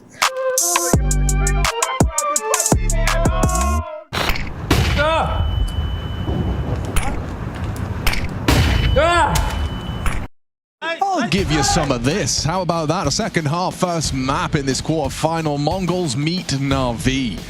You know, actually Navi could have used some of that, what was happening to Chad for a second. If they were flashing when they were going A, you know, instead of night and just posted up ticket and getting a free kill every single time, that would have been helpful. He looked way too comfortable. You're onto something there, Yanko. Mongolz somehow, someway recovering a 0-4 deficit and taking the lead at half. We go 7-5, a very important pistol. Na'Vi are down, but certainly not out. And we're going to send 5 players towards the A bomb site here. Mongolz focusing 3 players towards the apartments. They've got smokes. They've got 2 AGs. Yanko, where are those going? Guess spawn maybe, right? Ticket, Double nade spawn? Yeah, probably for ticket. Oh my god, Bit. That was more information than he bargained for. 2 players in the Palace, communicated now, rotation through. JL's positioned by that bench, but CT trying to be seized. Oh, Mazinho baits the shot! Oh, and he turns on him there! Oh, a disaster until JL arrives! Double kill, quick clicks, wonderful chips in. It's only 9-10, he can win this! Oh, but not if JL, he keeps hitting him. Good grief, Mazinho gets info and a crazy stylish kill, but then JL just sweeps that problem under the rug. It was looking so promising there. Mongolz had so much ground, so much space. CT spawn was looking like it was under control. I suppose at the very least they got the bomb planted, but still that round felt like it was theirs. Amazing contributions there from JL. Takes himself up to 10 kills. And I'm assuming we see a force buy in the second. But you don't have to, I suppose. We'll see what they bring to the table. I can see some Tech-9s being purchased. Those are the crisp shots from JL, as mentioned. So 1 AK and 4 pistols. More of a tactical approach required here. Initial smokes towards connector and window will be deployed. Oh, where's the deagle for Mzinho, man? He dropped the AK. There we go. Okay. Oof. Problem solved. Everyone's got what they need. That would have been BM, you know. You drop an AK to your teammate, you don't even get a deagle. Have to play with nades in the Glock, man. Uncool. Uncool. There's always a world that can steal this one away. We'll have to come down to tactical prowess, though. Limiting vision for the CTs, pouncing on vulnerable individuals. Alexi B is very much alone right now. Player towards short. They can find a 1-dig there, which is unlikely. He's playing it to perfection in this sort of round. Get the information, drop your util, block them out. But Techno has found a slight gap here. Pressure now being applied. Yeah, Alexi has got JL in support. Spots him out. Does deal with the dig on Mazinho. Turns around at the wrong time. Distracted by Techno. And now Senzu removes one of the rifles. Alexi needs help. His head's gone. And Techno hits a banger onto that 3rd rotation. No way back in for Bit and Wonderful. Jobs are good and it's a beautiful round by the Mongolz, but we have to take note of a few things, right? Mzinho is the only one who drops a rifle. Everyone else prioritizes utility over the Galils, which is something we see a lot of teams do nowadays because they're so cheap. You just buy a Galil, maybe you swing mid or something. Yeah. But they had the utility to throw the early mid control smokes and a couple of flashes, but then also to re-smoke window and top con, right? So now you could see, I think it was Alexi on short, a little bit paranoid about, you know, both sides. Of JL, that was JL's JL, yeah, and then Senzu is obviously the one on a little bit of a lurk from Cat. Blitz is noisy going back, so they think, okay, they're just maybe have vacated the mid, and that second kill from Senzu really seemed round clinching. That is a disaster to lose that round if you're Na'Vi. This is worse than losing the pistol, in fact. You get the reset on the loss bonus. They did save some weaponry at the very least, so not all is lost, but still, this is a real rough situation. Blade can feel it. He'll call for the timeout, trying to rally the troops here. It's Wonderful top fragging at 12 and 7. JL at 11, but we need to see more output from Bits, especially the talisman of Na'Vi. Haven't acquired one so far, but they are going to force fully into this next round. This could decide their fate on their map pick. 8 and 6, the Mongolz. Bear in mind, recovering that 0-4 deficit, are looking super sharp now in every facet of the game. Everyone nailing their shots. Techno 4K up to 14. 9, 10, 13 kills. Great output and a bit of a actually the perfect weapons of the job. MP9s are famous against players without helmets here. They can definitely coordinate themselves to a lovely victory. Win this one. It's eco for Na'Vi, and they're in a world of hurt. We'll see what they've got in store for us in round number 15. Ambitious deagle angle for JL. See if he can pull it off. You just have to spam when it feels right. No one home.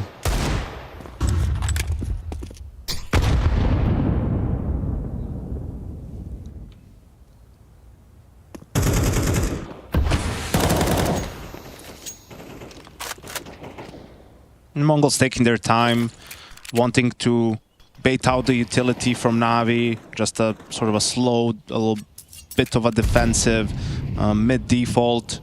You can see there's only one smoke left on bit, a couple of flashes. Oh, actually Alexi had one more, just picked it up now. And a 4A stack from Na'Vi. Let's see if Mongolz have the correct read. They're about to put some B pressure. Yeah, they absolutely are. Couple of nades towards the van, trying to pull players over at the very least. The bomb's top and middle for now, though. Going to be smoking window once again. Senzu and Co taking some damage at this point. Wonderful, having great output with that saved M4. A couple of kills now. The conversion on damage blitz, and Techno 4K, he'll be going towards the underpass. Back and forth we go. Who will come out on top? It's back to a 3-on-3 with damage inflicted, and the man advantage given over courtesy of the HE. 3 versus 2, Bit and Alexi B with an MP9 and a 5-7. 30 seconds on the clock, and they could be walking into a slight stack here. Both CTs on the premises. Yeah, Alexi's going to be in a position to kind of... Come on, Bear, what we got for us? Oh, he can't get away. That's an important kill. Winnable. The same. Yeah, certainly not impossible. 9-10, low HP, and an instant death. Techno going to get across this sight line. He's given it a go with the 5-7, but, I mean, Techno's favored in this one. Unless he picks up a Molotov. Interesting dynamic now. No kit, bear in mind. 4 bullets for Techno. He'd have to hit the perfect headshot in that format, 4-bullet spray or reload. Backs away CT, planted open on that triple, picks up the kit. He's definitely got, had a successful shopping trip as Alexi, but he still needs the headshot. Molotov spawn, I suppose. Go for the defuse. There it is. Might just go for it. You assume he won't have a kit in this sort of round. Has he pulled it off? No. Again through the molly. That's twice we've seen Techno pull that off. Can we please have our Mongolian translator in the production tell us in the comms if someone commed that when they killed Bit, they saw that he had a kid? No, just joking. Yeah. But maybe, whoever died to him or killed him actually noticed that he had a kid right here. You wouldn't anticipate it on this sort of round. Drops on the stairs, so maybe it was communicated that he would have picked it up because, yeah, I mean, that's the only reason why Techno goes through a molly to exactly. Well, eke that play. Scary moment, but they come out on top, and now you can see the ramifications reflected on the weaponry of Na'Vi. USPs pretty much across the board. Bit does go all in with the Hero M4. Like I said, not massive output from him so far. If he can step up, that'll be a welcome addition, but oh my god, max damage on 2 players towards short. You can see about the Kevlar, you're extra squishy. But going through the motions once again, Mongolz looking very comfortable on Mirage so far. 1 round away from double digits, and this one looks to be a lock-in. Yeah, there's no way in for the Na'Vi. They're stacking B on the Na'Vi side. 4 players in there, and it's just the opposite of what you want to see in this particular round for them. We're going for an A attack. No one home. Round pretty much over already, unfortunately. And I think in that previous round, looked good for Na'Vi for a second. Ime commits fully to kill the dinged player, and obviously he's in a tough spot, but I feel like the other players got a little bit seduced by the gun that was top mid, right? Wanting to potentially upgrade and keep fighting. Lost the advantage. The pressure was on the Mongolz at that point in time.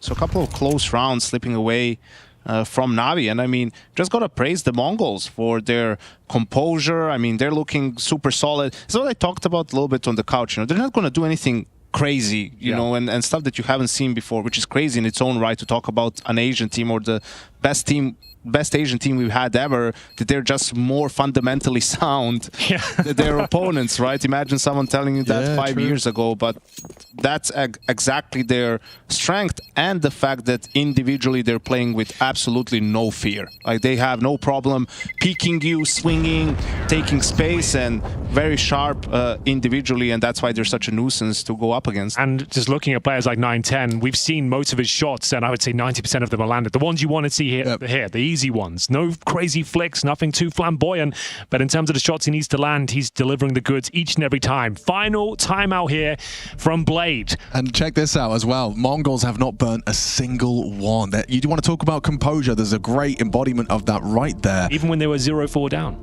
No problem. That is actually a very valid point. I like that. Well, Blade, what have you got for us? This is spiraling out of control. You can't find any footing. The star players aren't showing up. It's going to have to be a team effort at this point. A tactical masterclass required from the coach. Will they change their stance? Will they try aggression? Will they go for 2 AWPs? That's not even a possibility right now. Mongolz have got a huge reservoir of cash as well. At least one more full buy and a couple of rounds away from map points on their opponent's pick. It's Ancient up next and Dust 2 have required. I think it might be today. You know, we'll see where round 17 takes us. Yeah, I mean, definitely starting to look that way with a 10-6 scoreline on Na'Vi's map pick. I mean, Ancient is going to be up next. Mongolz making a strong case for a quick day in the office. Will things change here? Imer looks like he's been flashed and forced away out of the mid-fight. Techno goes and asks questions of Alexi. He could have the nade. Gets away. 2 points of health on your Bianca. That's rough. That is really difficult to deal with now. Alexi B walking around half dead. Yeah, look at the reaction as well. There's 3 members of Na'Vi hanging out here.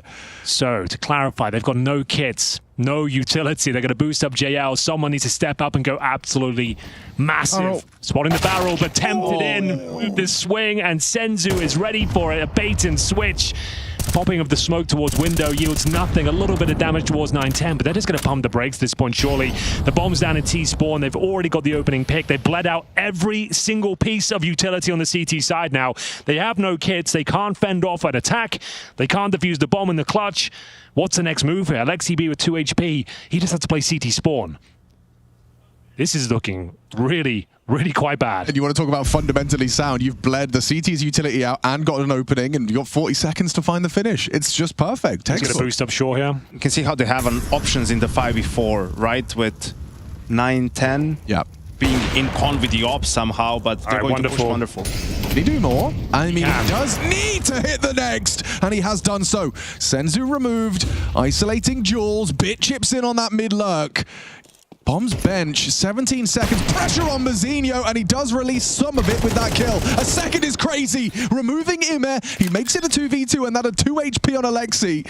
Not going to be easy for him, is he? Oh, Bit, you have to win this duel. You can't win this duel now. Blitz will close. Mazinho and Blitz, the left, right, good night. Double kill for both, 11 total for Mongolz. Big smile on Mara's face, and you can't blame him. That was a very convincing round. That was really convincing. Do they have another timeout? They might need one. Yeah, right. Mongolz could call a sympathy one. Here you go, boys. You want to talk about it? Dude, you're 11-6 down. Look at the barrel of map point at this as well. stage. From MS POV. See the barrel, and then the swing comes through. It's got to be by design. I don't know. That is just too perfect. Yeah. Mzinho as well. Some beautiful contributions here. Digging them out of a hole that Wonderful started. And we got an opening kill. Speaking of Wonderful, where was that? Yeah, that was so fast we didn't even get back into game in time. He's just 1D, the top mid player. Top and middle with a deagle. Okay, Bits. Okay. Finding some form here. A 5-on-3, still a lot of work to do. We've seen Na'Vi, you know, struggle with the close of these. You've got on early advantages before, but we haven't seen them necessarily cleanly close them out. Yeah, I was going to say, was that a missed window smoke? But actually, maybe 9-10 just with the best pawn wanted to peek it, and Wonderful 1D them. But yeah, 3v5. We've seen Mongolz just win a 2v4, so can they do it one more time? I think they might be able to. Looking for some basic map control right now. A B split looking likely. Bear in mind, Blitz alone with the bomb. He needs to be very careful not to give that up. The round will be over if he goes down with nothing. Trying to flush out Alexi B. They're doing a good job finding JL as well. Alexi B, a lot of pressure. And back to a 3-on-3 it is. Advantage Mongolz for sure. They have full bomb site control. Wonderful. We'll have to hit another shot from the heavens here. He is begging and pleading for everyone to loup at him while Bit works. Bear in mind, Wonderful has no Kevlar as well, so he can't take the ambitious duels he would like. And Bits on the flank. This needs to pay dividends. He's up against the AWP, but not giving anything away. Should be a kill here. Should, but Senzu's just been insane. Damn. That was a quick adjustment from Senzu. They've played this so well, Mongolz. Yeah, they're looking like they're on there. They don't take another casualty in the 5-on-3. To completely turn it on its head. It doesn't. Oh, you hit a great deagle shot. Congrats. Oh, Bit, you've pushed Palace. Congrats. We're still going to win this round. Oh, some of your best work. Oh, it goes from bad to worse. They just can't win fights, Na'Vi. Oh, yeah, you're right. I think that's what it comes down to. Even the favorable duels, they're losing them. I mean, individually, the Mongolz are much sharper, and then on point, they're doing a great job with covering each other. Utility, that was a nasty shot from Wonderful. I have a theory. Could you clarify? Check the opening duels. I think Na'Vi have a significantly more openings than Mongolz do. These constant turnarounds and these like disadvantages. Yeah, it's 10-7 in favor of. And look at the score. Actually, 11-7 now. 11-7.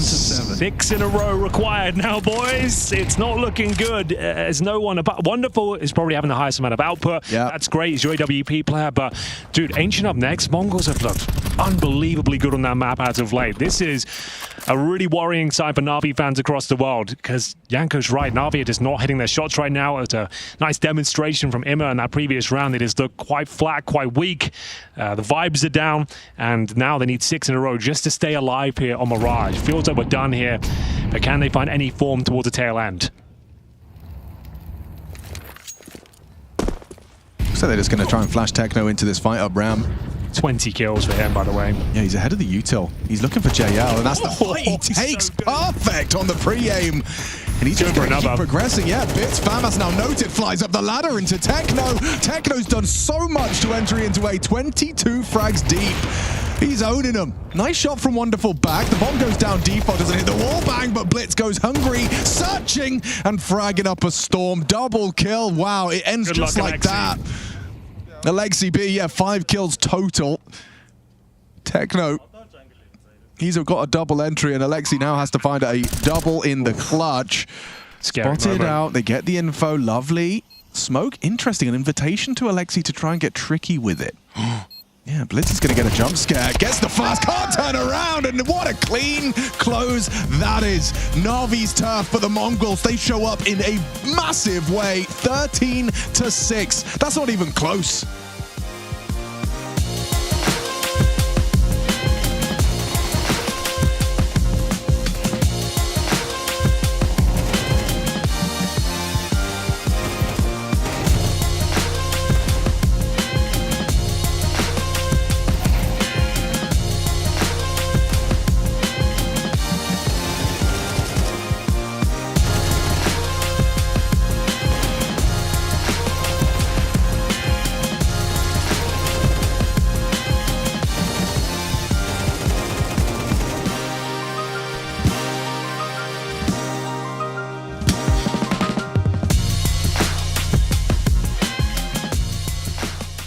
Backside. Door, on door.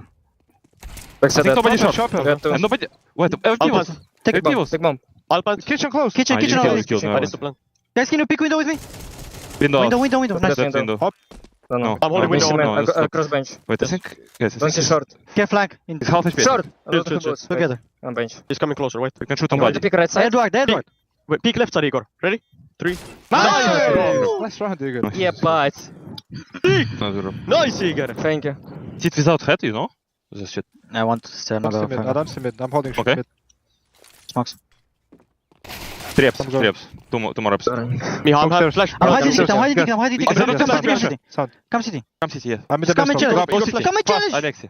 Yes. Passing behind us. 2 guys. Nice. Default sandwich. Sandwich.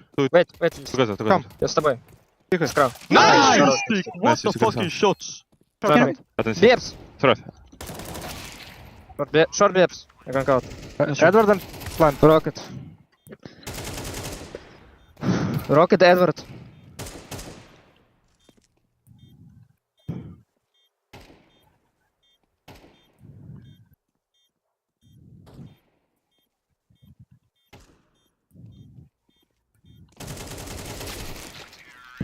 That's right. Guys, we're playing super fucking sharp.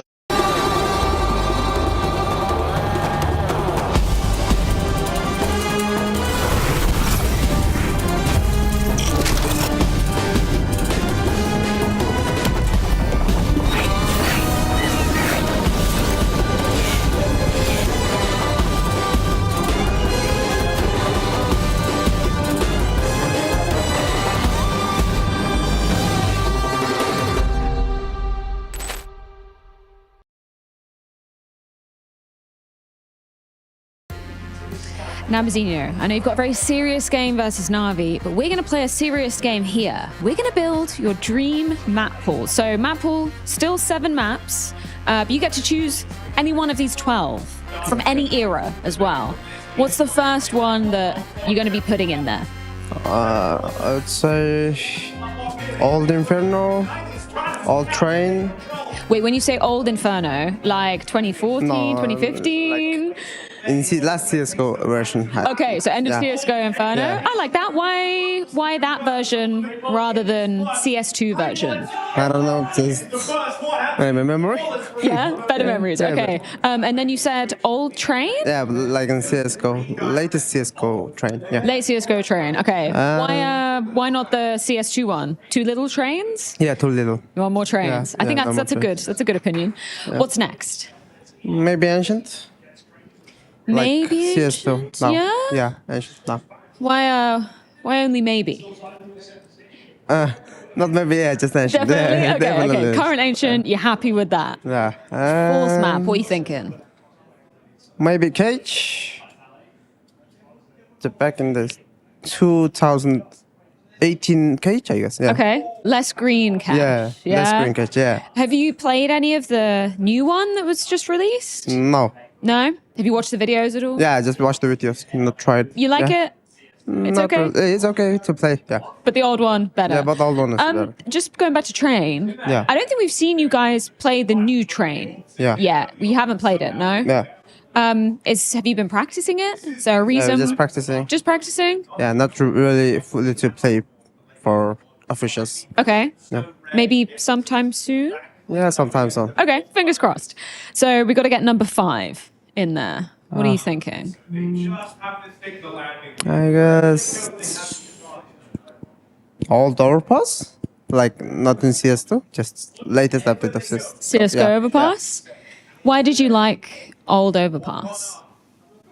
It's just I played in that map really fighting position. Yeah. Okay. Yeah, and I like. We've got 2 more remaining.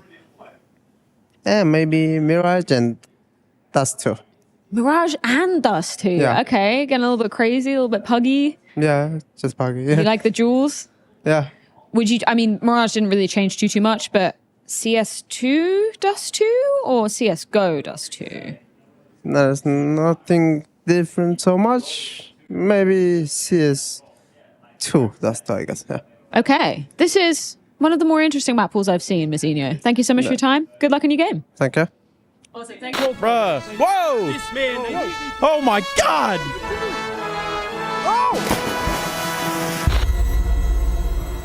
Fucking booted again. Like a pendulum where all the swings are blessed, but to play in this part. Here's Alexi B, major winning in-game leader of the year 2024, team of the year 2024. Wow. I have a very important question for you before we get things kicked off. What flavor do you want? You got carbonara, bolognese, mac and cheese. Carbonara. Carbonara it is. All right, I need to grab the kettle, 1 second. We got 5 minutes. Mm-hmm. These will be ready. That's a nice sound. That's a comforting sound. All right, well, like I just prefaced, I just did a lot of in-game leadership and team stuff there. So what do you think my line of questioning is going to be about? I think it's going to be about entry fraggers and... My favorite topic, in-game leaders. So I wanted to pick your brain because right now, the status quo in Counter-Strike, I would say, even though the VRS doesn't represent it, Navi's probably a top 3 team in my mind. Well, top 4, maybe top 5, but somewhere around that. And you're one of the best in-game leaders in the world, as per the resume that I just read out. You had a pretty good year last year. Pretty good. Who are the other top in-game leaders right now in your mind? In my opinion, I'll keep it at Chopper and Apex because I feel like there is a gap after. Okay, so Carrigan doesn't come into the mix. Is that because FaZe are not doing so well at the moment? To be honest, I kind of forgot about Carrigan there. I'm sorry about that. Yeah, okay. Carrigan 3rd. Okay.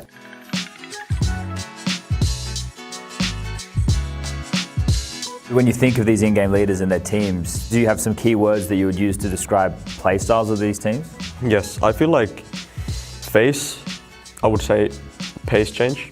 Vitality, I would say aggressive. And for Spirit, I would say, you could even say passive kind of team. Like they like to play it slow, like on a lot of maps. As I said, they have the entry aspect and the round can be over in a split second. But I feel like, I'm not gonna say passive, I'm gonna say like more like all round. Okay, a bit more considered. Yeah. You look lonely. I can fix that. Do more, boys! Do more! Cologne 2014, the first ever major in Cologne. We got a speeder. He's way over the limit. This dude is spinning. Calm down, little man. We got bigger fish to fry.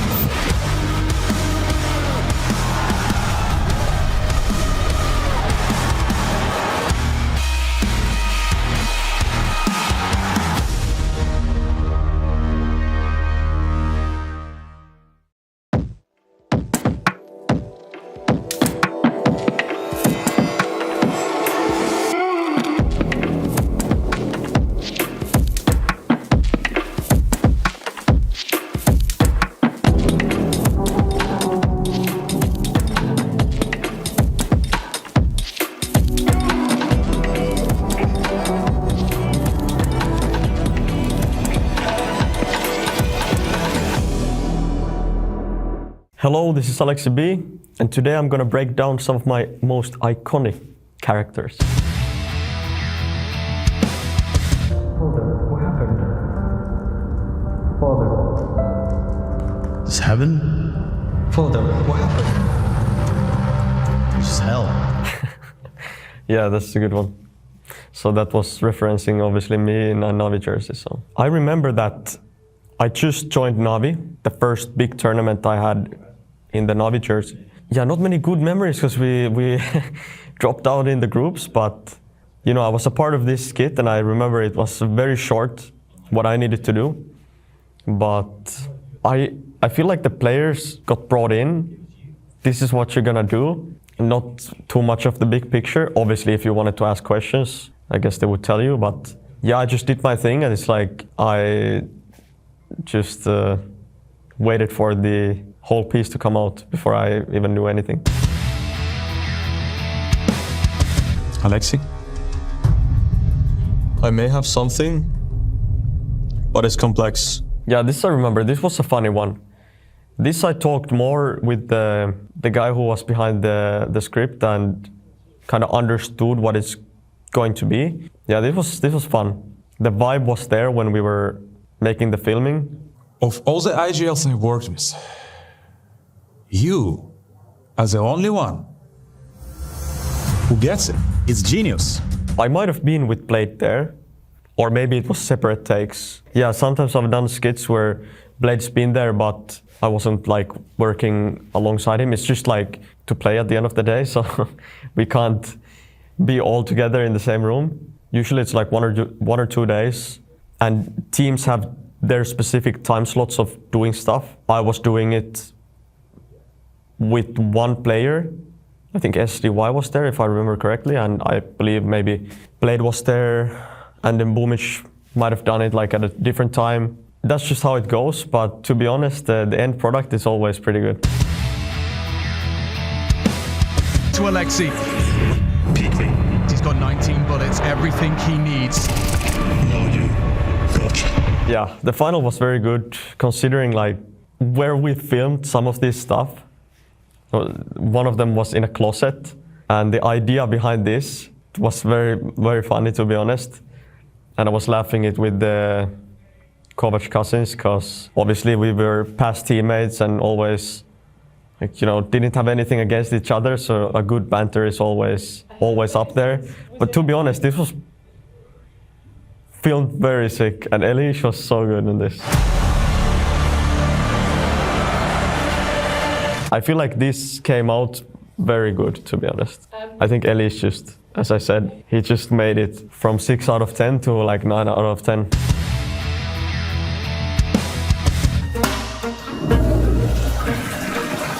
Bro, I think we're fine. They'll pick Inferno. It was also a funny one. The context of this, if I remember correctly, was that G2 and us had an interesting veto on the Copenhagen Major. And then on the EPL after, we had this funny discussion about veto, and obviously Taz hearing it. Then the thing is that you have Kerrigan also there, and then in the end, Exist as well. Bro, I literally stood up, took his little strat book, and boom! Boys, So the flow is maybe a bit better, I would say, because obviously the first ones we ever did, it was like a bit of a question mark sometimes, like by the players and everything. Because usually us players, like if you get us into a funny mood, I feel like the end product is always a bit better. So yeah, this was very good. He's a coach, a manager, man. So he's like, why you order Mackies? That's not in line with our nutritional guidelines. He's obsessed with greens. But his CCTV page is full red. I said it doesn't make any sense, I'm saying it. And I just passed it to Ima because it made more sense. And this one, we got into the roof and you can't see it here, but as soon as we got into the roof, it started to rain, it started to snow for a little while. We had some technical difficulties, so me and Miha was just sitting outside, like hands in our pockets. Looking back, it's always nice to have some of these experiences. Maybe we can talk about this later or something. I've never seen such an incompetent fucking piece of shit in my... Yanko, you want to finish that sentence? No, I'm good. You good? All right, let's get into it then. Second map. This is Mongolz territory. We got to hear from Alexi. He was all smiles, but now it's very serious, isn't it, Hanky G? The atmosphere has changed in the EPL studios somewhat. Elimination alert here for Na'Vi as they move on to their opponent's pick here. And I think Mongolz have been no strangers to Ancient as of late. It's a specialty map, and unfortunately, the specialists of Na'Vi haven't shown up today. No one really hitting that hard. Wonderful, I suppose. Yeah. Had the most amount of impact, but we need to see Bit, we need to see JL. Where are the boys? Right now, the Mongolz look like they're in full control. Very, very like stone-faced, composed, and they just ran away with that Bear in Mirage. mind, they were 0-4 down. They win 13-6. It was complete one-way traffic when they got going. Yeah, now for Na'Vi, they've got to really lock in. You're coming into your opponent's territory, and Na'Vi and Ancient. It's been a tumultuous time at times, wouldn't you say, Yanko? It's not always been sunshine and rainbows. Yeah, true. I think, they have a little bit of a different approach to most teams on the CT side. Something that I like a lot. What they do is, if they're playing more for mid and are weaker towards the A bomb site, and the opponents do an A execute or an A rush or something along those lines, they try a fast retake. They just keep sending bodies through the smoke and try to get early kills. They don't let the T's settle, and to me that feels the pretty much only way to win that round, or at least the best way. And also with Bit towards A, it feels like he's more towards mid, and then Wonderful kind of is the A player with that AWP, but we'll see what their approach is against the Mongolz. Well, that first map felt a little bit flat. Let's see if we can get some energy in the arena. We are going to have Mongolz on the T side here. A couple of smokes and a Molotov. It's going to be Julies all round for Na'Vi, Ima and Wonderful wielding those. And it looks to be an A split through middle. And we've got 4 players making their way towards A main. So maybe just the A execution, smoke down towards CT spawn. And Donuts, in we go with the Molotov behind the default box. And then attempt the plant. The question is if they go full contact, because Bit's so close in Donut, he will hear them as soon as they start to make noise, but they've already opted to and elected to walk. Bit aware of that possibility, checks on that internal timing. Here come the smokes. Does he have a smoke to block? He could die if he pulls this out. Yeah, opts to stick with the USP.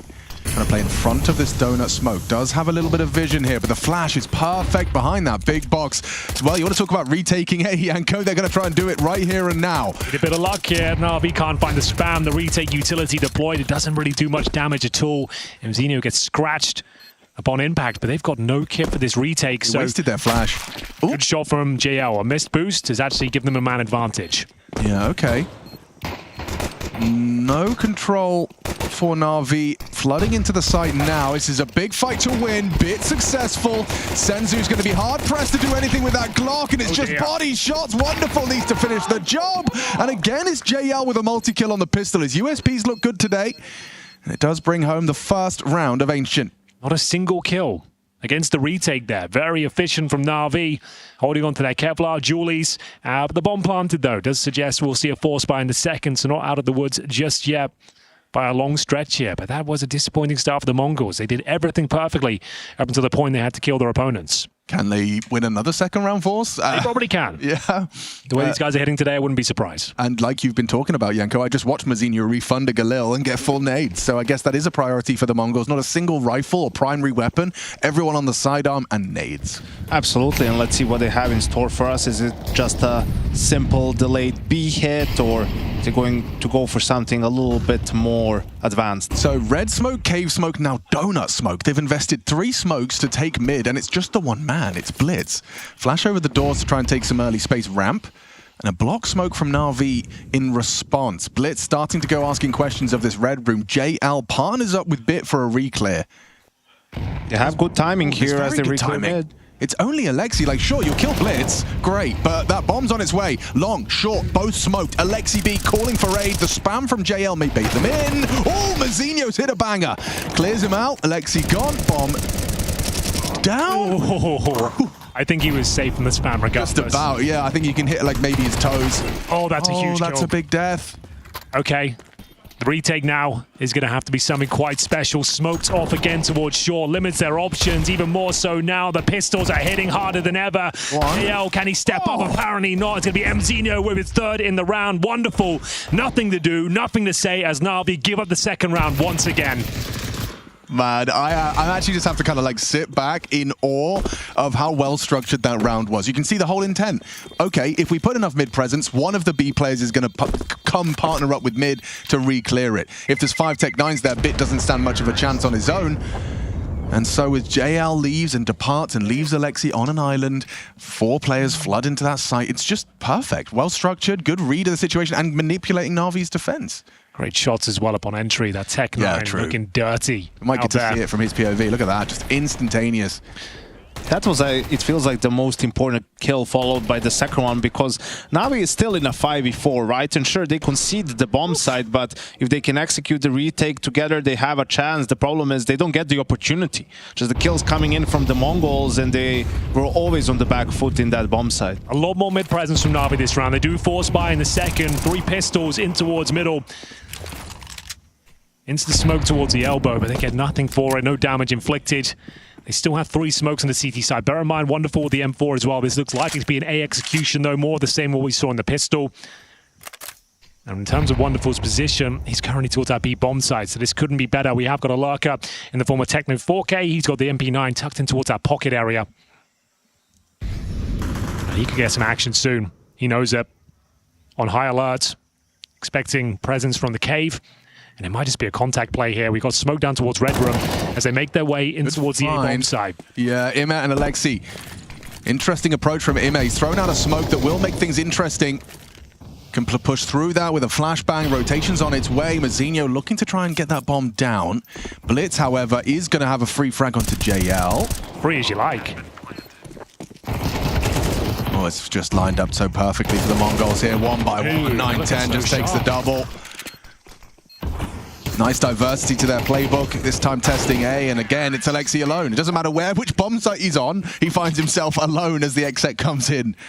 And furrowed brow for Bit. That's not a particularly enjoyable experience for the Na'Vi players. Again, just feeling like you're getting kind of toyed with. Getting kind of owned. Yeah, that right now. Yeah, actually. Look at this. That's how you go down. That's how Ima's gonna die. And again, for JL on the back side, again, Blitz just seems to be 1 step ahead. Everything's just accounted for. Everything's still so secure and safe. And even more so now, boys, we've got a full eco here for Na'Vi. He don't look too happy, does he? Face 1,000 words. Bloody hell. All right then, so $0 invested.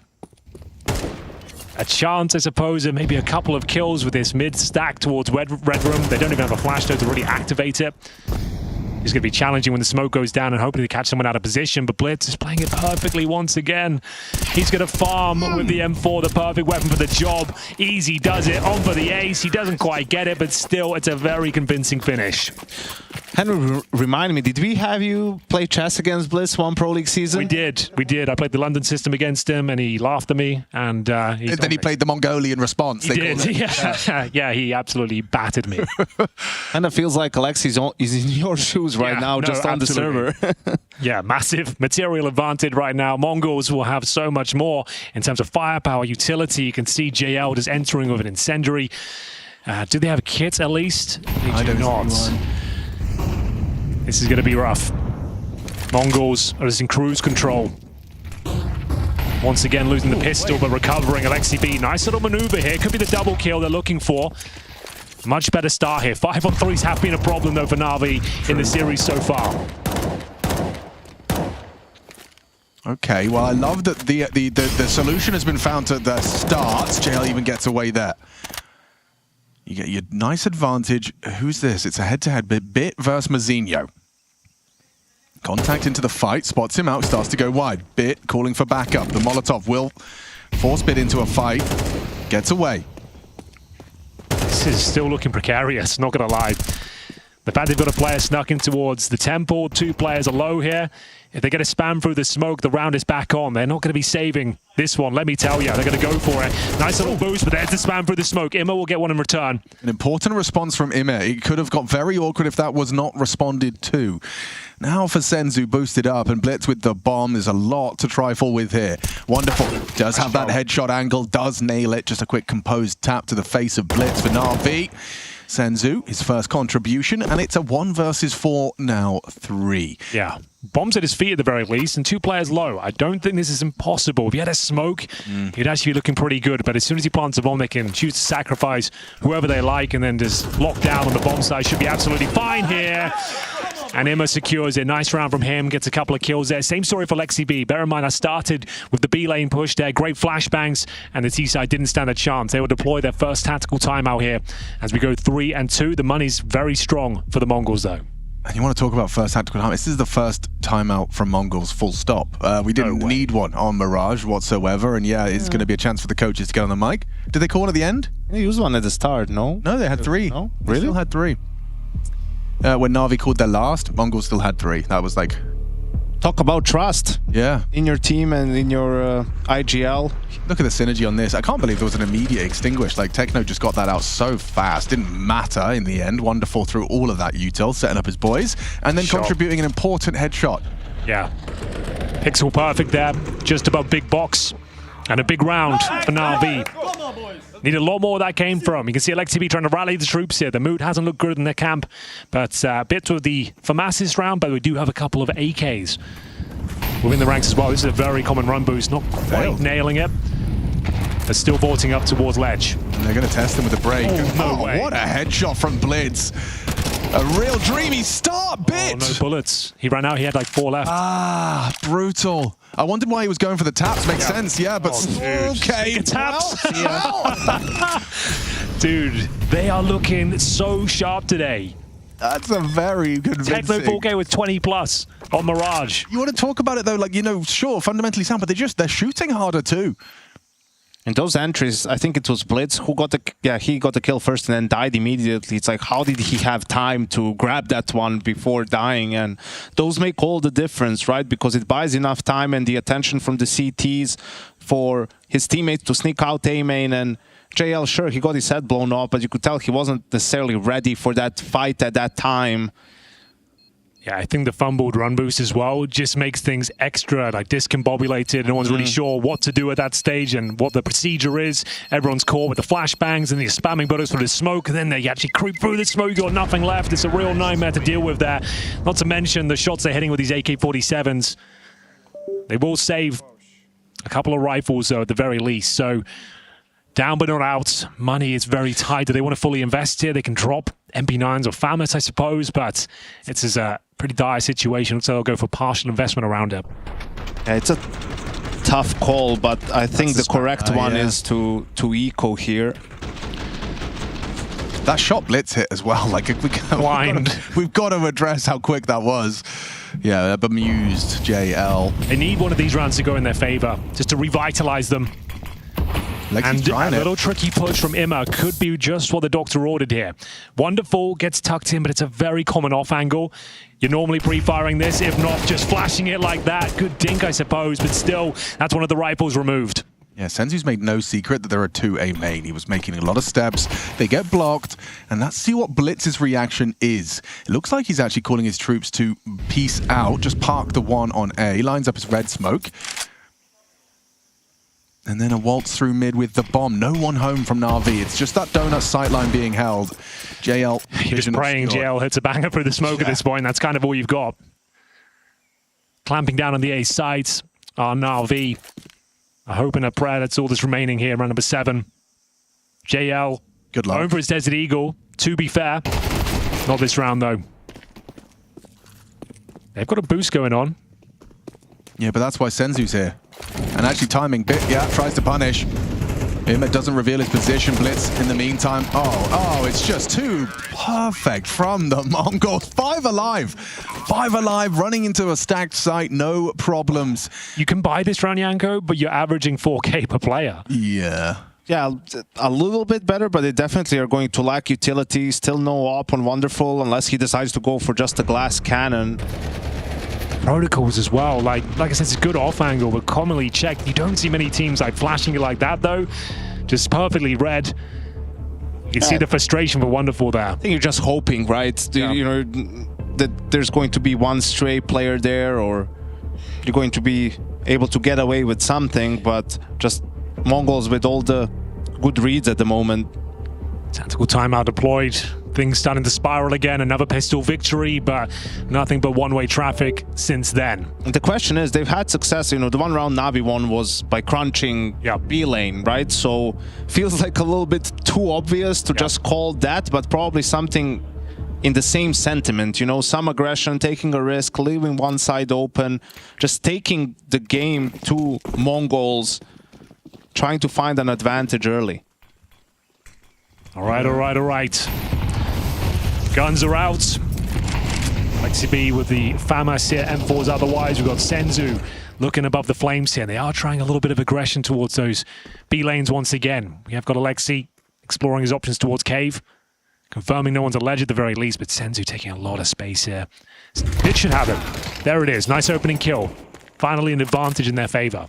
Nice off angle. Yeah, really valuable. Should see a slowdown now for Mongolz. Alexi still forward, so this is a free equalizing frag if you nail it like that. Does take heavy damage, but still so precise with the aim. Techno 4K really is feeling it today. Okay, Techno. Cave going to be occupied now by Mongolz. A reblock on ramp. Techno will tuck. Makes it much harder to call Cave clear. Even a jiggle, you wouldn't be able to report him. You'd have to go wide into the blitz crosshair. Still cautious as well. They still have a lot of like absence of information. Wonderful's just gambling B with the boys. It's the right call at this stage. Molotovs and smokes deployed. Vision removed. Who will post the next kill? It's a great flashbang. JL now stepping up to the plate. Can he get the double? Certainly not. Man advantage given over. This is an opening kill from Navi as well. Finding themselves in a 3v2 deficit. The retake with 0 grenades. No kits available. And the firepower looking weak. Hoping to find damage through the smoke. Wonderful gets nothing for it. Gives away his position towards long. Imma will join him with footsteps. And now they know both players are here. Do you say? I just don't see a world where they win this. How can you? You can't anymore. They're going to hunt him now. It's the Good luck, Wonderful. So a 5-on-4 advantage given away. The money being so low, they just wait out the initial utility, bleed them out, go in together and nail amazing headshots once again. Looking so sharp. He probably gets this one as well. Mzinho, does he check it? Not quite. So you went from a Mirage where Techno went 22-8 plus 14. Now it's Mzinho 11-3 to start us off on this T side. Blitz as well has been looking like he's hitting some blinders. So everyone is in their just top form. Dude. For these playoffs. Another partial buy. Yeah, dude, their money's been in the bin.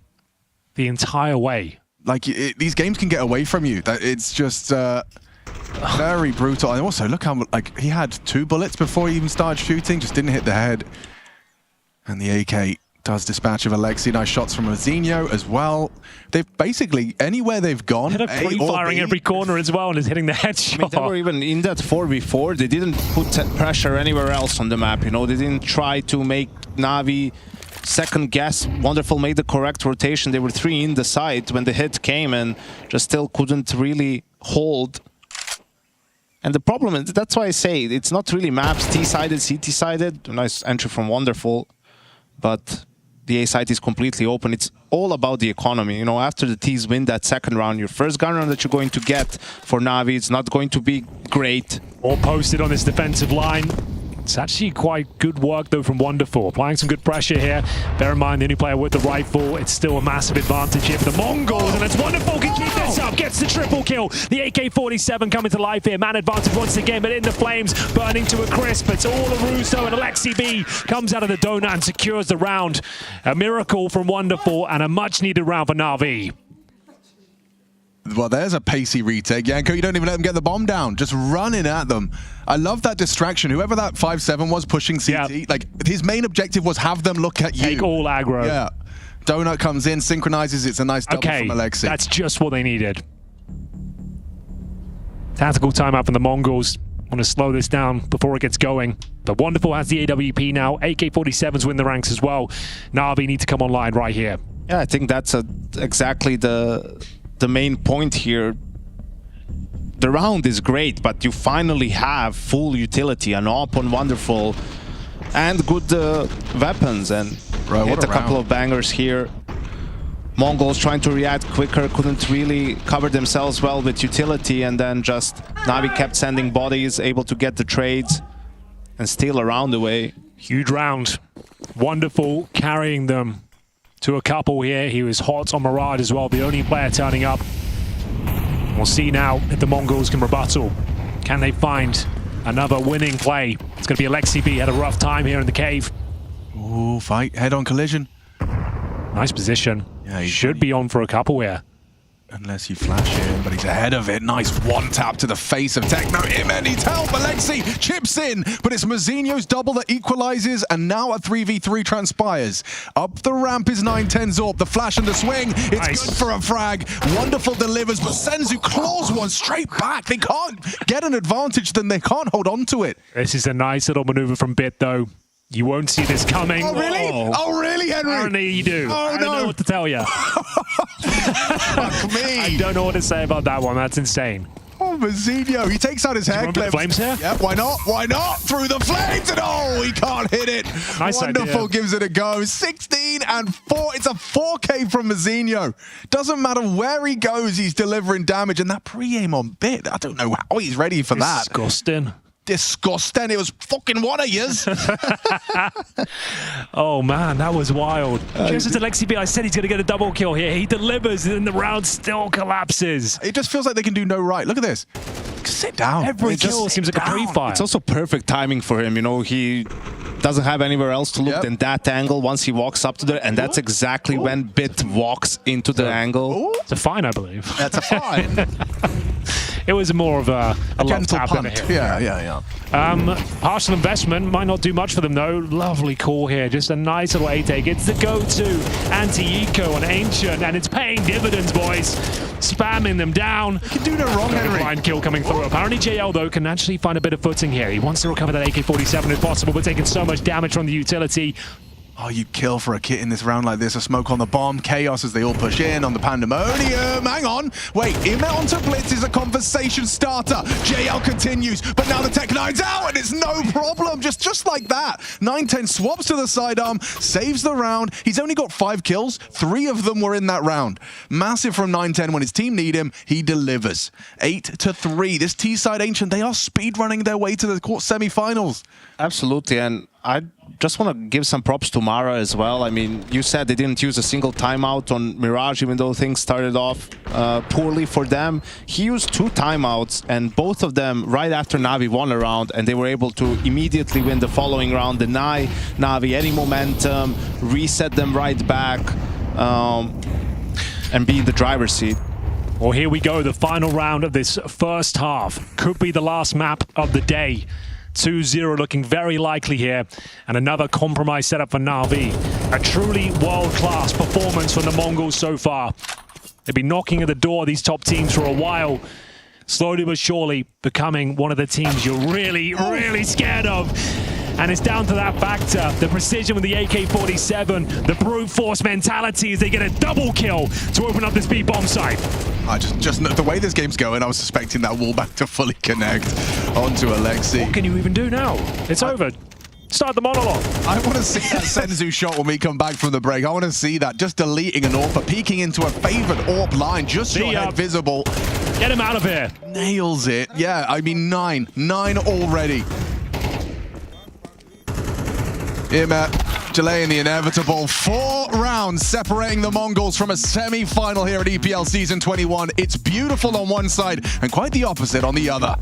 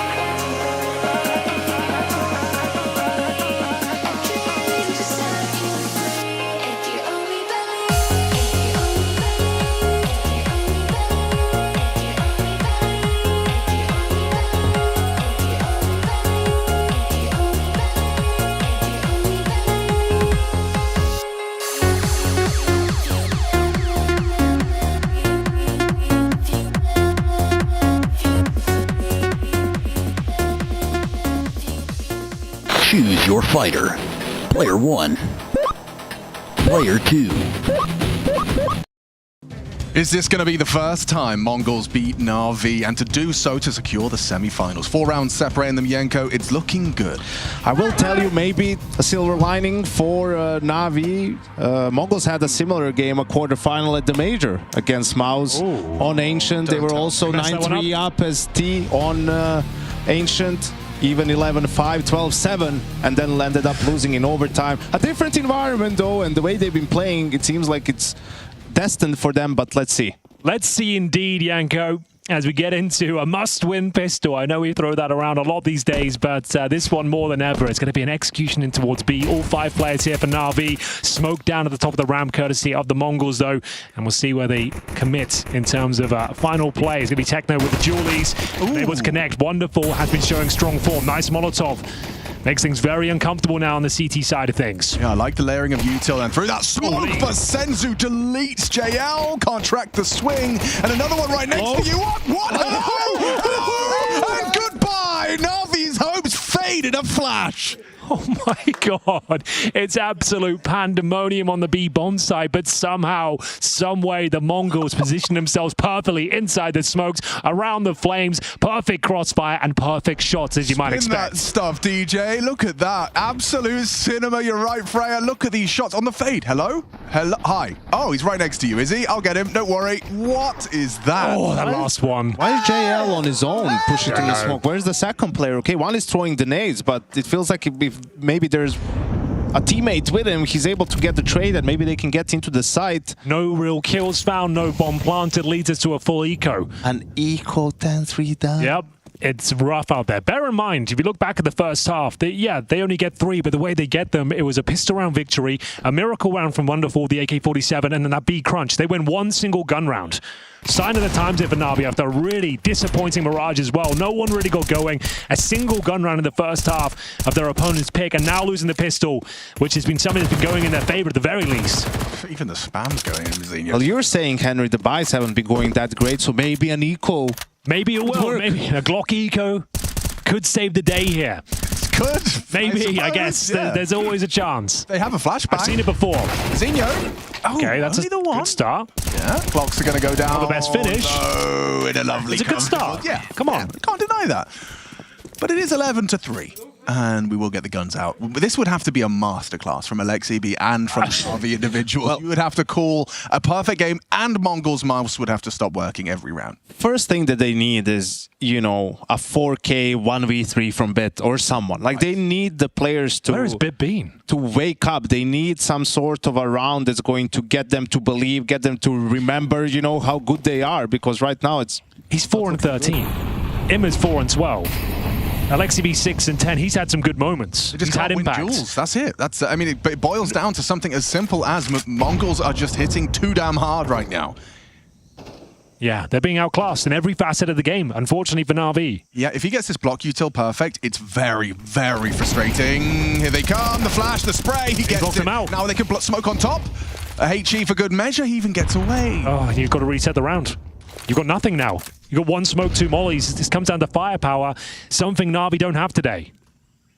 Mazinho's got buckets and spades of it. 19-6 for Mazinho.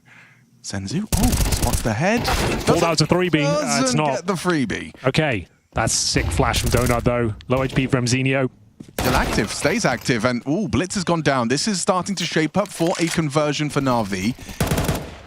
Zinho alone on A with 4 HP, or 9 to be specific. Oh, no, not like this, not like this. Okay, thank God for that. Bomb down though, not out of the woods just yet, I'm afraid. These MP9s in the 2 versus 1. How have they given this one over? Zinho finds JL. They know exactly where Bit is. He's got 35 seconds. A flashbang is spot on. He's spamming blind. How about a 1v2, Yanko? It has to be. It has to be Bit. He's got to run B now. Up. He is looking to pivot to B, and it could be Mazinho rotating through in time, but he only has the 9 points of health. He can catch him if he can beat the molly. Oh, it's missed the molly. He missed the molly for Speedway, so now Mazinho can just walk up on the plant. He's going to play for this. Bit could get a bit of a jump scare with how close he is, but he isolates the duel, removes Mazinho, and the 1v2 now becomes a 1v1 with a swinging MP9. There's some motivation for you. That's momentum in a nutshell. Frustrations for Mazinho and a clutch for Bit. Well, they get past the bonus round, I suppose. Mongolz had 2 MP9s in that one, so... I think Senzu's going to be kicking himself. He knows if he gets one there or gets that information without dying, that was like, fair play, good shot. It was a bit of a freebie by his standards. The shots he's been hitting today, like, he would be disappointed for sure. It was a close 1v1 as well. A couple more bullets connecting. It's a very different story. Na'Vi are online in the second half here. 11-4. Has to be the perfect game from here on out. You can see the nade denying the run boost there towards elbow, and Bits. Is this going to bring him to life? The 2v1 clutch. Time will tell. They've got mid-control established. Smoke's down. Vision removed for Mongolz. Very weak buy from them. A couple of rifles here. Senzu Deagle. They know they need an advantage early.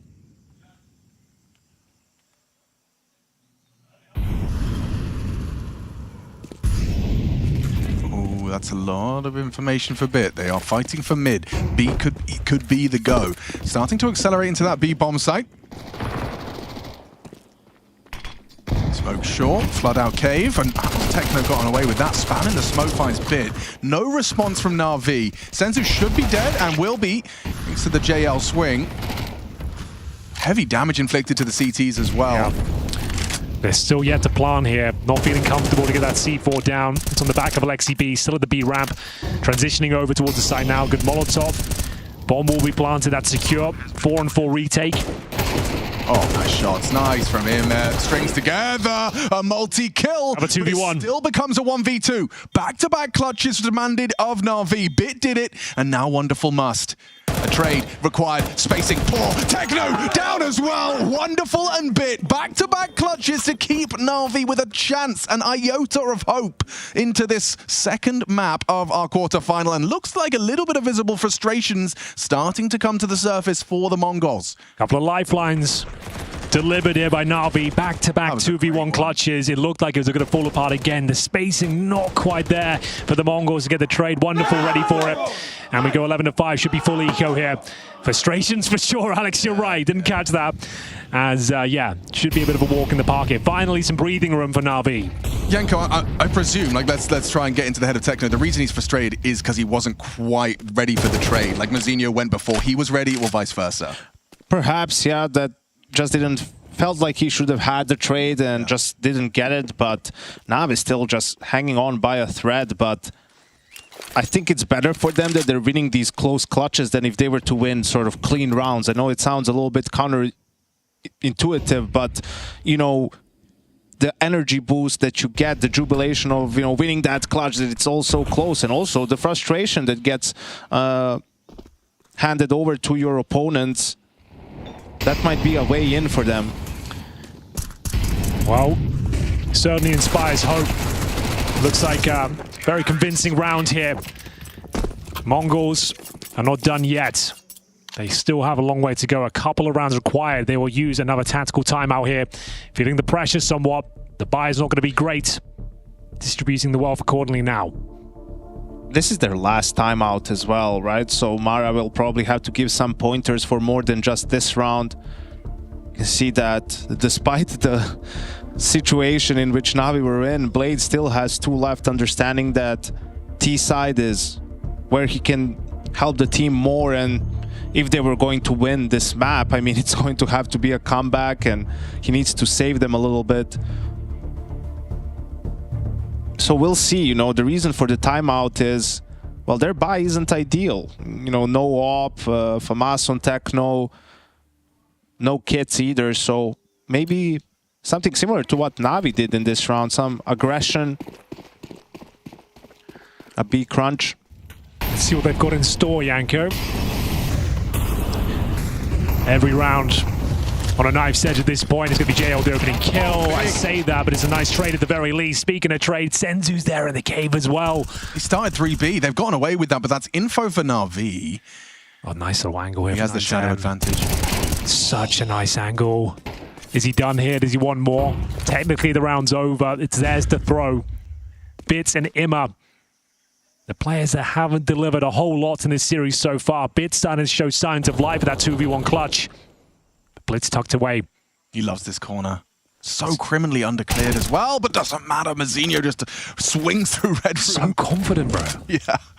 And now they know where he is. That utility, it's only really thrown from one position, and at this point you know exactly where he is, and there it is, series points for the Mongolz. For coaches around the world, Yanko, again, Mara calls it and they find a solution in the next round. 3 of 3. Yeah, 3 out of 3 times Mara has pulled that lever. It's immediately manifested an elusive round for Mongolz. But now, Coach of the Year 2024 gets to have a say. So Bear in mind, they win those 2v1 clutches, but still one player survives both of them, right? So you lose a follow-up round, you've had to invest heavily into the previous.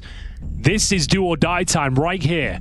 They're going to have Galils, Tech-9s, a couple of AKs, sure, but it's far from ideal. Bits with a Glock in hand right now. Presumably he's got a Deagle or something on the ground for him. But this is the opportunity right now to close it out here. Great little sequence towards the cave area as well. The double stack, you just don't see it coming. Perfectly placed is 9-10 on that M4. Lovely off angle. Speaking of which, bait and switch as well. Mzinho peeking from red. And this could be the final round of play, ladies and gentlemen. Bit does get a Tech-9, but it is looking weak. It is looking rough. Smoke down towards double doors on the CT side. Instant smoke at elbow as well. And Blitz more than willing to take this challenge. Deep nade. Big nade. JL takes a heavy brunt of damage, and Techno's going to try and find him there. Jumping out. No way! How's he done that, Techno? Charges in through the cave smoke and takes a double. How has he got away with it? Not sure. That's a mistake from Blitz, an overstep, and it gets worse. Okay. Mzinho, brought down by Alexi, was just completely overlooking such a forward position into way. They found the gap and have twisted the knife. Bit lingers on this elbow smoke. Senzu looks like he wants to stick around and clear that corner upon the fade. Doesn't clear it. Oh no! Bit doesn't find the instant headshot, and Senzu does oblige. 9-10 removes Wonderful, Alexi and B. Mongolz a 2-0. It looks so good, but Alexi stands in their way. Molly on the donut player. Info on 9-10. Heavy damage already inflicted. He just one-bangs him straight over the box. Alexi's gone. Navi is escorted out of Pro League at 2-0. Mongolz besting the black and yellow. Comfortable conversion. And it's a team they've been struggling to beat, but they do so convincingly here at EPL Season 21. I said at the start of this map, they've been outclassing them in every facet of the game, and more importantly, their headshots have been sublime. That final shot, what a way to close things out. An advantage for Navi. They're in a desperate situation, and 13-6 once again for Mongolz. Back-to-back hammerings against Navi. Now that's a statement win. Yeah. From the Mongols, right? We saw them make history last year, being the first Asian team to make the playoffs of a major, and they take the next step in 2025. A little bit of a slow start to the season, but what a victory for them. Incredibly convincing. I mean, for Navi, the complete opposite. That's championship form right there. Yeah, that's a team that can win this tournament. Yeah, absolutely. Mongolz take it in 2. An incredible performance, some crazy rounds of Counter-Strike so far. The individuals just, I mean, even this round, this whole round, watch this last shot. Let's see it from 9-10's POV. See ya later. Oh, what a way to close it. Yep, they're just too good right now. Mongolz, I mean, yeah, you know what, Hank, I'm on the hype train too. They are definitely in championship form. We'll see who's going to be able to trifle with them as they secure the semi-finals. They do indeed. They're going to be facing Vitality in that semi-final tomorrow. But first of all, Techno, huge congratulations. Navi, a team that you've struggled to take down in every head-to-head up until today. What was different today? I think we played better today. Yeah. In what ways do you think you played better? Because from the outside, it looked like every way you were countering them. I think we just did our best play and our own play style. Yes. In terms of the maps, it was the same first 2 maps as what we saw back in Katowice, where they managed to beat you. What did you change coming into today that was different from Kato? We just played better, and at the Katowice, we just some kind of surprised against them. Yes, and we have preferred them. Yeah. In terms of the individuals, 9-10, that last round from him was crazy. Mzinho as well looked on fire. Can you give some words to some of the individual players on the Mongolz? All of us, everyone here, individually, all of us were beast, yeah. And Vitality, you're going to be facing them tomorrow in the semi-finals. What do you think about their form at the moment? Yeah, they're really hard to play against them. Of course, they seemed like Navi before, and I think this time can be different now. Well, congratulations once again, Techno. Huge victory here and a well-deserved spot in the semi-finals.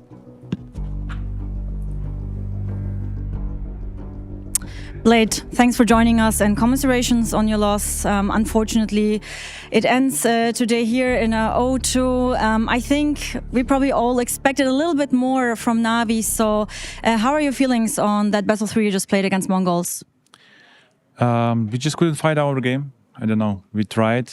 They were better. They get a really good preparation, I think. And we couldn't get back and find our groove, let's say, to have more synergy, to be step ahead more. They were constantly dictating on the game, and nothing worked for us. I mean, you had honestly a great start, especially on Mirage. You started off pretty well, and then you couldn't quite build up on that. Do you know maybe why it went like this in the end? Different factors. So we struggled a little bit on the rounds, what we built. We messed up. I didn't do properly.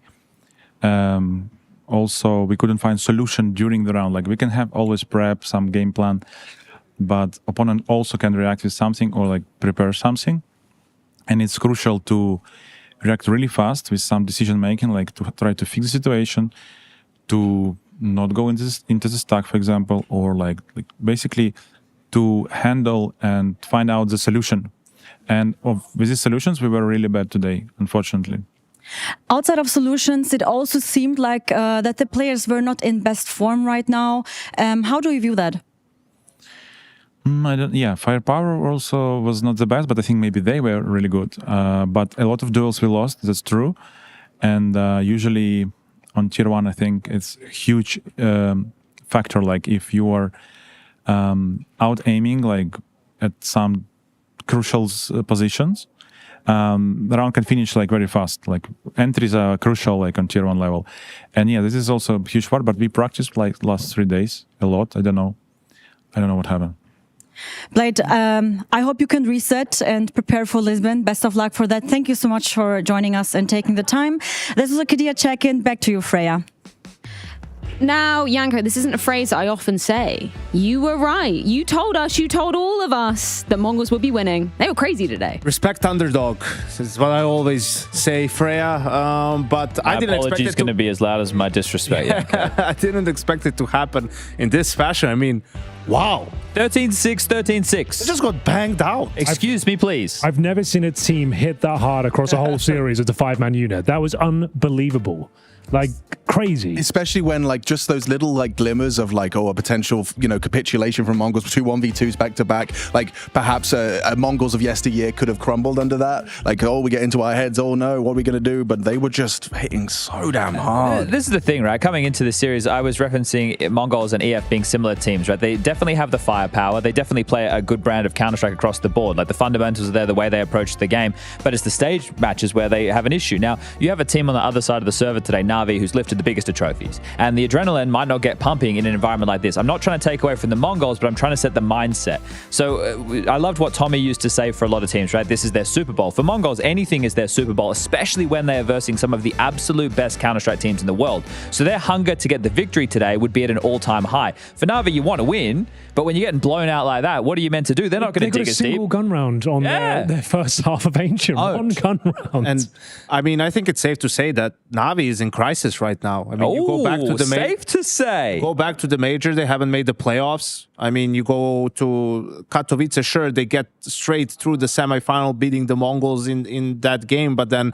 lose to Spirit there, lost to Spirit at Bounty, right, as well. That's who knocked them out, I believe. I think so. And then, here again, falling to the Mongolz, right? I mean, this is a team that was right up there in terms of being team of the year last year, won the first major, won a bunch of other trophies too, and just can't find that form. Feels like individually more than anything else. I'm curious now, right? Because it's Mongolz versus Vitality. We already had that as a semi-final. You believe in? No, I'm not. Oh, okay. Well, they got owned, right? Over there in Katowice, they got absolutely destroyed. Like, that was a non-starter.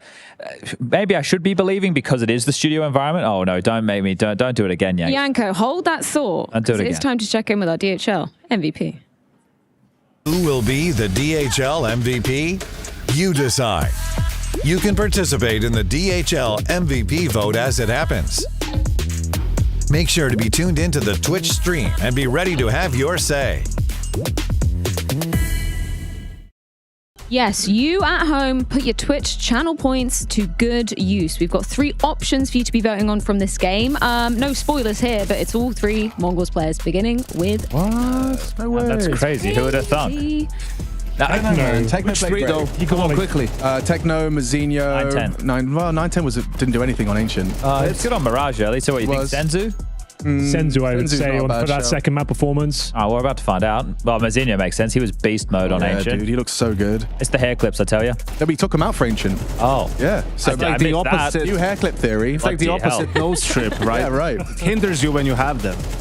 It's restricting the blood flow to the brain. Pre-fires as well. They just seem to know the positioning of Na'Vi in every single CT round. Like, just pre-firing every corner, nailing the headshot, and there he is. Senzu to close it out. Great performance. It's difficult to pick which player is the MVP for. To all of them, I say. Yeah, I think so. It's a team effort. Like I said, I've just never seen a 5-man unit all look so sharp on one given match. I mean, I can already see it on Reddit, right? The meme with the Grim Reaper, and it's the Mongolz, and Anubis out. Now Vitality's next, you know, and then Mouse for what happened over at the major in the final. But no, different environment for them. So I think that's helpful. And you know, people talk about they're chokers on stage, and sure, they choked a few games, but people forget this is probably still the youngest team we have in Tier 1. Like, their average age is what, 21 something or 20 something, right? Like, so obviously that actually scares you, because 20.5. How good will they be once they get over that hump and just get a little bit more experience under their belt in games like that? I think that's important, right? Because when we reference, oh yeah, they don't do great on the stage, it's not meant to be disparaging in the sense of, hey, you guys are chokers, or you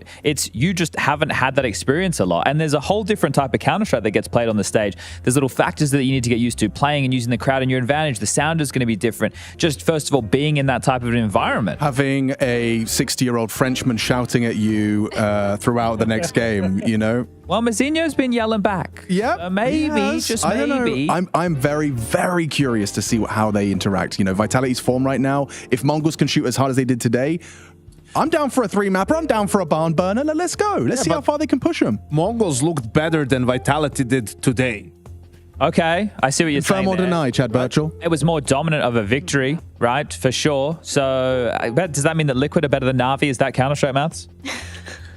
For you, I guess. Definitely not. But yeah, I don't know. I think we're in for a couple of great games tomorrow either way. I'm just curious about what they pick, because they can't have Ancient against Vitality, right? They ban that. Train will be out of the pool. So they're either going to pick Anubis or Mirage. They're a very good Mirage team, but again, we talk about Vitality, who have, Yanko mentioned it before, what, 5 maps in their pool they're 100% on at the moment? Yeah, something crazy like that. Wow. Or actually 4 out of the 6, and then they've only lost 1 Mirage and 3 Anubises. I'm interested to see, more importantly, if Spirit have come back to better health, right? Because obviously we know Chopper, he was at the point where maybe he wasn't going to be playing that opening game, and Halle having a stand-in, and then Magix was sick as well. Yanko doesn't like hearing about the illness. Actually, we're losing people. Jason's out. Josh is out. Hugo is out. We lost Freya for a day. You're next. No, I'm not. No, I'm not happening. He's not allowed, actually. He's not allowed to be sick. You are immune to everything, actually. Almost. Yeah, it's the rakia. You know, you just have to put a little bit of that on the tongue. Just a sip every morning, right? Keeps you strong, keeps you going, especially in cold weather. That's how the apple a day saying goes in Serbian. Kind of. Did you have a take on the Vitality Mongolz game? It looked like you were building something up. No, I mean, I was just referencing, you know, the meme where they're coming after, you know, for revenge after every team. But is it going to happen?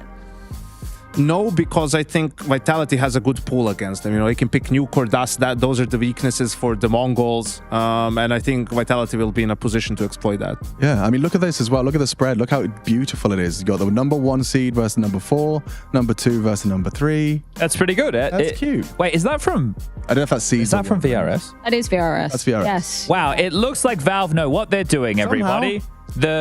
What is it? The proof is in the pudding. Pudding. I was going to call it porridge, but I think pudding's tastier. Pudding's the same as dessert, right? We can all confirm that. Synonyms. I feel like a pudding has more of like a liquid consistency, and a dessert you can have a cake. Would you call a cake ice pudding? cream? Yes, I'd call a cake a pudding and a dessert. Where I come you from, not? dessert is cool pudding. Yeah, exactly. Yeah, but you guys Same thing. call Same you, shit. you guys call lunch tea. If you're southern and posh. Well, have some tea. I don't know where you guys are from. These like Ask different Byron. regions of the UK that Yeah. talk to each other. Supper, dinner, tea. Supper comes after dinner, and tea interchangeable with dinner. Yeah. At least where I'm from. What's Well, what are we going to get now? A late night snack? I think I'm going to have a get a hot chicken dog. curry wrap. You go first, Raya. The garage. Dog. That That's could have nice. ended badly. Depending on who gets a hot dog, we'll maybe see you tomorrow. Hopefully. Probably. We miss you, Jason. Stay strong out there, man. Sleep well, Jason. Get some rest. Then.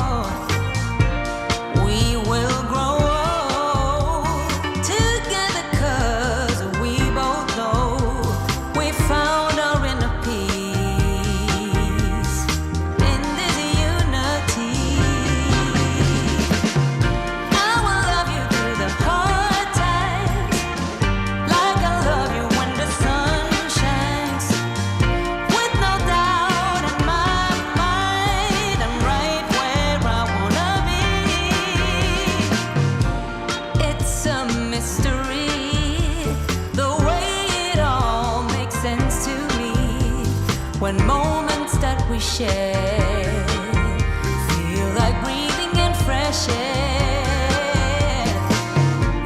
This feels like home, 'cause I can feel it in my bones. The further we're apart, the more aching in my heart. We'll have our share of hardship and difficulties, but no matter the pain, what we have will still remain. So listen to me now, I will love you through the hard times, like I love you when the sun shines. With no doubt in my mind, I'm right where I wanna be. Seasons come and then they go away, but my love is simply here to stay. From now on until the rest of my days, I'm right where I wanna be. Yeah, he doesn't want to answer that, does he? Keep yapping, man. Keep yapping. Wesley, punch. Let's ride! Here at ESL, we've been studying Rage for generations. I mean, I love it. I love it. I really do. All right, so right now where we are can get kind of dangerous. It gets pretty crowded here late at night sometimes. Hi, it's Bob with Face It. The official broadcast is better than ever on Face It Watch. Yep, that's right. Switch it up with the POV selector. 4 angles, your choice. From the main broadcast to your favourite player's view. And it's available on the Face It app and Chromecast. But wait, there's more. Keep watching, keep winning. That's how we roll. Watch ESL Pro League while having the chance to get skins and Face It points. Look at this beauty. Change the channel and control how you watch. What's your name? Lee. Lee, mate, nice to meet you. What's it like being part of the best crowd in esports? If you're not here, you're not living. Let's go, the boys! All right, for now, we're going to send it away. Let's show the world why we're the best crowd! You're champions!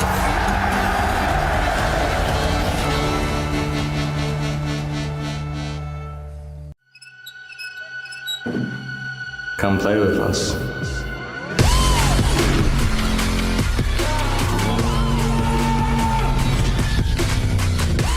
He wants to win right here, right now. It's crazy. As he turns it, nice headshot. Headshots from Leslie.